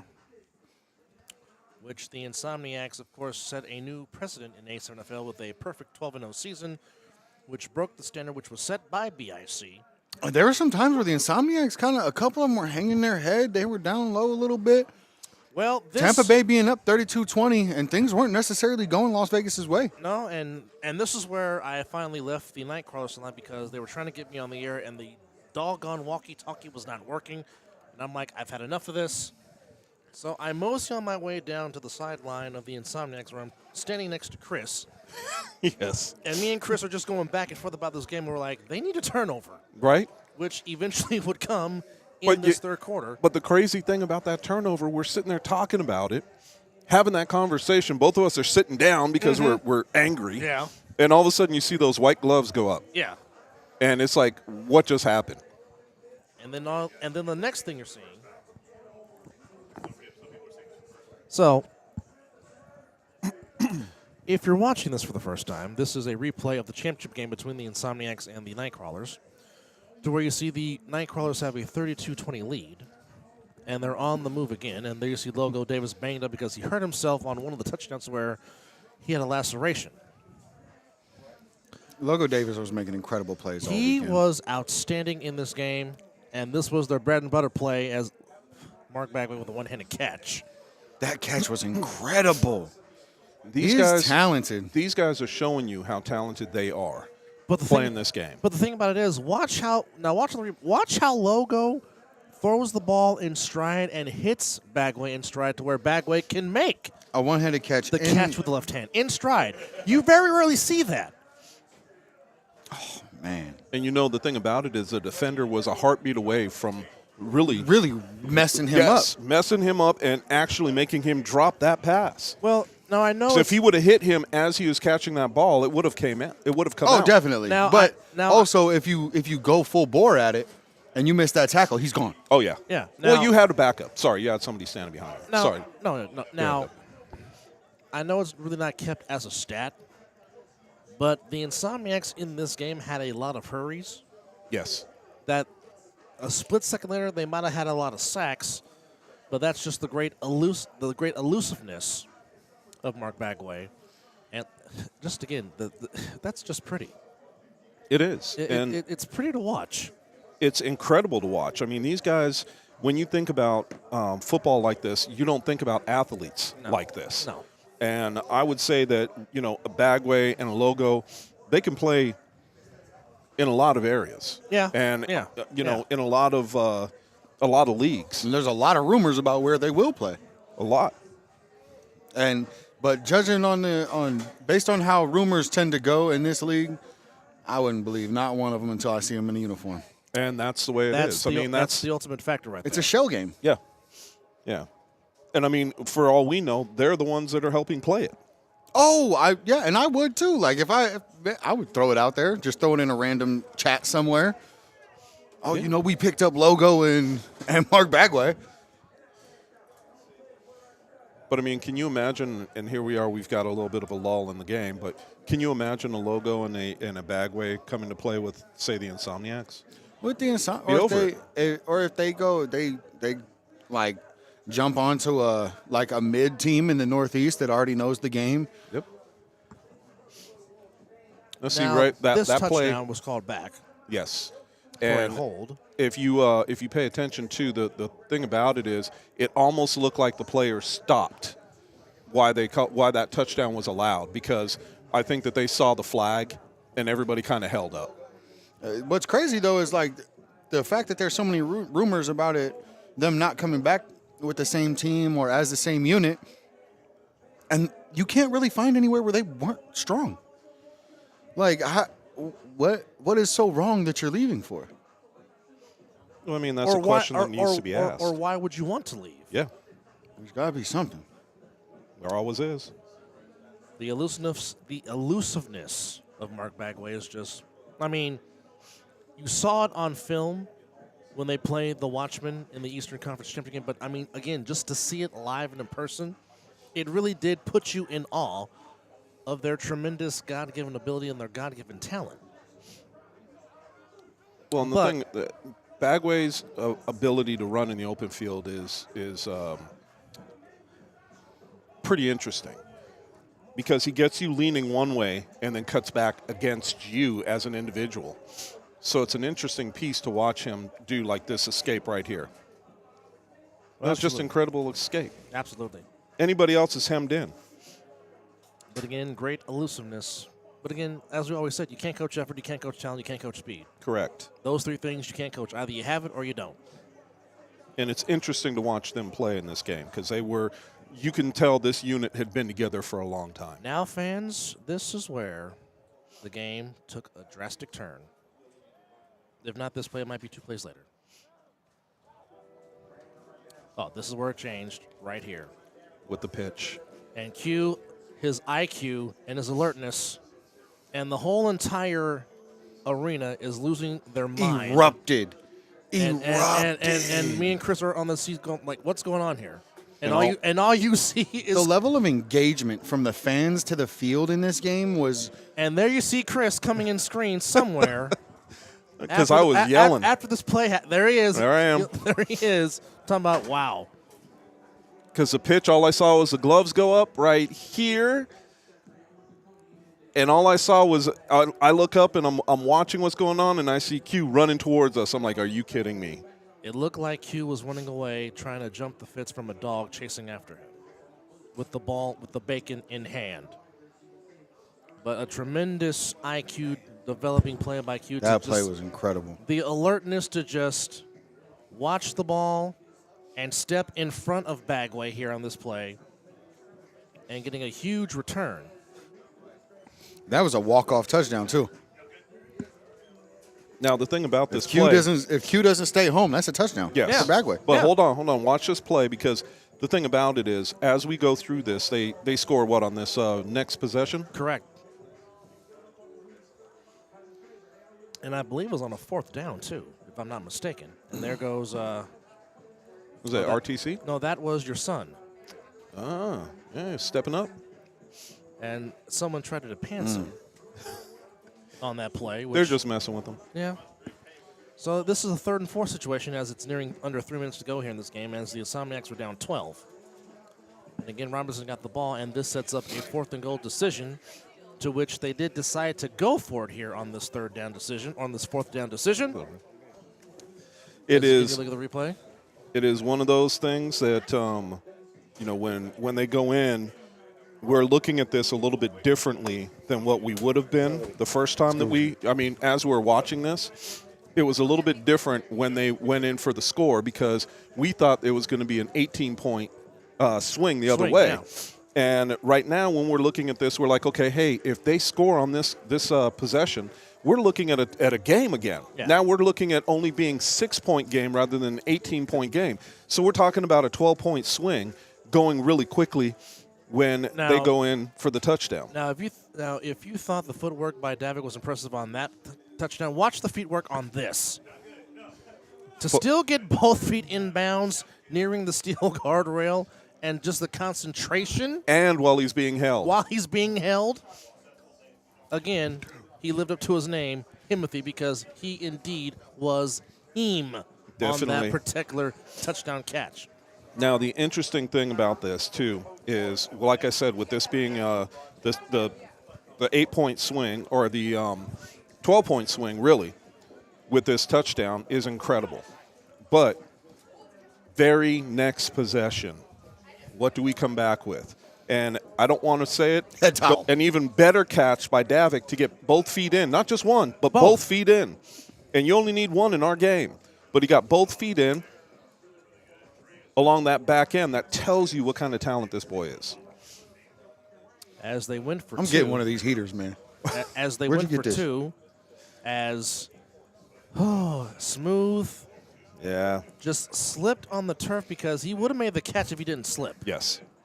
But nonetheless. And it was a good thing. He was coming back for the ball hard, and you could just see as he made his break, it was one of those he just got too far over his cleats, and his feet went out from underneath him, unfortunately. So as we get ready to have the throw-off here with the Nightcrawlers now holding on to a 6-point lead, as we are counting down to the top of the hour with Over the Top and the Outlaws here at Bonanza Stadium. We're giving a replay of the championship game from July 23rd in Bullhead City. And then Chris teased you about it, and it's about to happen right here, right now. On the very next play, the very next pass, Mama, there goes that man again. Mr. Burtz picks it off, and somewhere down there we're all going crazy again. And here it is again. Q just steps into the lane, Bagway throwing the ball against his body, and Q Johnny on the spot yet again. Goes out of bounds at what, the 15, 17-yard line? This is where it all turned around. Yes, it For the is. second time. Here it is again. Here comes Q. Trying to get warm. Q in the lane. Oh, I was warming up while you Bagway going left. against his body. Q jumping in the lane. I don't even know who he's throwing it to. He was going. It was a crossing route, and Chris just got excited again about his beloved Cowboys and Eagles. Says they're up 17-6, and then there goes Munchie, and there goes Scotty and myself, Going crazy. losing our minds. Scotty more so than me, And tell me, as Munchie. All in front of the screen. and tell me shoots that the arrow place. one more time. Tell and me that says, place wasn't going crazy. It was so loud. It was so loud. That is again. I wasn't even playing in the game, and that's something I will remember for the rest of my Well, life. at that time, Scotty and I went from broadcasters to cheerleaders. right? Oh, immediately. I'm not even On a ashamed great- about it. I've never seen Scott go that crazy on the sidelines. So hold this thought. We are counting down to OTT and the Outlaws. You're watching the Fall Brawl on Fox 5.2. We'll be back. Bye.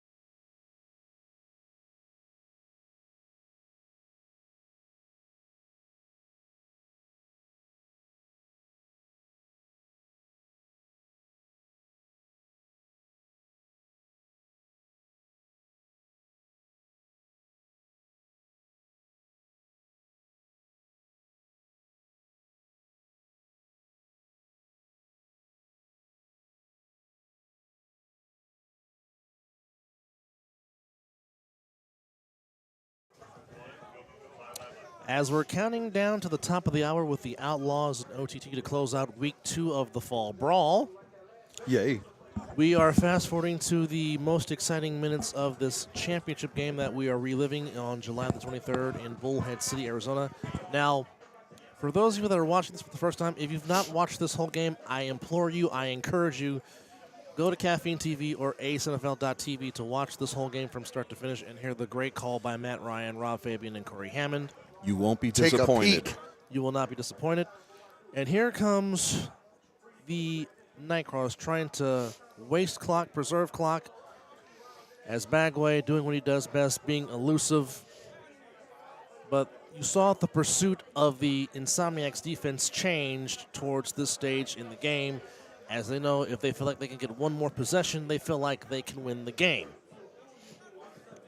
But again, Bagway was just special on this particular evening in Bullhead City. The elusiveness, the alertness, just his ways to make plays with the pursuit of the Insomniacs defense was just uncanny. But, however, there was a play in this game that would defy the mark. Now, he was down Right on here? contact after that. But coming up after this play is maybe perhaps the play that's really not talked about at verbatim of what would happen in this game. But there's again Bagway just finding a spot in the zone, throwing the ball over defender's hands to his receiver. But this right here changed the outcome right here. It's Bagway, elusiveness, finds a guy, but on the spot was, as Chris said, the Defensive Player of the Year, and A.J. McQuaig showing his emotions, running down the sideline, fist pumping the football, throwing it into the wall, shedding tears, and channeling his inner Ryu from Street Fighter and harnessing his chi. But the pursuit by Mr. Mouth, Chris McWilliams, helped set up this play. As I don't know if he was trying to lateral it to his teammate, I think his he teammate was trying to take it away from him. No, I think he was trying to lateral it and realized it too late. The hands got in the way and knocked the ball down. So I don't think that I can't blame the offensive player from trying, but it really cost him. So there you see the time, 1:57 to go in the game, and the Insomniacs feeling like we can score on this possession here because they know they have to. And the crowd's going crazy. Everyone on the sideline is going crazy. And then here comes the eventual MVP of the game, even though he would give it to his teammate later on, but there's a flag on the play. Now, once again, we are counting down to the top of the hour between Over the Top and the Outlaws. I can't wait for this game. And it looks like OTT has more players than last week, which is a good sign for them. And, of course, the Outlaws have a lot of depth. And there's Scooter, never scared to take a shot downfield. Now, this particular play right here was very, very controversial. It was debated. It was back and forth. Controversial. Some say interception. Some say Danye actually possibly made the catch to make it a touchdown. Danye caught it. It was there's your homer bias right there. Yeah. So for me being right there, I watched that play, and they changed that football changed hands twice before it came out. And if you watch it, it's actually on the ground. And then there's Donnie. It looked like he takes it away, and then the ball finally hits the ground. They eventually ruled it an incomplete pass, which I think was the right call. Which was the right call, because you could not tell who had possession, where the ball was when both defenders hit the ground. So, a redo. And then Scooter goes underneath to that man by the name of Mr. Schufert, who eventually you'll see one of the great plays ever done, who could also throw the ball, too. He throws a very good deep spiral for a left-handed quarterback. As you see the time ticking away on the final offensive possession for the Insomniacs. Now, again, if you have not watched this game in its entirety, I implore you, I encourage you, Caffeine TV, A7FL.TV, to watch this fourth quarter, entire minute 20 game. left. Man.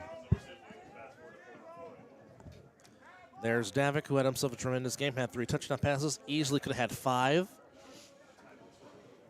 Yeah, he could have easily matched Logo Davis with his touchdowns if there was just those 3 misses that started early is what caught him. As you see, under a minute, Scoot looking, still looking, all the time in the world, and decides to run for himself. And one of the rare times you actually see Scoot get beat down, or knocked down, I should say, not beat down, knocked down. That was an insane hit. Yeah. But Scooter bounced back up and said, give me some more. Oh, yeah. As he usually does. As he usually does. You're absolutely right. I just want to say Under Armour shoes are very, very comfortable, and they feel good on my feet.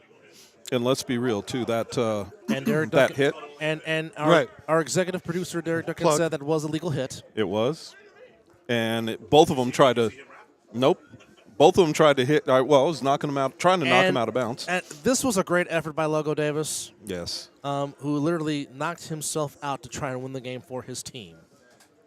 And he Initially, one hand intercepted, but Look. he did not come down with possession. He caught that and then went to sleep. Yeah. Yeah, he literally knocked himself out on So that as play. you can see, there was a lot of offense in this game, but there was more balance by the Insomniacs. That's such a crazy catch. Yeah. Oh, man, he was asleep. When his head bounced off the ground. He is the most impressive football player I've Now, ever seen. fans, here comes. And I play with Matt. Like, you know what I mean? Like, I play with Matt comes- Kenny and everything. It's just Matt Kenny is dominant. Here comes the play, but I really want you to watch Eric Schufer Jr., number 11, on That this block. play. It's And just- the play. And just watch what he does as the bus stop has one more stop to make. Well, the bus is going to the bus stop. Let me do this, okay?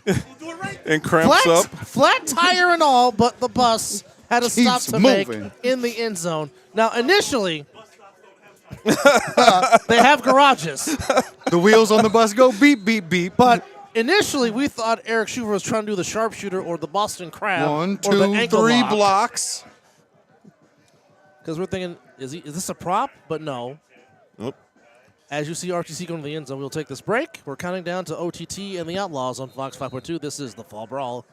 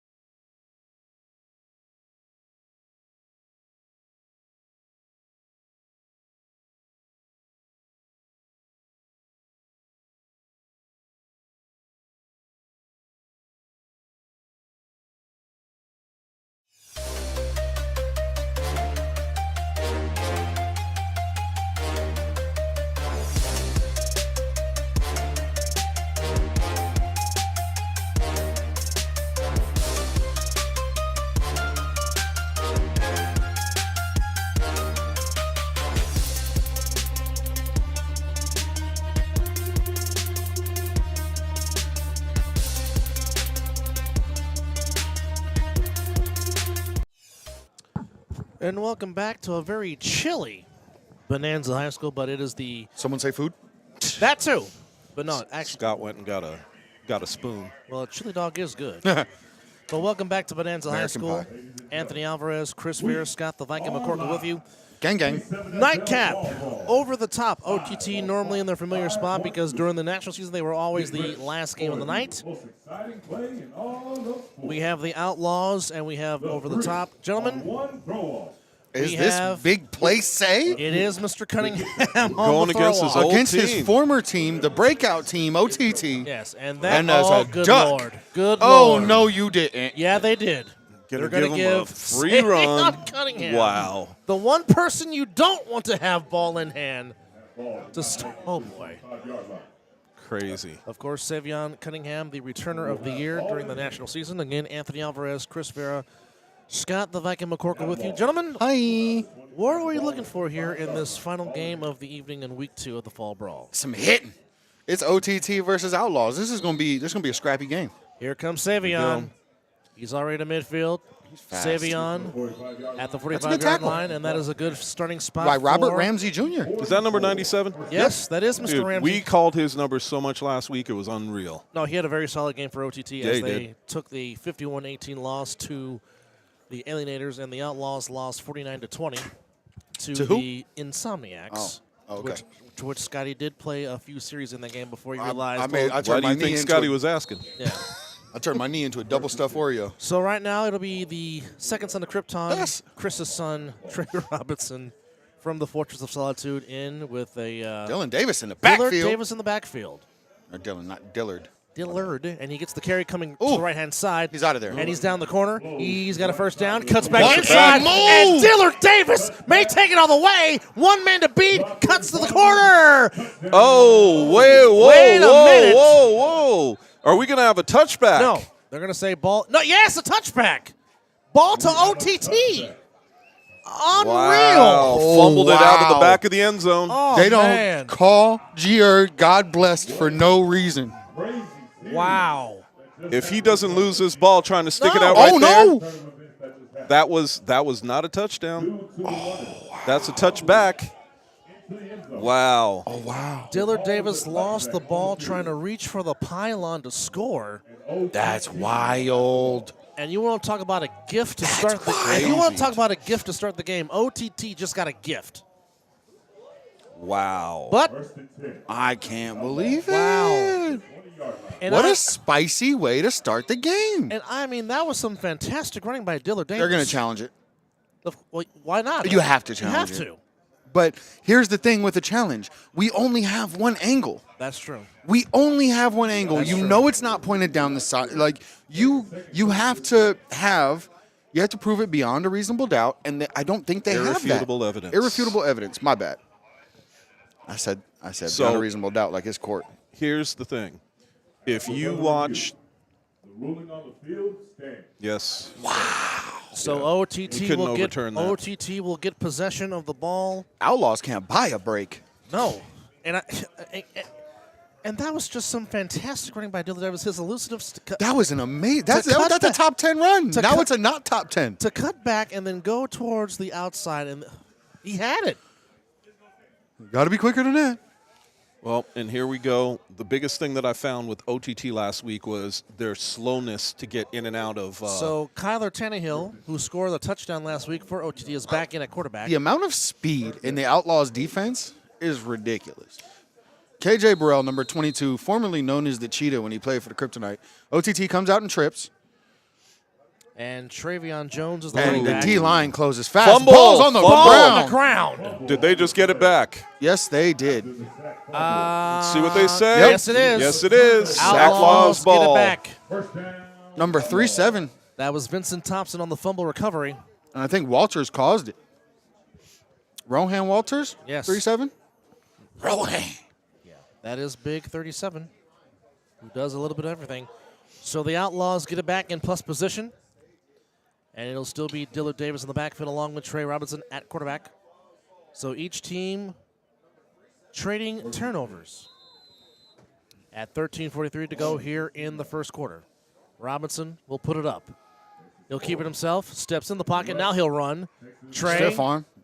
at the 10, at the 5. One thing Trey Robinson is really good at is as soon as he senses contact, he starts spinning. It's like an automatic alligator roll. The second he senses contact, and it gives him the ability to shake off a not-so-sure tackler. He's done it to me twice. Well, I didn't wrap up. You're talking from experience. Yeah, no. Man, look, that's one thing about me is I'll sit up here and talk all this trash in the world, but I'll give it to somebody when they get me.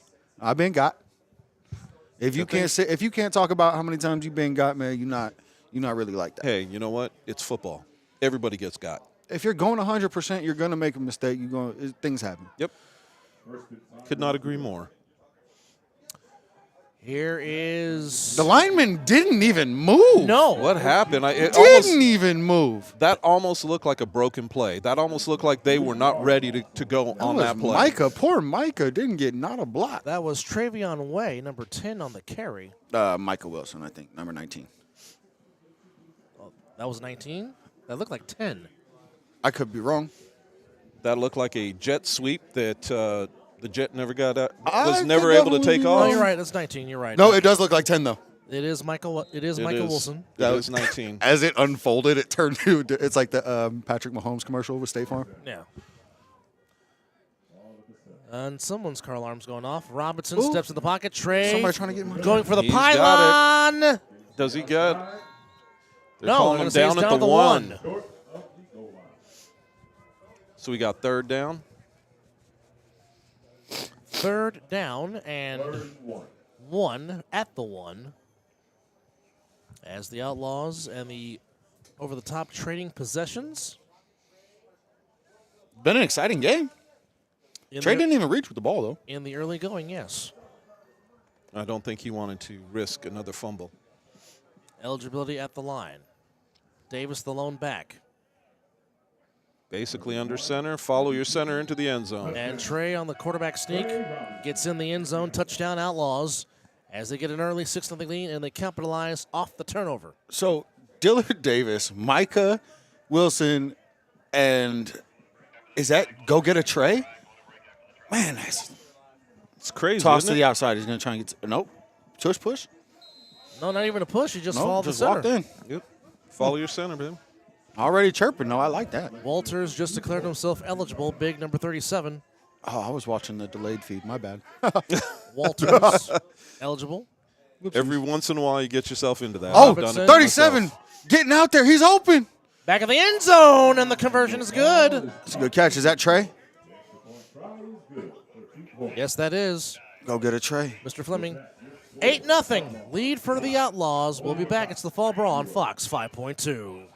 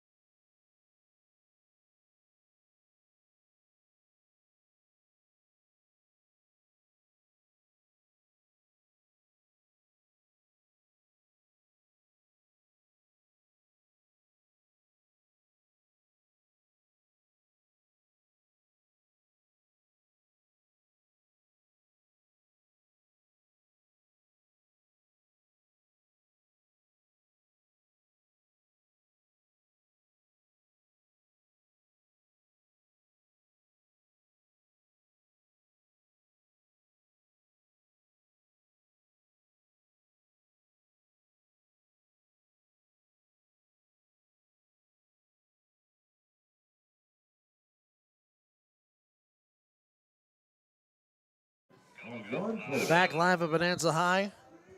And Mr. Calvin Delaney, who had one of the best 3-on-1 returns last week you'll ever want to see. Flag. And they're going to give him the ball in hand. He's going to get ball in hand. Here's your shot, big boy. Well, again, like I said, he had one of the great returns last week. He stepped out of a tackle. Through a tackle. Through another tackle, man. And took it to the house. Yes. Don't touch me there. Which was all around social media. On the field. And, Not now, allowed to touch me on the field. now Deloney will get ball in hand. It's crazy. So Absolutely crazy. Running start from the 25. You know, all you have to do is watch it and not move until the ball's thrown. And here we go. Delaney across the 40-45 midfield, and he almost went through. He went That's through a good somebody tackle, though. and almost took it again. And that is great. Ashton Cacho. And that is great field position for OTT to get their second possession. But Calvin Deloney might have to. Well, he's already been added to the list of the great return men. That is the great return men of the Nevada division here in the A7FL. I mean, Kyler Tannehill. And it's growing. Yeah, it is. Now we can now if somebody can get us 00 from the Outlaws, so we can add his name. And All right, not so just they're call him going by his number. Trips right, 2 linemen, and they're showing if they bring all 4, it's over with. Tannehill back to throw. Over the Should've- middle, got should've a man ducked it. in stride. Drops the beanie, but held onto the ball as a flag comes And he down. gets the flag. Let me guess, no wrap up? Ollie Ingram makes the catch. No attempt to wrap. He just lowered his shoulder. But I want to see what the call is. Personal foul. Well, I mean, it's a first down, and they're going to add it to the end of the play. But Ollie Ingram makes a What a fantastic catch. great grab. Despite losing his beanie. That was crazy. Ooh, 15-yarder, yep. And that puts OTT inside the 20.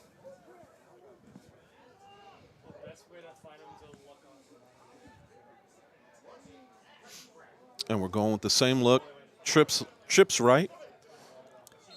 2 offensive linemen and a running back. Look for only Outlaws to thing- start sending Jimmy. The only thing that I don't understand is chip them. Chip them right there. That's all you have to do is chip them. Great coverage, though. Pass. Like, if they would have sent him, like I just said, maybe they were planning on that.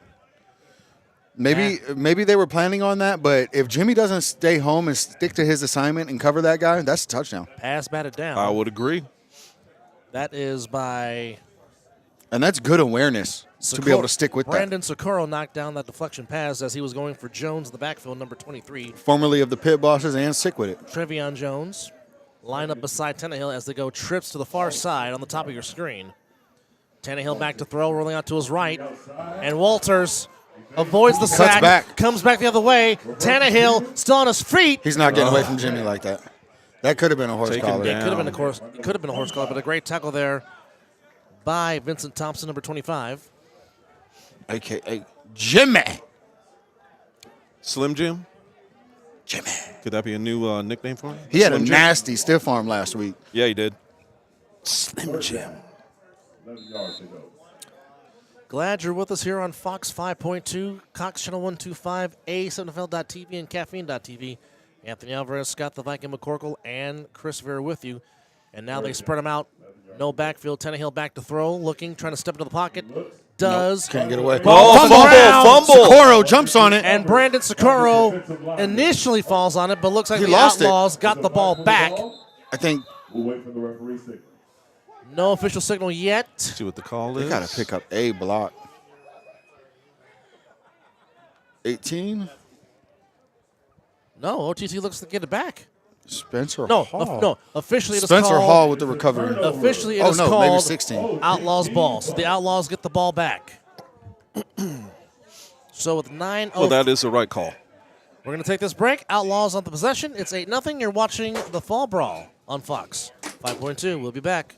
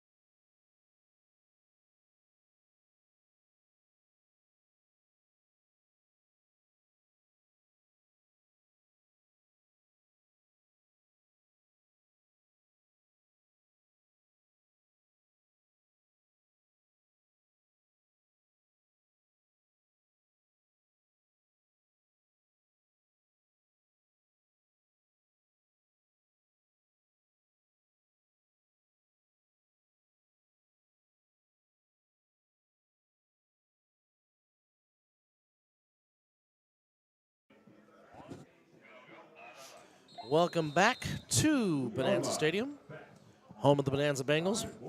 Anthony Alvarez, Scott the Viking McCorkle, Chris Vera with you live. The Outlaws force a turnover and they get the ball back, and Yodi Mack is in it's Smooth at quarterback, and Yodi Mack in the backfield next to him. So Mr. Darnell Richardson gives it to Yodi Mack. Yodi Mack cuts back in the middle, facing his former team. Gets about 3 or 4 yards. Daniel Oakley with a hand in on him. Made sure he couldn't get any momentum going. If Yodi Mack gets the momentum, it's a scary thing. Yeah, it is. Yeah. And big boy carrying the ball. Yeah. And Smooth, and he can throw the ball too. So if they hand it to him, he can still throw it. Mr. Richardson, a.k.a. the other Smooth, he can really sling that rock for sure. The former Lex Luthor. Yodi Mack still in the backfield. And there goes Richardson looking. Going downfield. Open. Man wide Trey's open. Oh, my goodness. Trey drops it. What is up with that? Go getter not getting it done right there. Again. Sorry, Trey. Another situation where a guy is trying to arm catch a ball. Catch the ball with your hands. Oh, you can't drop those. And I mean, Smooth put it right on the money. I don't know what else he could do with that. He hit him in the chest from 60 yards away. The only thing he didn't do was walk out there and hand it to him. and you know Flim's mad. Well, he might have dropped He's that such one, an athlete. He'll get over it. But you know Fleming is mad. He's upset. Yeah. You know Trayvon Fleming is mad. He is big mad. But what's crazy about it, though, is he's such a good athlete and he's such a reliable receiver that, honestly, it's not even going to affect whether they throw the ball to him later. Yeah, Mizzle, you do got to catch that. Smooth taking up. He's going to run for himself. And he's got the first down. And goes out of bounds as Mr. Ramsey was doing everything he could to get his hands on Smooth. But Darnell Richardson gets the first down and move the chains for the Outlaws as they have he's down there calling him Goofy, too. He's got an 8-0 Goofy. 8-0 lead with 7 minutes to go here in the first quarter.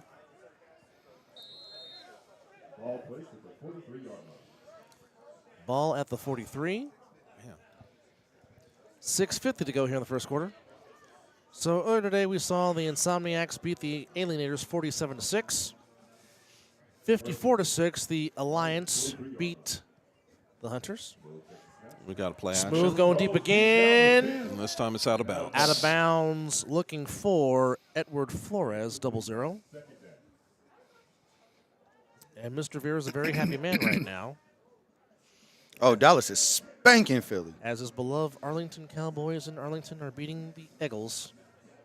The Eagles? I like to call them Sheagles. You're not wrong. It's the Sheagles. And if the Cowboys do happen to win this game, that will officially put my beloved 49ers as the #1 seed in the NFC playoff picture. And there will be a first-place tie in the NFC East between the Eagles and the Cowboys, Mr. Yes, it would be. So it'll be Richardson with Yodi Mack in the backfield with Michael Wilson on the near side. On the far side, it looks like it is the stance Robert Hines is taking. Step right between them. There goes Smooth again. Oh, what a spin move. Depending on the forward progress, he might be close or at the marker. Nope. Looks like he's going to be a yard shy. They're marking him about a yard shy. They ain't give him forward progress then. Well, yeah, they should have. The stance that Robert Hines is taking, that sideways stance, it's Eddie Ice. He also uses it, Eddie Hammond. Shout out to him, great blocker. It's so hard to get around. Mizzle, I'm just trying to inform the viewers, for those that are watching us, just giving them an update, that's all. That's all I'm doing. What did he say, keep it A7? No, he said he said nobody wants to hear all that, of course. My co-host on the Mizzle and Dub Show that you can catch us on YouTube, and we will be doing a show tonight, recapping Week 14 of the NFL and A7. So watch us on YouTube, the Mizzle and Dub Show. Walters in motion. Richardson throws to the Walters. Big man with football. Big man has a first down. Big man spinning inside the 40. You know, here again, you bring the player in motion from the other side of the field, and nobody accounts for him. Not one person. If you watch the replay, he comes in motion, top of your screen to the bottom, and nobody stays with him. Look at this. Everybody's just kind of playing off. And now he's getting the ball. And it's just a simple dump off that turns into a first down. Correct. I mean, it wasn't anything spectacular. It was just a simple dump off in the flat, and Walters gets the first down. Easy pitch and catch. Exactly. Richardson in the gun. Yodi Mack in the backfield. Fake to Yodi. Smooth rolling out to his he's right. got Got a to man. Oh, pick. Intercepted. Picked off by Ramsey. Oh, we got a flag down, And a too. flag What's is the flag down. for? And Yodi Mack and Ramsey were playing small package like they're in professional wrestling. That is a very uncharacteristic ball by Smooth. Yeah, he really doesn't. Usually he overthrows it. He throws with so much power. Well, if you watch when he puts his ball up, it's late across the middle, and you never throw late. That ball, it seemed to sunk fast. I don't know if he put some kind of weird flick on it, some kind of whip of the wrist to drop it. I don't know. That's an uncharacteristic throw from Smooth.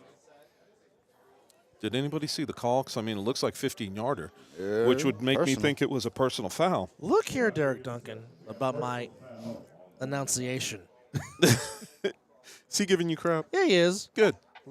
Love you too, Derek. Yep, personal foul against the defense. He didn't see a clue on what it actually was. I didn't see it either. Mizzle, that's a good question. But did I just see Will Franklin out there?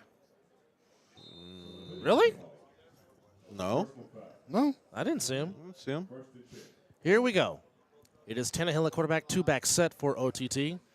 8-0 with 3:49 to go here in the first quarter. Who's the white hat? And that is a give Handoff up the middle. up the middle to Good run. Mr. Jones. And we got some fans that are passionate, and they are not. They are not giving. They don't hold back, man. They are not giving no filter for anybody. No, shout out to the fans. Shout out to shout out to the Alliance guys out there making it fun.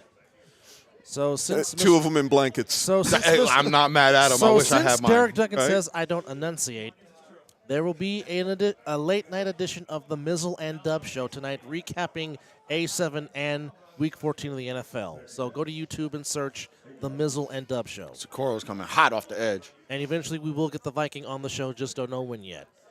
Delay give, Y'all that's are given up late. to I'm an old man. I'll be in bed at 9:30. number 14, rumbling, bumbling, stumbling.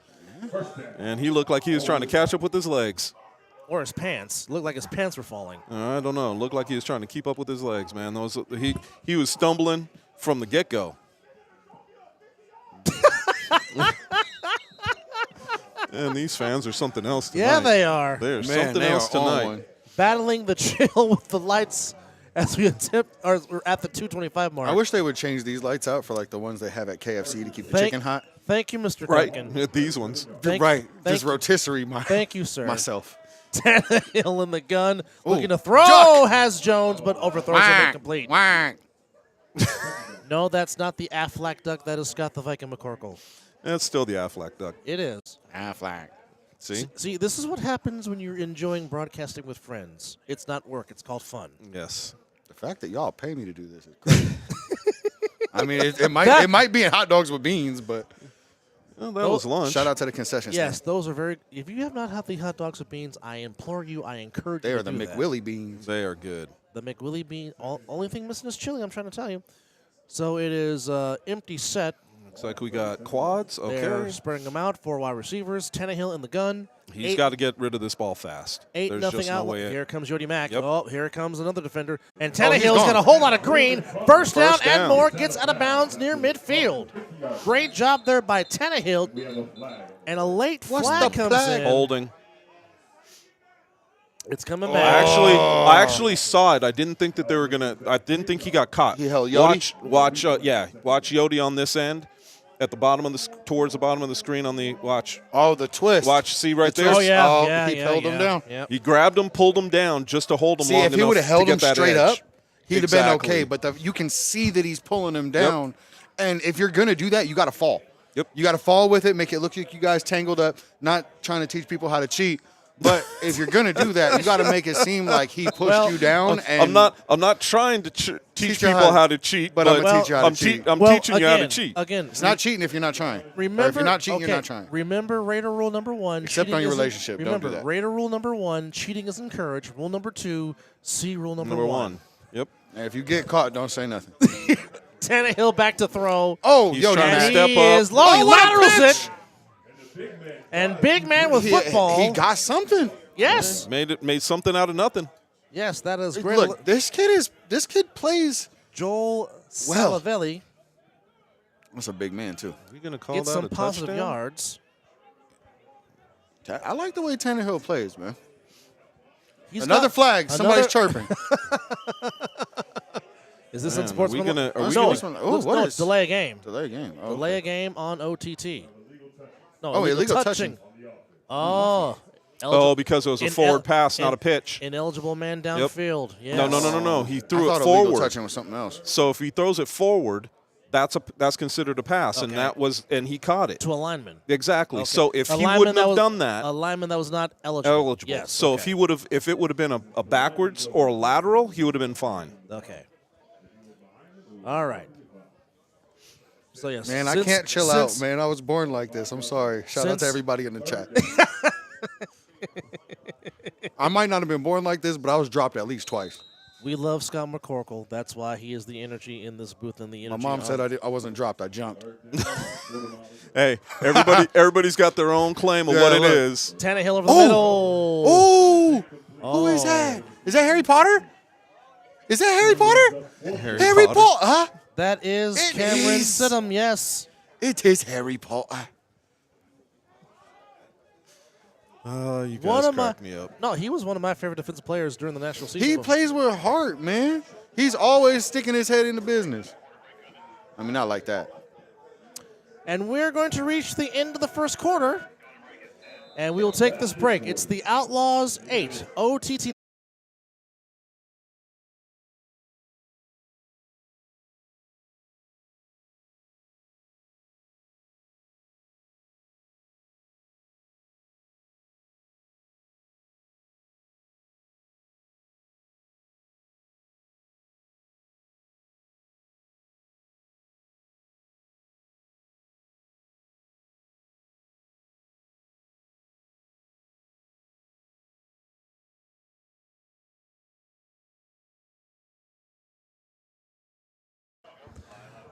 Anthony Alvarez, Chris Vera, and Scott the Viking McCorkle. Welcome back. Better known as 3 popsicles. It is a little bit chilly here in the booth. It's better than being called 3 seashells. Oh, Jesus. Shout out to Demolition Man. Still one of the best movies ever made. And ladies and gentlemen, it looks like okay. Hey, boss, is that, you could take no, this that job is- and you could shovel it. That is She was KJ. so hot in that movie. That is KJ. Are you talking about Sandra Bullock? Yes. Dang. KJ Burrell back to receive the 3-on-1 throw off. Now check this out. He was the guy. He was the guy, and he retired to go to boxing. And you don't want to do that. Oh, That's no. what you don't want to do. No, that's not what you don't want to Oh, do. man. Well, he can't. Uh-oh. Here he comes. Ruh-roh. Here comes KJ. One man miss across the 40. Another man miss. Oh, he dropped the ball. But a good return. By Very good return. By KJ Burrell. Yeah, he retired from A7 to go box, and now his MMA coaches do not know he's playing A7. So Okay, so we're going to keep that quiet. his name is not KJ Burrell. He's not the cheetah. Yeah, that's throw out the He real needs names. another- Throw out the real No, it's names not to that. backpedal. It's not that. Throw Yeah, out the real no. names to backpedal. Good job. Yeah. Good It's job. definitely not that. I just want to say that I am a big fan of Earl Simmons. I just want to say that I'm cold. He's a fellow Sagittarius just like I am, Nothing will heat you up like listening to DMX. which, by the way, your boy's birthday is in 2 days. Your birthday? My birthday, yes. He's gonna you be wanna go hang 57. out? Well, I have some devious things we can do. All save right, that for off the air, sir. Hold on, and let me get bail money first. From the I 50, got some bail money. Oh, from okay. the Oh 50. no, I just put a down payment Here's on the truck. Dillard Davis. Oh. Gets Dillard to the Davis. inside. Gets Hold it on back to to the the ball. outside. Dillard Oh, Davis wow. He's inside good. the 30. Good run by Dillard Davis. He's a little shifty. That little man was moving. He was moving. Dillard Davis, formerly of the Hunters. Correct. Yes. Yes, and I'm glad to see him back because I know that that rib injury Yes. had everybody worried. Yes. Yeah, but you're still walking around with no shirt on, a little buff self. And again, another one of the great return men on the 3-on-1 return in this division. Correct. We got a bunch of them. Yeah, we do. And it's Stable growing. is deep. It's growing. I can't wait to see Juice return one. Juice can. Oh, boy. Oh, man. Oh, boy. Can you, a full head of steam? Oh, boy. Trey, screen pass, caught.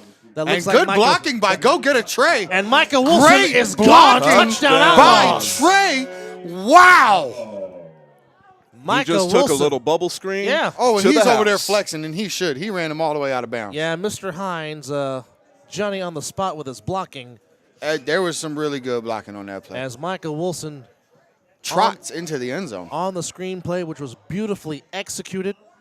And it is a 14-0 lead for the Outlaws with 13:41 to go here in the first half. And Daniel Packer doing what Daniel Packer does, not afraid to voice his opinion. Hey, look, man. You can't just be saying that you got my bail money ready. I get into some stuff. Ooh, Denzel, is that how you feel? Tell us how you really feel, Mr. Daniels. Oh, they'll tell you. Big man 3-7. with conversion. And these guys are taking it. Didn't even They're cover taking him. it 8 points at a time. So with 13:41 to go, the Outlaws have a 16-0 lead. What can OTT do? You're watching the Fall Brawl on Fox 5.2. We'll be back. Bye.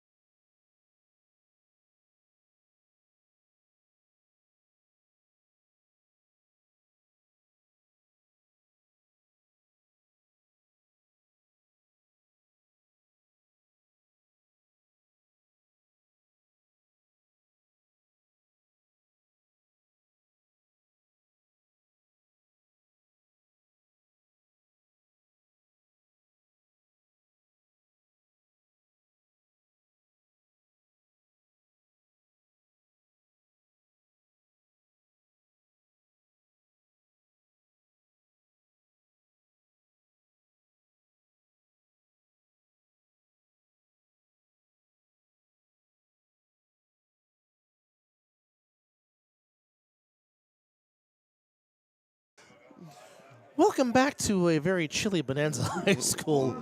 Anthony Alvarez and Chris Fair with you as Scotty is doing some maintenance right now. He'll be back with us shortly.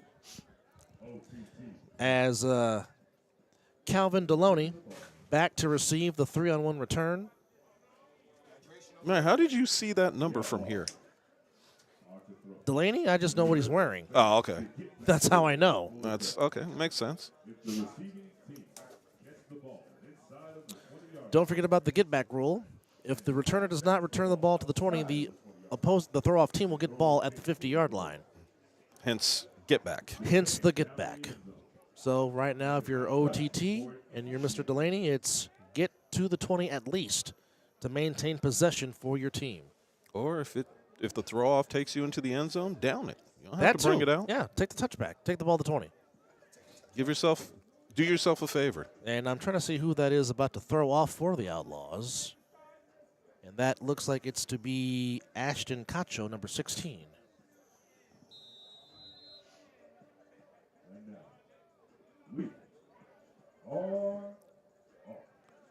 That's a pretty good throw. Right to him, though. Right to Deloney. He's across the 20, 25, 30. Oh, my goodness. And he will not go down.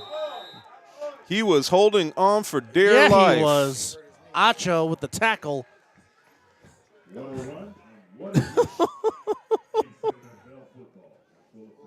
Man, that is That looks rough on the knee. attacking it. Yeah, that is rough on the turf. Yes. Cacho again. Yeah. He's balling. Yeah, he is. He a little bit everywhere.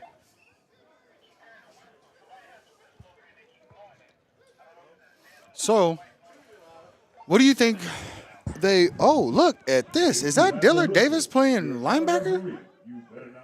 Huh. That's a new position for him. Okay, so some first quarter stats. Outlaws with 67 yards on the ground, so -2 for OTT. What are you laughing at? 14 total yards of offense. Oh. 0? 0 turnovers.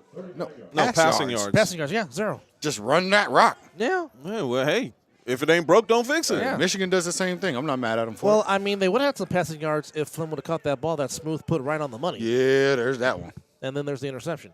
Here Ooh. comes Mr. That's Mr. He looked like Jones. Brett Michaels. Are we talking about Brett Michaels from Poison? Yeah. Okay. Every rose has its thorn.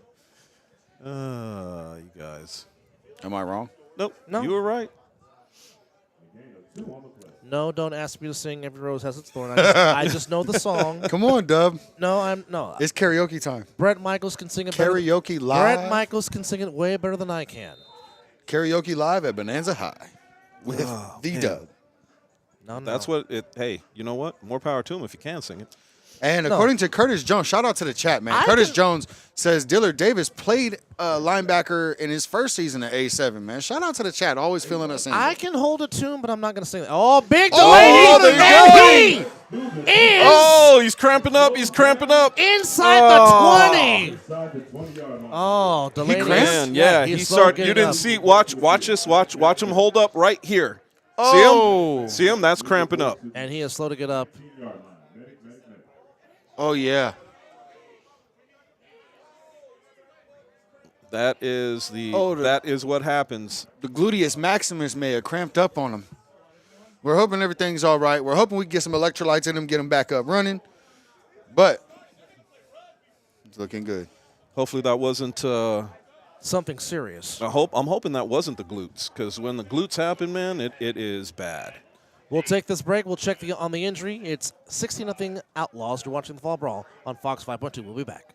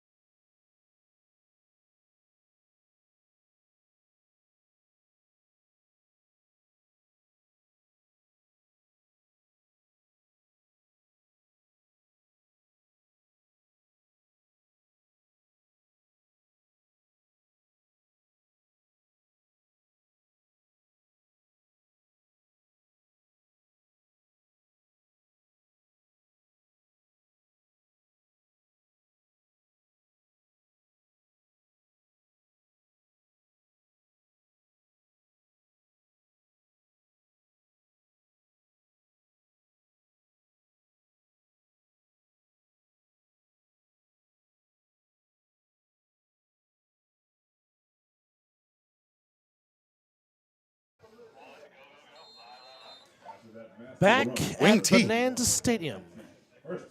Oh. There's a fake. Ooh. Ooh, some Big heavy hit. hitting. And there Good goes hit, Jimmy. And Mr. Harry Potter. Harry Potter gets in the mix. Jimmy on- finishes it off. On the tackle of one. They're out here sticking it, man. Now what?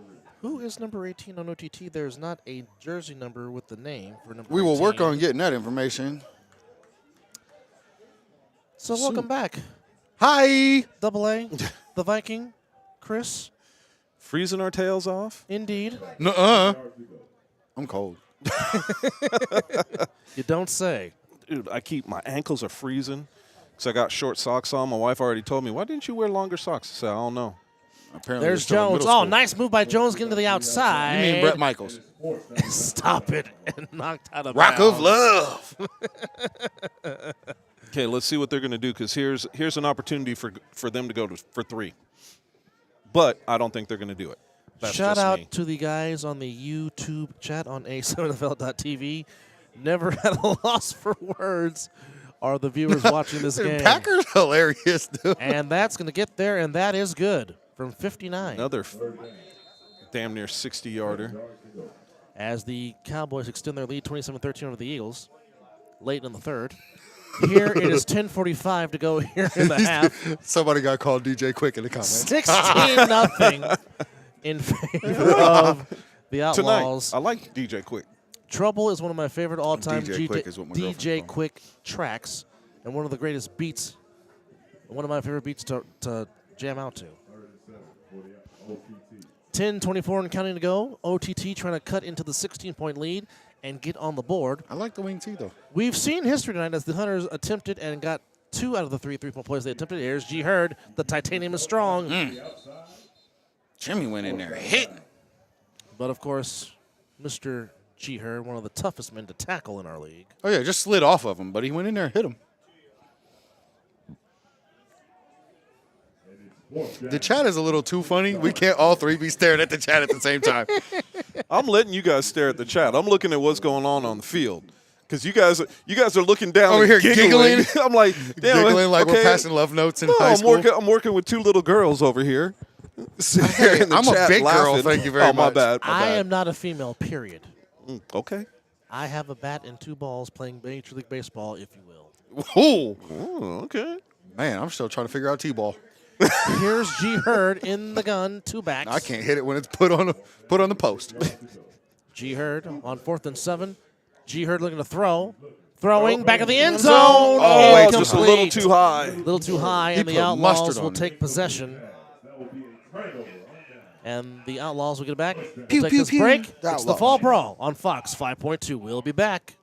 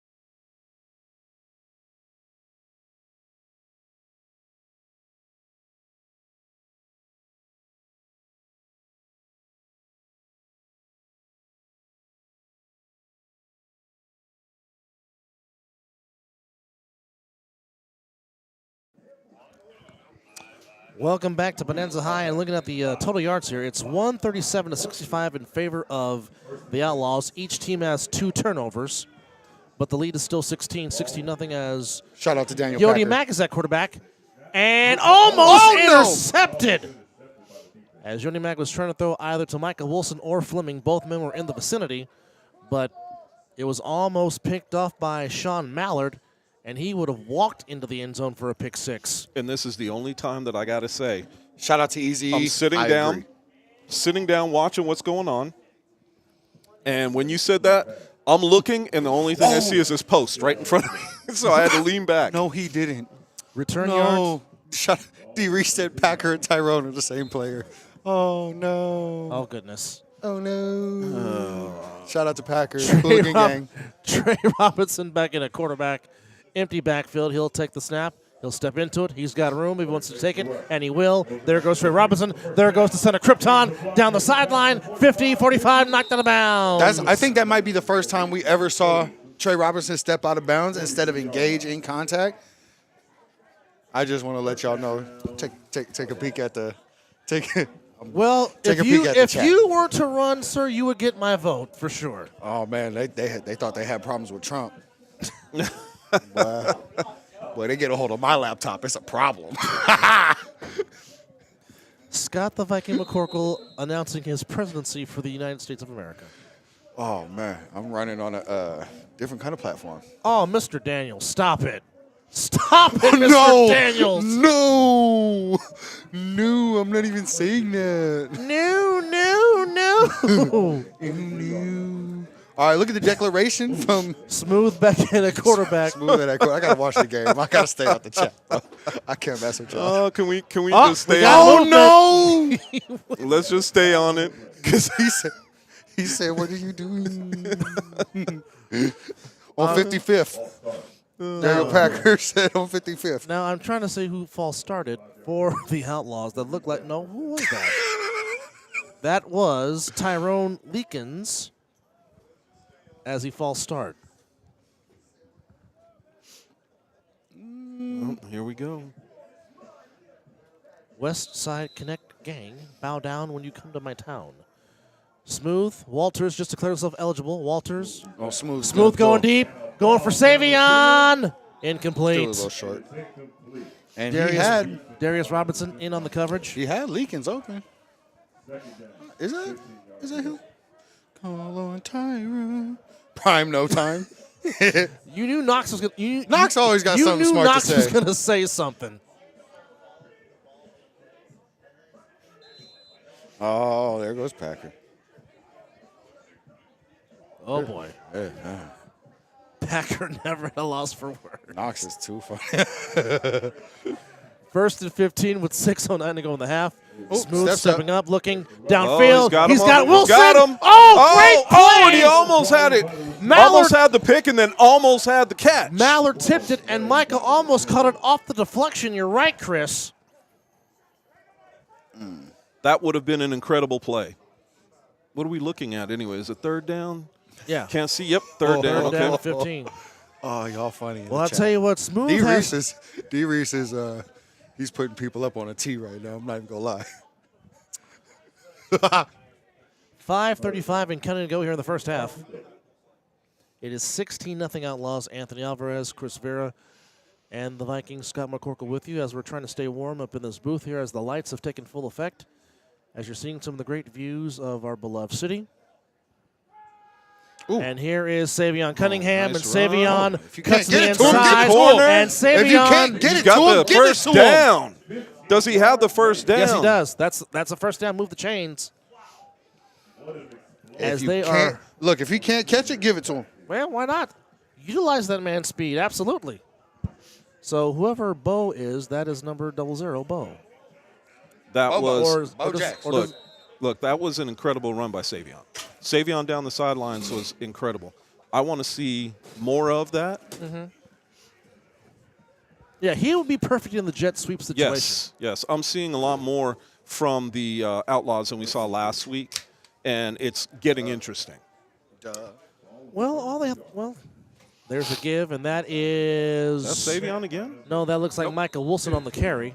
Micah. No, yeah, that was Michael Wilson, who already has a touchdown in this game. And the other touchdown scored by Trey Robinson.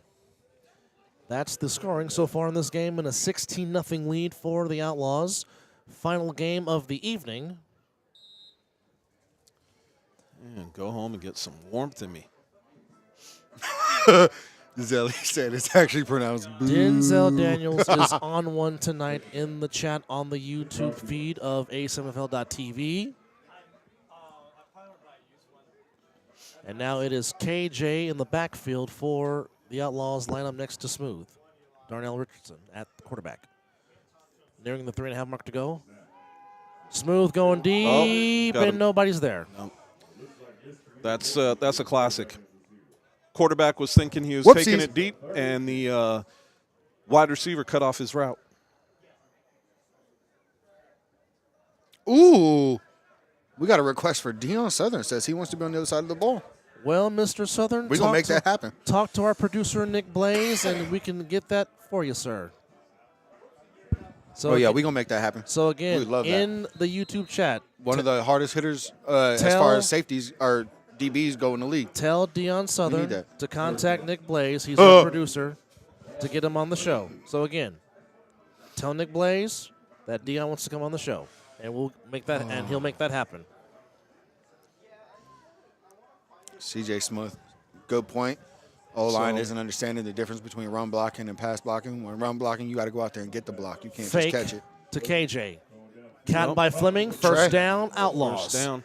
See, and that was a great play. That was third down. Third down. Find he the didn't sticks throw and the turn ball. around. Yep, he didn't find the ball. He didn't fire the ball short. You had your wide receiver that turned at the sticks, and he didn't have to do anything else to get that first down. It's a great play. Great awareness. Nice little curl route. It was thrown on time. Nobody was waiting for nothing. I think they thought that you sounded like me on talking about Dion getting on the show, but we'll make it happen nonetheless. Oh, yeah. All right. Outlaws on the move. And how appropriate they're playing Machiavelli. Oh, with man. the Outlaws on the ball. And We got a timeout. have Timeout on the field. timeout. I can't even read that. Samari. We'll take this break. 2-minute warning. You're watching the Fall Brawl on Fox 5.2. We'll be back.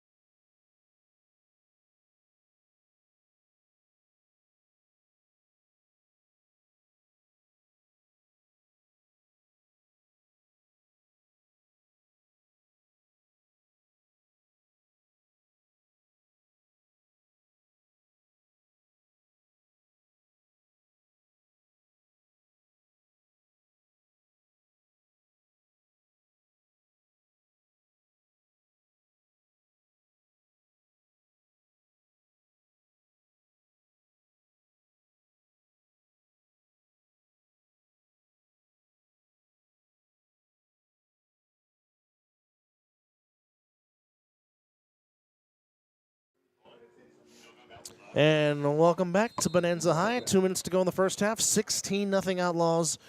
AA, the Viking, Chris Vera.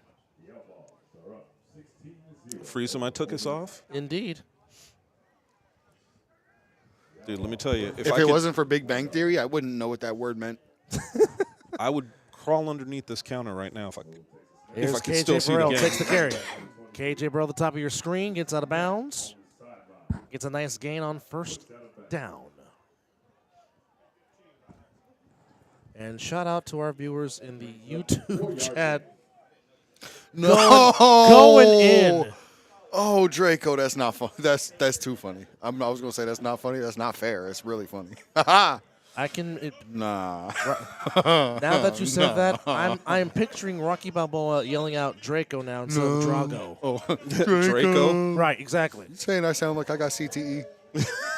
I said Rocky Balboa. I said Rocky Balboa, not right. you. Yeah, but if I remind you of him. You. I mean, I probably do. KJ again, fake snap. Oh! Smooth looking. Back Oh! foot. And good to see Delaney back out there. He almost came down with the interception. Oh. Adidas cleats, Under Armour. Hey, I like Under Armour wristbands. Well, actually, I just like Under Armour periods. Their stuff is very comfortable. Ooh, he said you wake up putting on Adidas cleats, Under Armour wristbands, Nike gloves, and a Jordan headband to lose by 56. All right, minute 51 to go. Oh, that's fucked Third up. down. We got two eligibilities. No. Damn.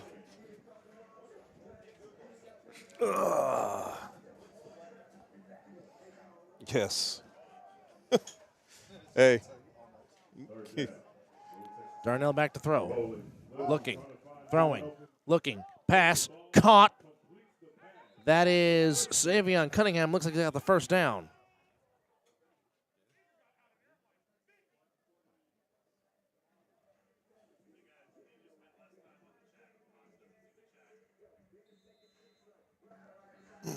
Savion makes the catch. And looks like it is a first down for the Outlaws. Where are we? Oh, I see him in the corner. Never mind. Smooth throwing pass. Oh. Ooh, they did not. Yeah, that was a That was- miscommunication.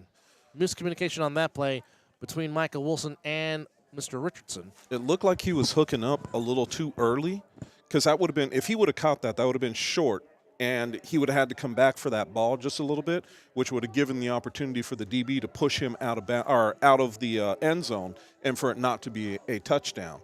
So I'm kind of surprised that he didn't take that a little bit deeper. Push a couple yards into the end zone and then come back for the ball from there. Yes.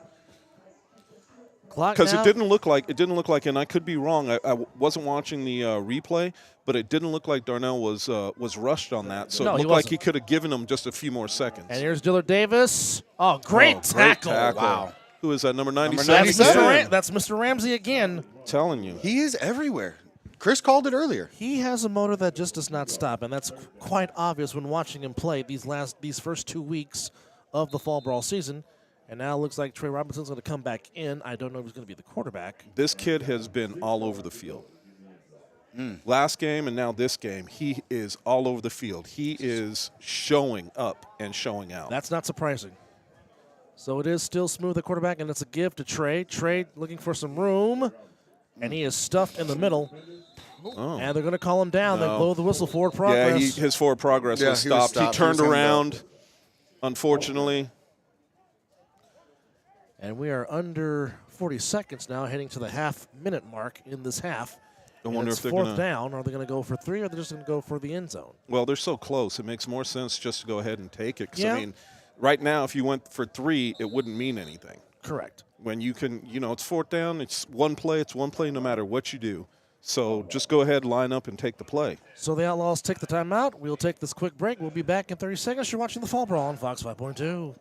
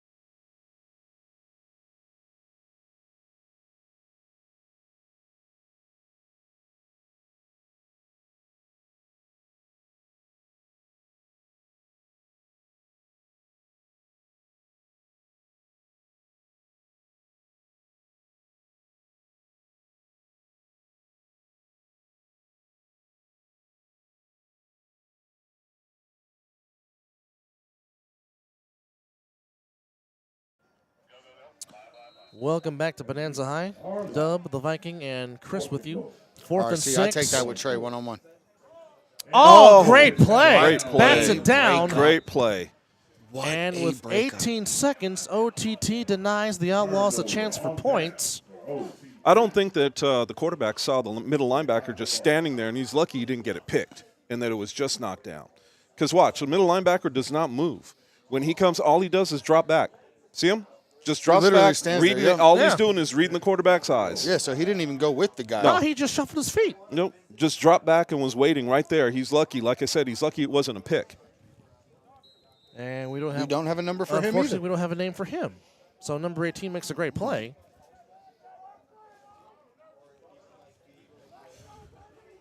So I'm guessing, do you have a chance to take, well, I mean, obviously you have to take a shot downfield. I mean, you got 3 timeouts with 18 seconds. Stranger things have happened before in football games.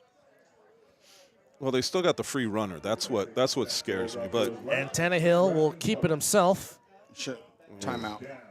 Call a timeout with 8 seconds. quarterback's last name is Tannehill? Correct. Wow. Kyler Tannehill, who scored a touchdown last week before he left the game with an injury. Said he was feeling a lot better this morning. He came up and visited the booth just before he started warming up. Said he was feeling a lot better. He wanted to show out a little bit. Good. He's doing that. Now I just want to see his arm.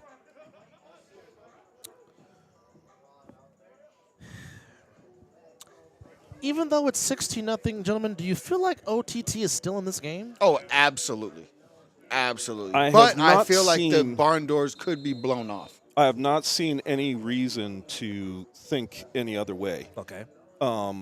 I think that they're just a couple of plays away. Yeah. Yeah, you're not wrong. You're not wrong on that theory. You're not. They've had a couple of big giveaways. You know what I mean? Like they've missed a couple of. The turnovers are even. They each have given up 2 turnovers. Let's see what goes on right here. Tannehill comes back in now. Yeah, quick discussion for something.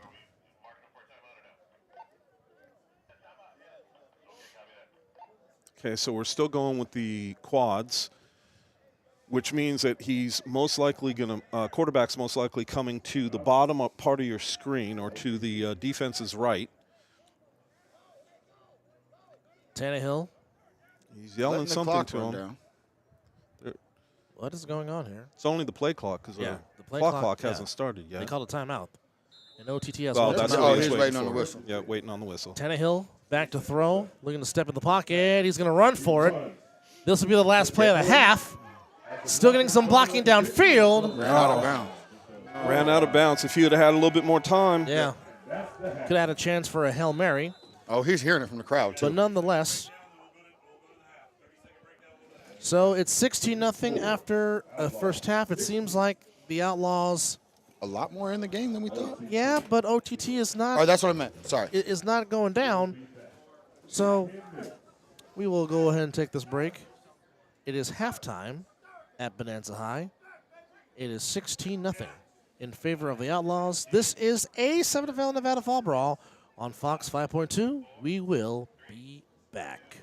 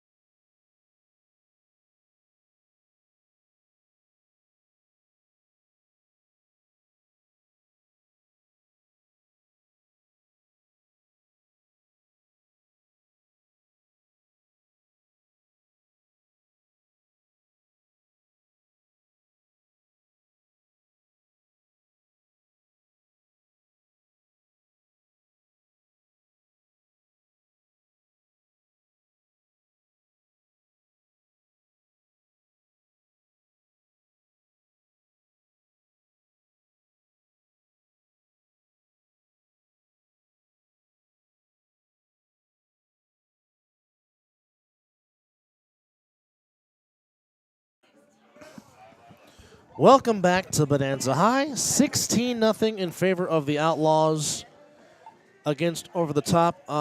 Gentlemen, thoughts on the first half, and does it seem like the Outlaws should be up by a lot more than just 16? It does. It seems like this game should be in hand for the Outlaws the way it has gone down. But you know what? This is what we see with OTT. OTT is always showing heart. They're always in games. And when you think they're not, they show you that they are. So very interesting to watch. Well, there were some plays missed out by the Outlaws as Darnell Richardson had a couple of passes that should have been for touchdowns, but his receivers dropped the ball. And for OTT is just unfortunate missed opportunities. The game started weird as Dillard Davis on the first play of the game had a tremendous run, but fumbled the ball at the goal line, giving the ball to OTT, which in a touchback. Scotty, if you are OTT, Yeah. you're still in the game. Absolutely. So offensively, What must be done for them to give them some confidence Control to get the back clock. in this game? That's it? Control the clock, work a first down at a time. If you get enough first downs, you score. Like, they have some athletes on the sideline. We're just getting we're just figuring out that number 18 is Joel, a returner he used to wear number 15, I believe. But he's a former rugby player, a super aggressive, super talented player who has no quit and all heart.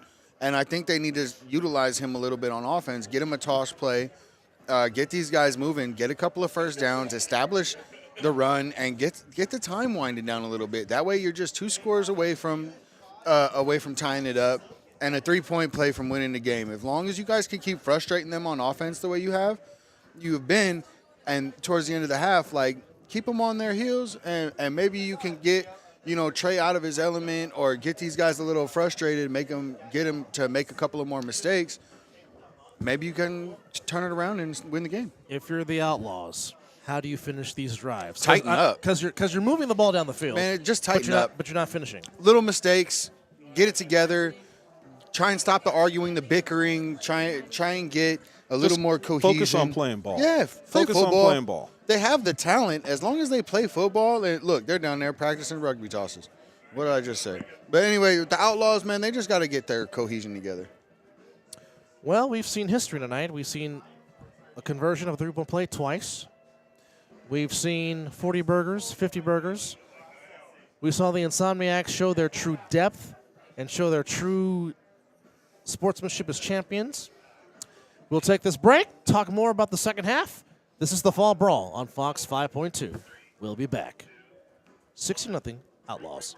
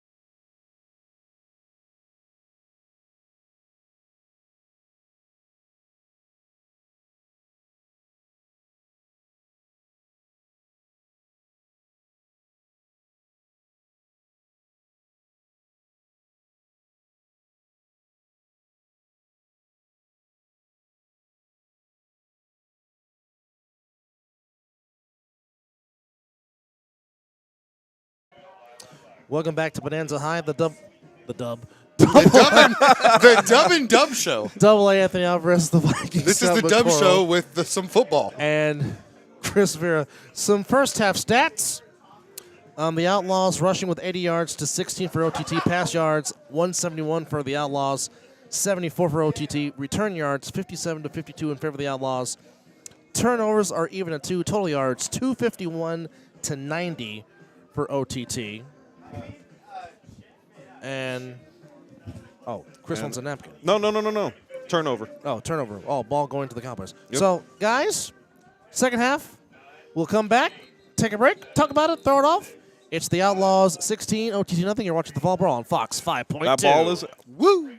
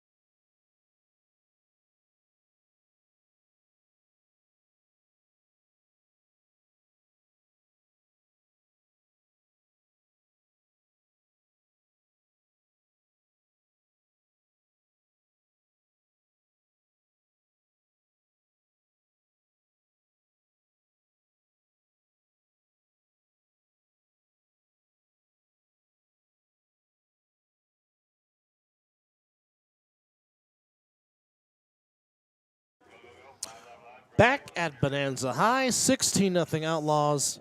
I'm going to try to say my name right this time. Double A Anthony Alvarez, Scott the Viking McCorkle. It's the Dub Show. And Chris Vera. No, it's not the Dub Show. It's Dub the Viking and Chris calling some A7FL football, Fall Brawl style. It's called freezing your tookus off. That too. Again, shout out Big Bang Theory. Yes. What, for Hey, yes. Tookus? Yeah, I wouldn't know what it was if it wasn't for, That show. yeah. Oh, okay. So, second half, OTT will be receiving the 3-on-1 throw-off. And I think this possession here, OTT really has to find the end zone to get on the board, cut into the 16-point lead.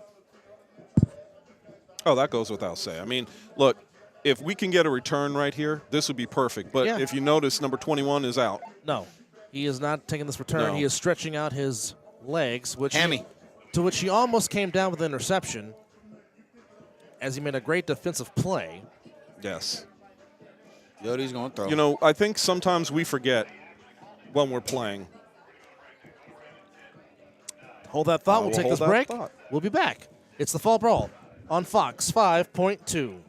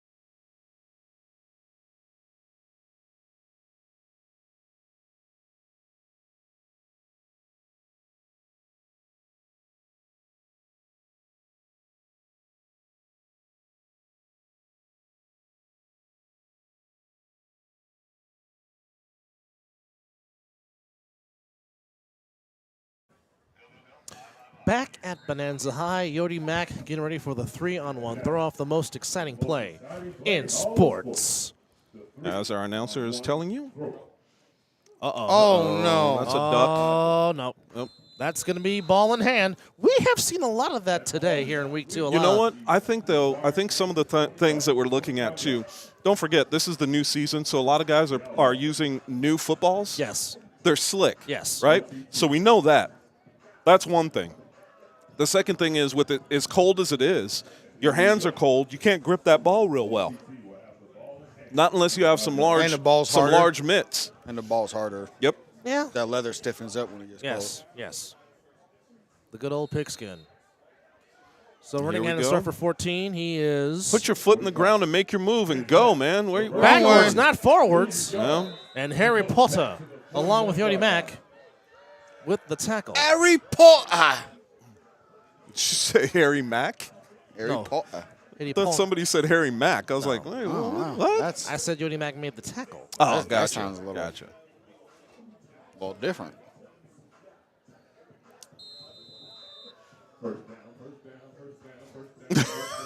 Dubs up here going crazy. We got some. We have some people in the. He's the, playing Vallejo music. He's It's- bumping my hometown right now.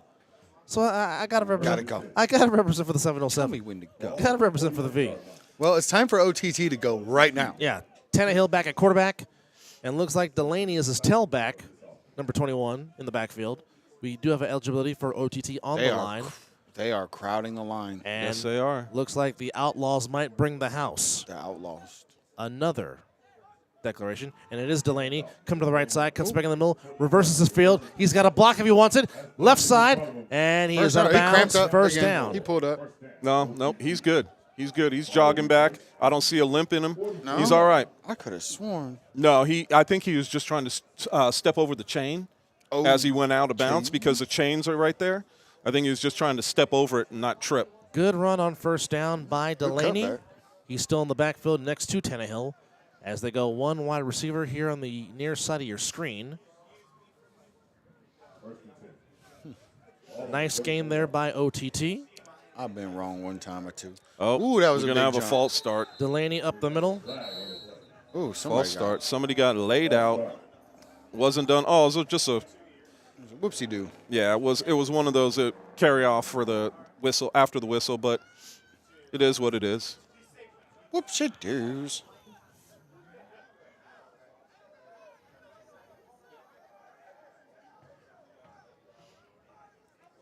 So we got false start, offense, back Big them jump. up 5. So now we're going to have a first down and 15. 13 minutes and 38 seconds to go. But this is the area where you've got to put a little fire under your can and get moving as an offense, because while they're only down by 13 or by 16 right now, the fact of the matter is you still got to play with urgency. You do. First and 15. Here's Delaney going to the right side, cuts back in the middle. Nice strong run by Delaney. Gets the penalty yards back, gets to the 40-yard line. Sets up a second down and 5.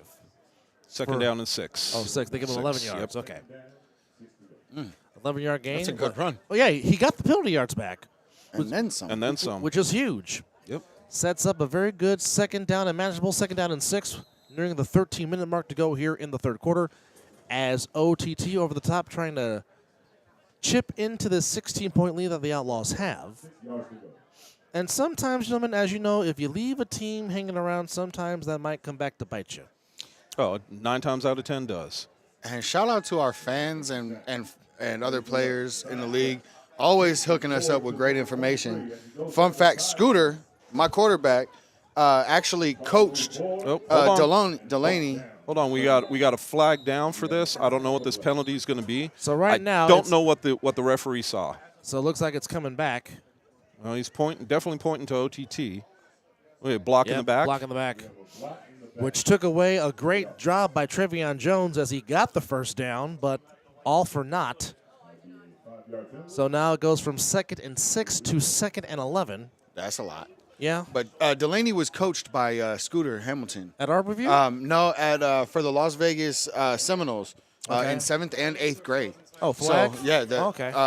Well, might have been tackled. So here's the thing: Oh, depending Pop on where they're back to, which it looks like it's going to be second down and 5. No, 6. 2nd and 6. 2nd and 6. Well, it's a spot foul with Spot the block foul. block in the back. Okay. So 2nd and 6. So I mean, realistically, all you have to do is try to get three yards here and get 3 yards on 3rd. Or get it all right now. Either way. Right now. Tannehill rolling out to his right, looking, throwing underneath, pass caught by Jones. Oh, great great move. Michaels with the Oh, And we've Delaney we've got another inside penalty the flag, 25. though. Another penalty down. Another one? Another flag That down. might come. Not the DJ Khaled. Too many men on the field. Don't delay a game. No. No. No, Hold on. no, wait a Hold minute. on. Number 32. 2, 3, 4, 5, 6, 7. You got 7 players on the field, so it's not that. What do we got? What are they? Well, the Hold official went hands on the head. Oh, delay a game. Okay. Illegal touching. No touching. Okay. No, How no is that touching illegal me there. touching? I thought number 23 was the running back. He might have been on the line. I don't know. That's the only thing I can think of is he was on the line and did not declare himself, no. and he did not declare himself eligible. I thought he which- was in the backfield. to which He's been lining up in to the which backfield. to which you have to. That shouldn't be. That shouldn't be. I don't know. I'm not sure about this one. just because I did not see where he came. I didn't see where he came. That seems a bit in. silly. Well, when he pitched the ball forward, it's a forward pass. Therefore, you have to be an eligible receiver. But I don't know that number 23. Yeah, he's going back to the line. He's on the line as the center. So now he's guard, right tackle. guard. Yeah. But if he didn't right tackle, declare, excuse me.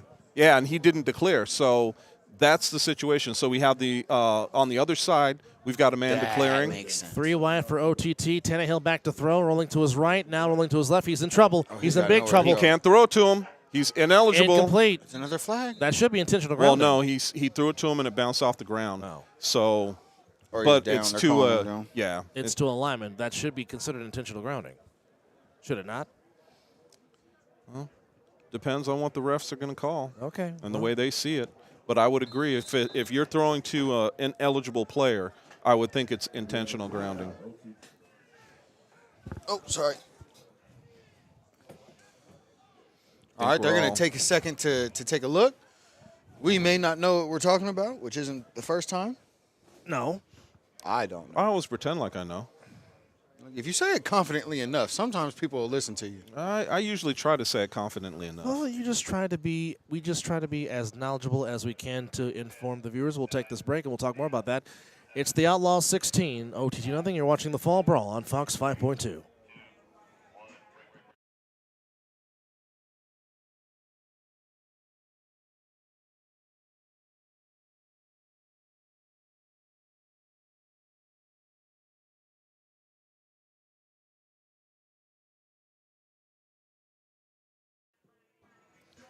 So there's a discussion going on with the referees and the players, which we don't know what's going on.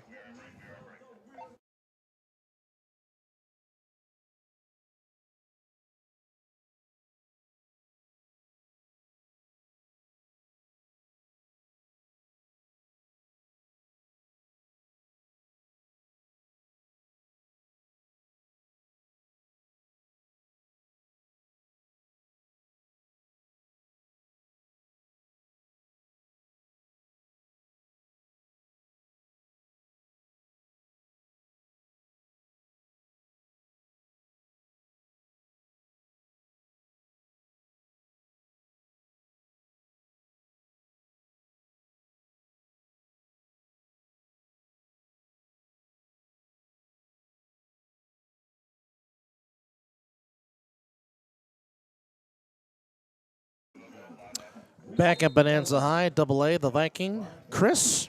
Hello. Tannehill looking, steps to the pocket. He's got to stop Ball doing on that. the ground. He's got to stop doing that. And they're going to call that a set, and that is Mr. Socorro. Brandon Socorro wearing the magic number, if you will. That's a lot. And that is first down for the Outlaws, as OTT had some momentum on the drive, but They lost it. penalties will do that to you. As this team grows, the one thing that they have to coach out of themselves. The one thing that they have to coach out of themselves is the mistakes. Yes. The mistakes are always going to kill you. So you have to be able to coach yourself up and make sure that you are getting rid of those mistakes. But what I see right now is the same mistakes that were made last week with OTT are the same mistakes they're carrying on for this week. Yes.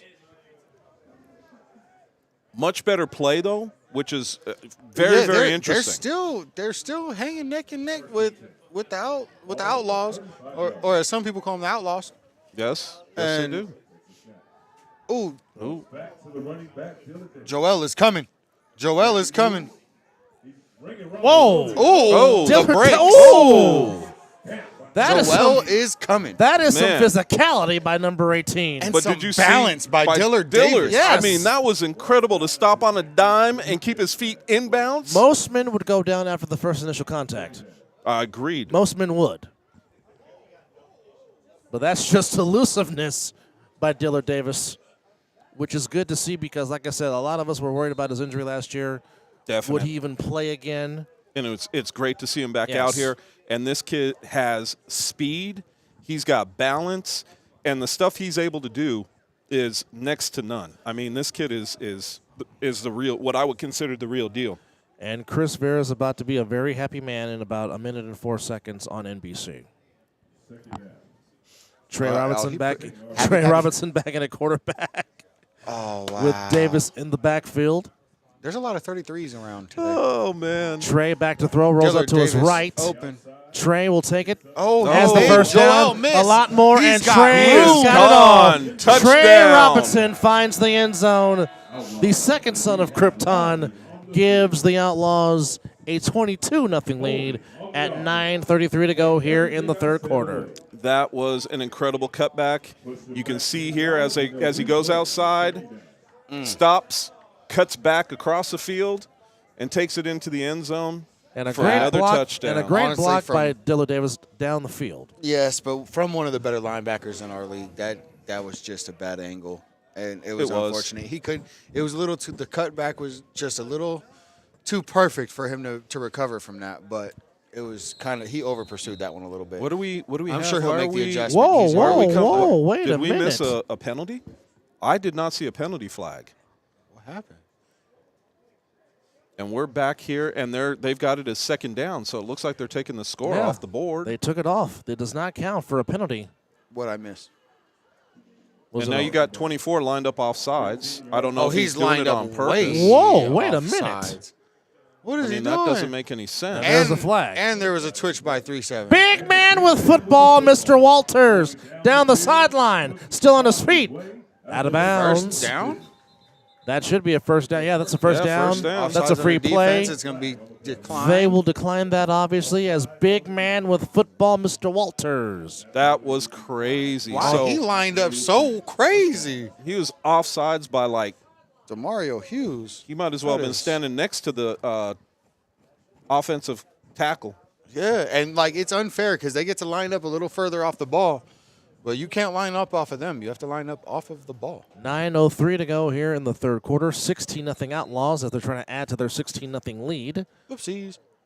Double A, the Viking, and Chris with you live at Bonanza High, trying to stay warm in this booth. Not happening. Trey looking, still on his feet, makes a man miss. Trey got it. Touchdown, Outlaws. I don't see. Hold on. Let's make sure there's no laundry down on at the field. one. No, down at the 1 yard, no, 2 yard line. 2 yards. He Stepped stepped out. at the 2. Maybe. We'll say the 1.5.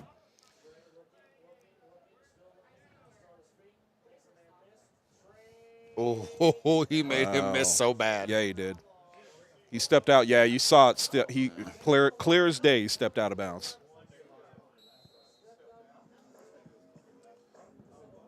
So let's see what we've got with this play. I think this is another play where they could do the same play they did before, where Trey just followed his center into the end zone. In football, they would call that the goose play. Yes. But here we don't go under center, so not quite the same. And Trey has the corner. Walks in. And this time he's in. Touchdown Outlaws. So eventually the second son of Krypton was going to find the end zone. He had 3 tries to do it. And now this counts, and now it is 22-0 in favor of the Outlaws. Do you think this is when they just pour gas on the fire? Well, this is where, because, okay, this is the turning point. Again, we're talking about point differential. Right. So, yeah, this is where you have to. Hit the gas. Yes.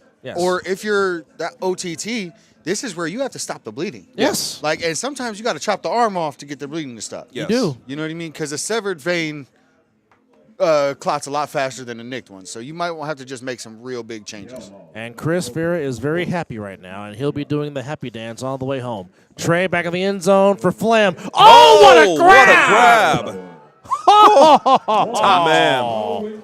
What a toe drag swag by Trevion Fleming. So with that, 7:53 to go. It is 24-0 in favor of the Outlaws. We'll take this break. We will be right back. It's the Fall Brawl. Oh, he called for it. On Fox 5.2. He called.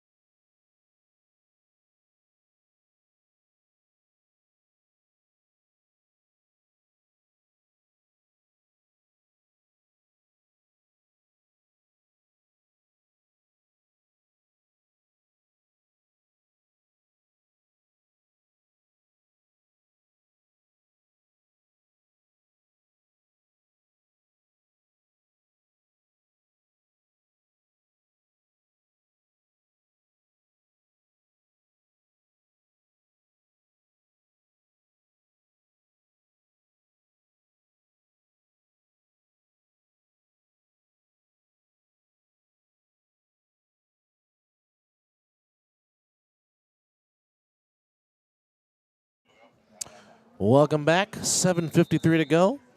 Anthony Alvarez, Chris Vera. I am botching names like it's the thing to do. And the Vikings Scott McCorkle will join us. A new returner. Number 15 for OTT, running straight ahead, and has to take all three of them to get him out of bounds at the 50. Joel Salavelli. They're looking like he stepped out of bounds at the 45-yard line. Well, still a good return. Very good return By Salavelli. Salavelli. No. Trying to pronounce Joel's last name. Oh, yeah, no, I'm not going to mispronounce that, have him tripping on me. Nope. So 45-yard line is where OTT will take their next possession, trailing now 24-0 with 7:43 to go here as the Outlaws trying to get their first win in the A7FL in their Fall Brawl history. 47-6, the Insomniacs beat the Alienators 54-6. The Alliance. He got him to flinch. Beat the Hunters. Protein bar. Yeah. What'd you call me? Scotty was talking about s'mores, and it made me think. He had a protein bar. And we have a drone. Ow. My knee. We have a drone in the stadium. I want one. I know you do. And I would just use it in my house. I have a little helicopter I used to use in my house. I play with everything by myself at the house. I don't have friends. Yes, you do. I really, it's just me and my son. We just be kicking it. But you still have friends. Yeah, I have family. Yeah, you do. You guys are family. Oh, bless your heart, sir. Ball at the 40.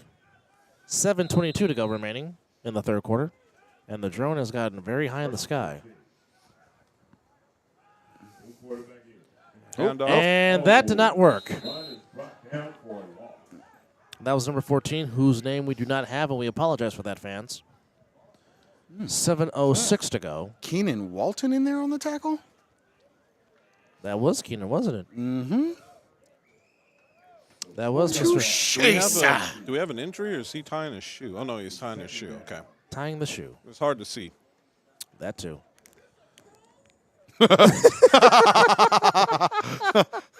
We can hear G. Hurd all the way up here making a comment. Oh. And it is Joel, number 15, Salavela, at quarterback. No, he takes the run off. Big one. And there goes Big Joel. Nope. So that was number 12 at quarterback for OTT, which, again, we don't have a name for him, and we apologize for that. So the guy that's wearing number 15, that's not Joel. Joel is number 18. We don't know who's wearing the 15 jersey. So that is not 15. No, that's number 18. Okay. That's Joel. That's local kid on Facebook if you want to follow him. And there's number 14 for OTT. And Which the Outlaws defense with a swarming, tackling for minimal gain. And now it sets up a fourth down and long for the OTT. And what will over the top do, we don't know yet. Well, I mean, look, you don't want to give them the ball on plus side. No, you don't. So the easiest thing to do is to go ahead and throw Toss it off. Yeah. You can't go, well, they're going for it. Harry Potter making a play. It doesn't matter what I say. It depends on what the coach says. Well, of course. I mean, Man, people play football like a teenager. But, they're going to do the opposite. Yeah. We can give our we can give our analysis being announcers. That's what we do. And in this situation, Brett Michaels declares on the line. Because you're talking about third down or fourth down and 10, 14. They need the 45 for a first down. If they hand it off, I'm done. Well, they did. Yes, they did. And that was silly.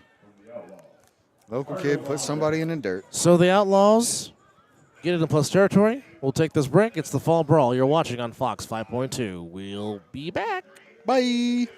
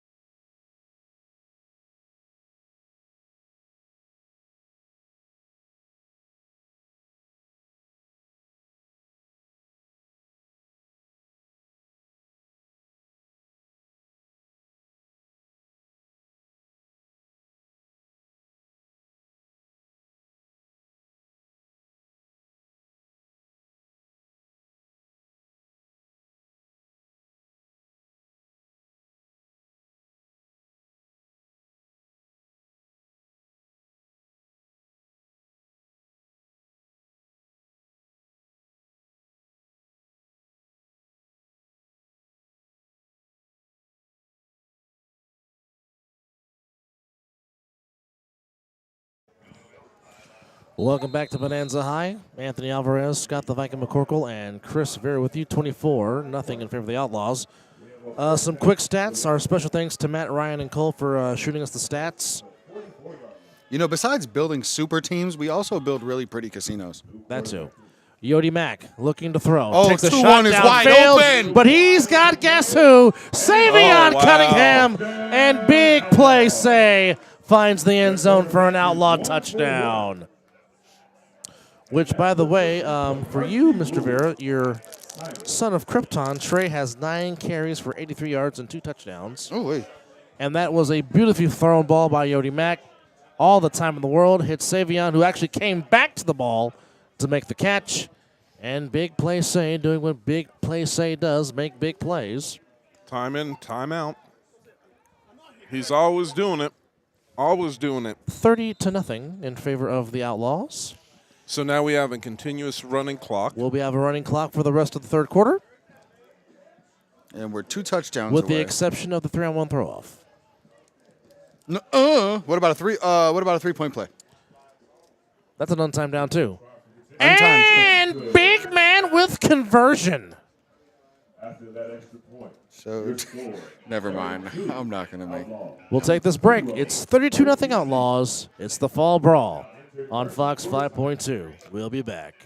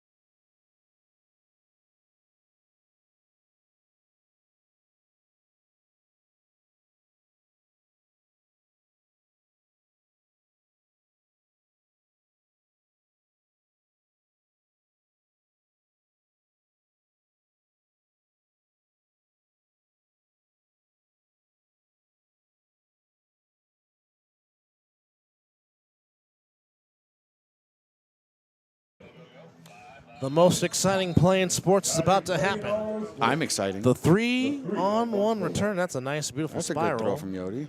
Oh, good catch. You better get to the 20, young man. And he does. He's there. Big man.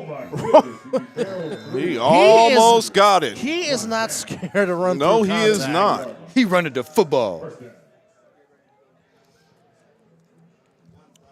All right. Where did I put my phone? It's in my pocket. Pocket's too cold to feel my phone. Your pocket's too cold to feel your phone? Yep. Okay. Running clock for the rest of the third quarter with a 32-point lead for the Outlaws. We're 10 points away from the mercy rule. From the mercy rule. I don't feel like they're going to get that. I could be wrong, but I just don't feel that they're going to get it. Shout out to Schwanky, paying attention and dropping the info in my inbox. Appreciate you. God bless him. I'm telling you, our fans and our players are the best. All right, here we go. Down say hi. And to give. Oh, why did he hesitate? But you know, Scott, we've been watching this all day. when you throw 2 running backs in the backfield, That was all Dion you're going to Walker get on the carry.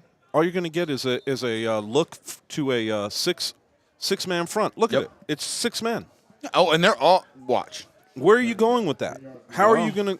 One guy got pushed back. That should be. And Harry Potter is in there, but that could be a flag for a high tackle, to be honest. Well, KJ Burrell pushed somebody on their back. He's asking for a flag. All I know is Harry Potter was getting ready to saddle up and do his best NFR impression, My pony. as the NFR is here in town. Well, we got And it's holding on the on Outlaws. defense. Okay, so that's a So it's a 5-yard. first down, automatic first down for OTT. With a minute 57 Yeah, I don't to think go. you could do that. I'm watching KJ's last jam. I don't think that's necessary. That's mean.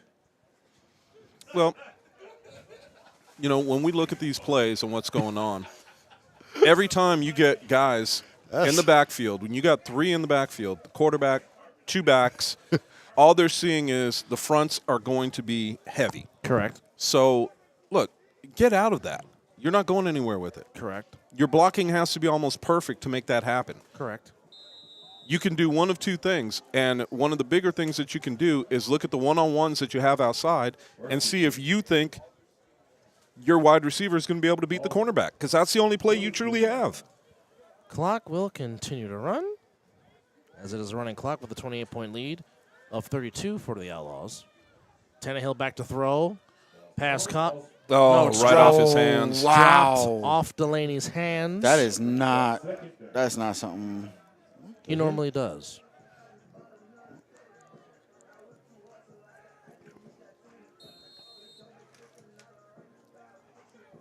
Sets up second down and 10. Mark Bigley was here.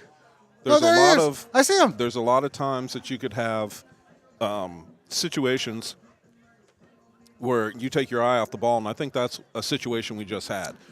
I think that As in he's looking upfield and not completing the yeah, catch. I think that he took his eyes off the ball for half a second to look up, to take a quick glimpse upfield to see if he's got an opening, and he didn't finish the catch. And a lot of times that's what costs you.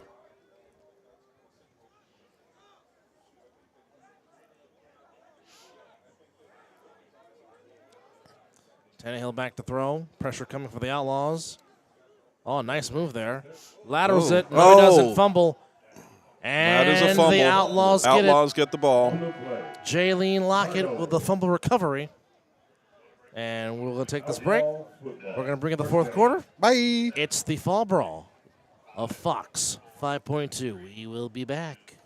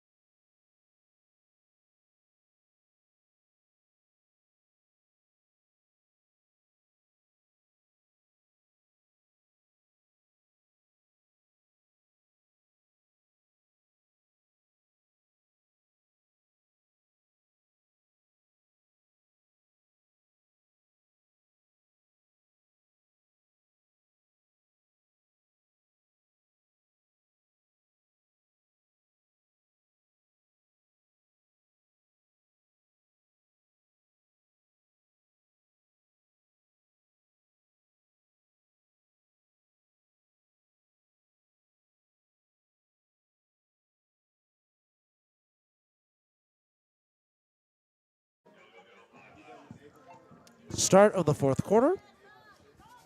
32-0 in favor of the Outlaws. First and 10 for the Outlaws.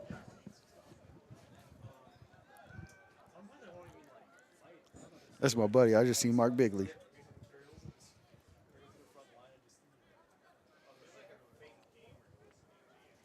And we were trying to figure out something with the spotting of the ball. Usually I'm when not I sure hear what spotting. they're doing, because it should be first down and goal. I mean, first down and 10. Yes. I think the confusion was, The spot of the fumble recovery?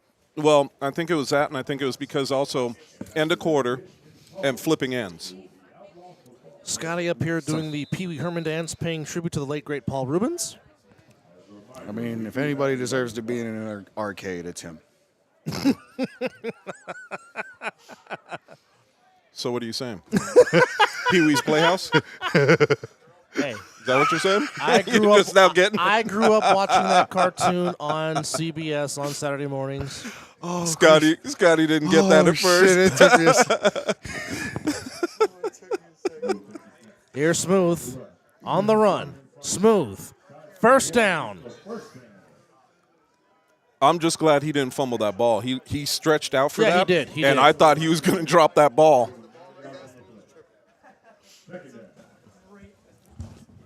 He should have went left. As soon as he goes to head outside, I think he makes a break for it. It is Robinson in the He has backfield. to, you have to watch your Quick personnel. out. pass. Pass is caught there by So Edward Flores. that wasn't first down. I thought they gave him the first, but I guess they didn't. Are they saying he stepped out early? No. What they're saying is that he did not get the first down. So now Smooth, because he didn't get the first down, they just did the quick pass, got the first down. So now we're Good. first down and go. Our first down. Regardless, it's on a the first. 35. Regardless, it's a first down. So Well, it is now. Yes. Smooth looking, rolling out to his right, Little pump fake. throwing on the Oh, run. wait. End zone. Savion. Got it. Touchdown. Is that Micah? Touchdown. Touchdown. Michael No, Wilson. that is Michael Wilson. I'm sorry. It looked like Savion. Oh, yeah, but that's my boy right but there. it is Michael Wilson. Michael Wilson makes the catch. And now That's it a is good catch. 38-0. So the Outlaws Uh-oh. 4 away. getting 4 away from the mercy roll. Now, that looked like a broken play It was. in the secondary.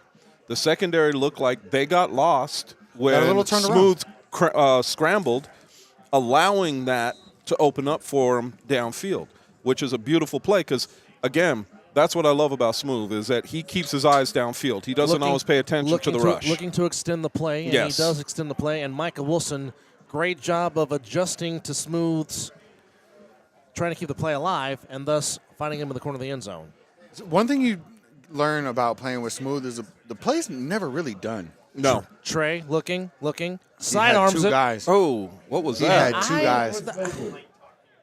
We'll talk about that play after this break. You're watching A7FL Nevada Fall Brawl on Fox 5.2. We shall return.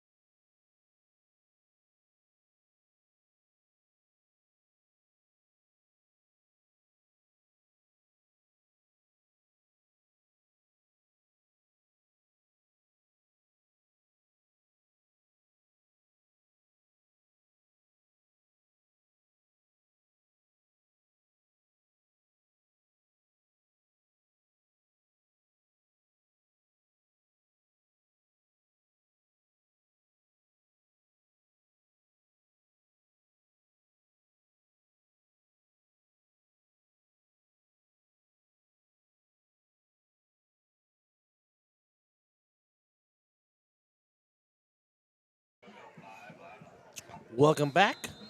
This is the Fall Brawl of A7FL Nevada.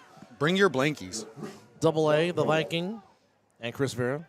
Good throw by Yodi. And that is a very good throw. And that is, it looks like it is Oh, Daylon Walker Jr. And Savion with the tackle at the 45-yard line. 43-yard line. that's a good run. OTT.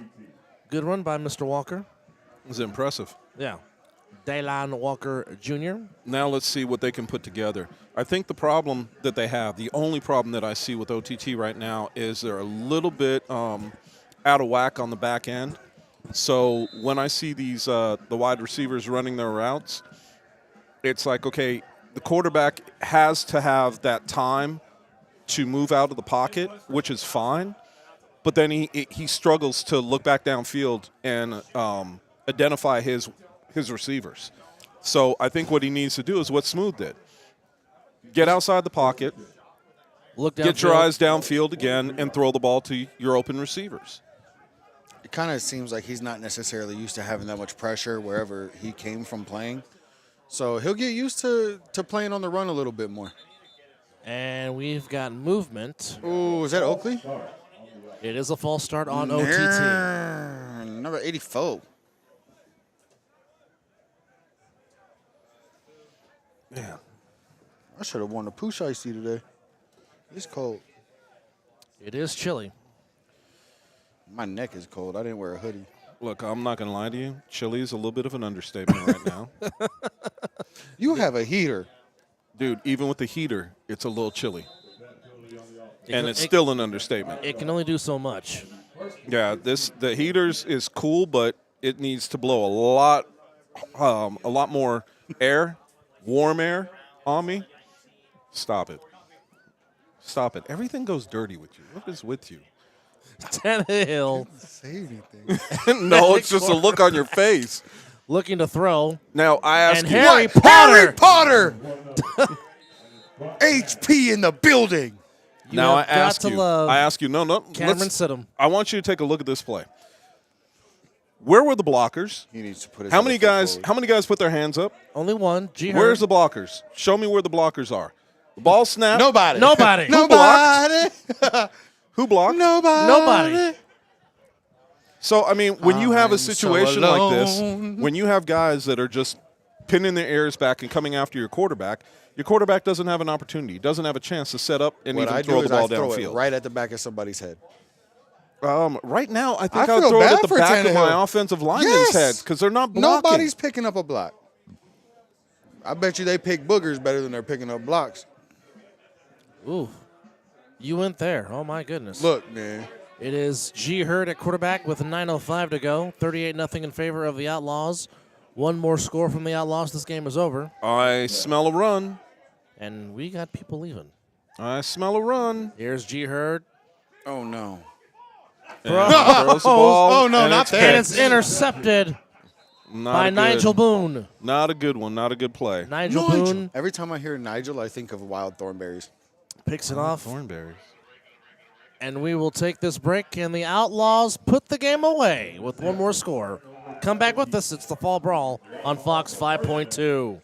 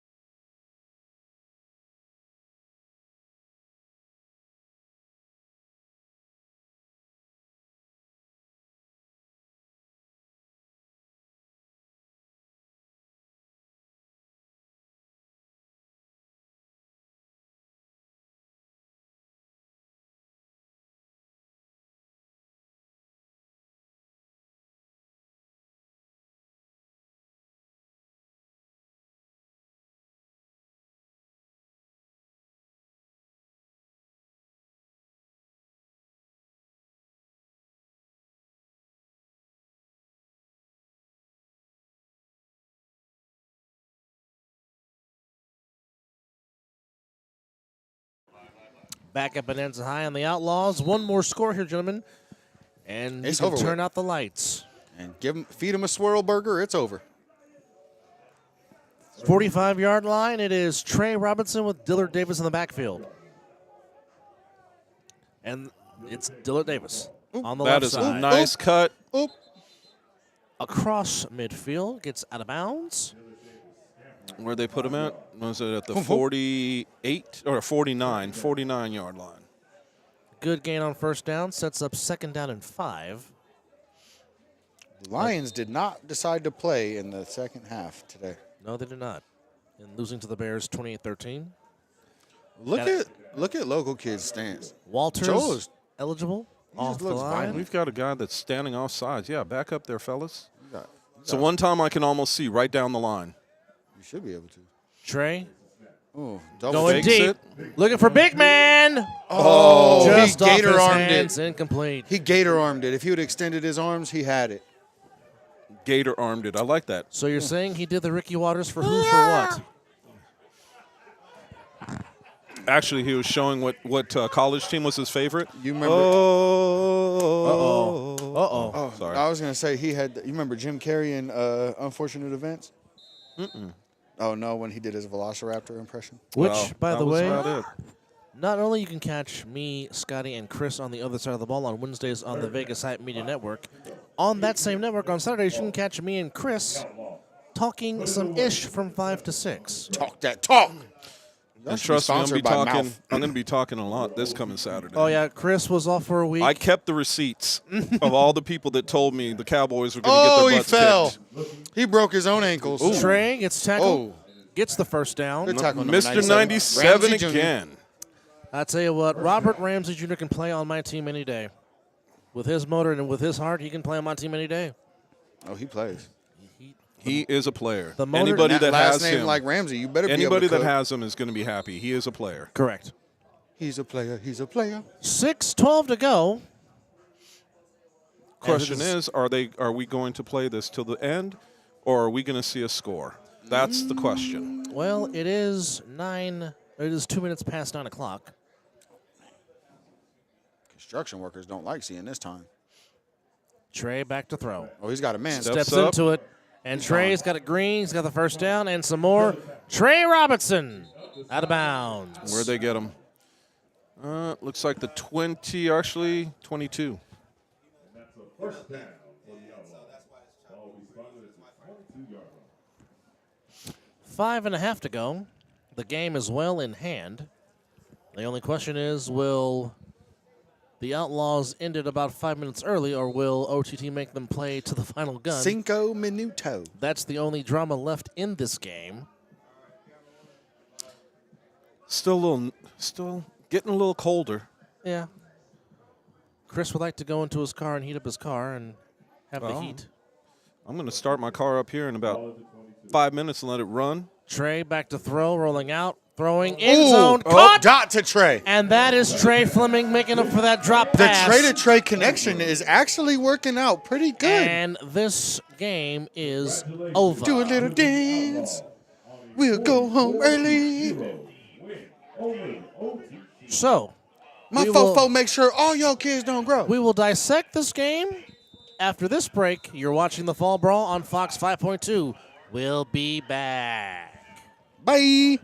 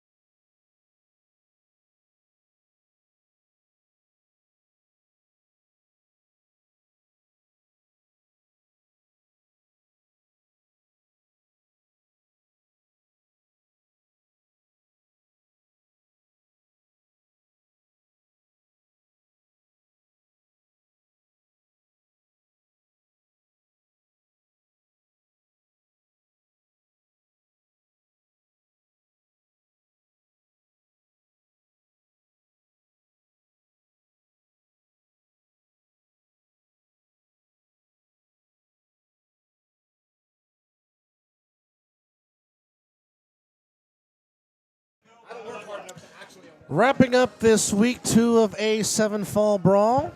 A7FL Nevada style, that is. Sustainable violence, baby. That makes Scott the Viking McCorkle very happy. Welcome Happy. Welcome to the welcome back to the booth. I'm Double A. That's the Viking. That's Chris Vera. Gentlemen, final thoughts on week 2 as we get ready to say so long for now. OTT gave it a lot more than we thought. Like, regardless of whether or not it ended up in a mercy, all of that really came in the third quarter. like honestly, like they really hung with it. That was surprising. The Alienators, they showed a little something. Insomniacs showed that their depth really means something. Yes. And I think that shows why they won a national championship, why we're going to win it again. Chris? My final thoughts on the overall for the weekend has been really a lot of guys showing heart. A lot of guys out there that could have quit. They could have quit early, and they didn't. They kept playing. And we shouldn't expect anything less from OTT. I mean, this is what they do. And granted, yes, the scoreboard isn't going to show that heart. But you have to grow as a team. You can't always just be a champion every time you step on the field. Some teams are growers, some teams are showers. Well, that's not what I would have used, but it's a good analogy. So 3 new teams, 4 if you want to count Cyclid, made their A7FL fall debuts. All 4 have won their first games and didn't take no more than 2 weeks to do it. Yep. And it was the overall when I was watching the games earlier. So the Alliance showed me something, but I want to see them up against that top tier competition, and I want to see how they react to that. As we go down the list, we're going to find out who's going to be ranked where. Right now, and this is because we did not see Cyclid play, right now I have to give the nod to the Insomniacs as the #1 seed with the points that they put up last week that they weren't able to finish and the points they put up this week. So when I see those two, the 2 weeks that they put together, I think it is a strong 2 weeks. Now let's see what happens next week.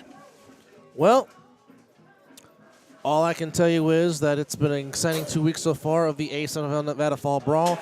And one thing is for sure, I think unequivocally, without question, this division has the best 3-on-1 returners. Oh, by far. In the whole entire league. By far. And again, we know Vegas versus everybody. We know just better. We know Ashanti Worthy is the GOAT as far as 3-on-1s because he is the inventor of it. Yep. There's no question about that. No question. However, if we're just talking about just how many individuals that can affect the game with the 3-on-1 return, no question this division has it. And there's so many names you can mention, and plus, there's some new names. Names that are coming out. We're going to add. Yeah, so, we have to. I see more players. More stacked than the AVN. Yes, more and more people coming out and showing out. So it is great to see, and I'm excited to see what we've got coming next week.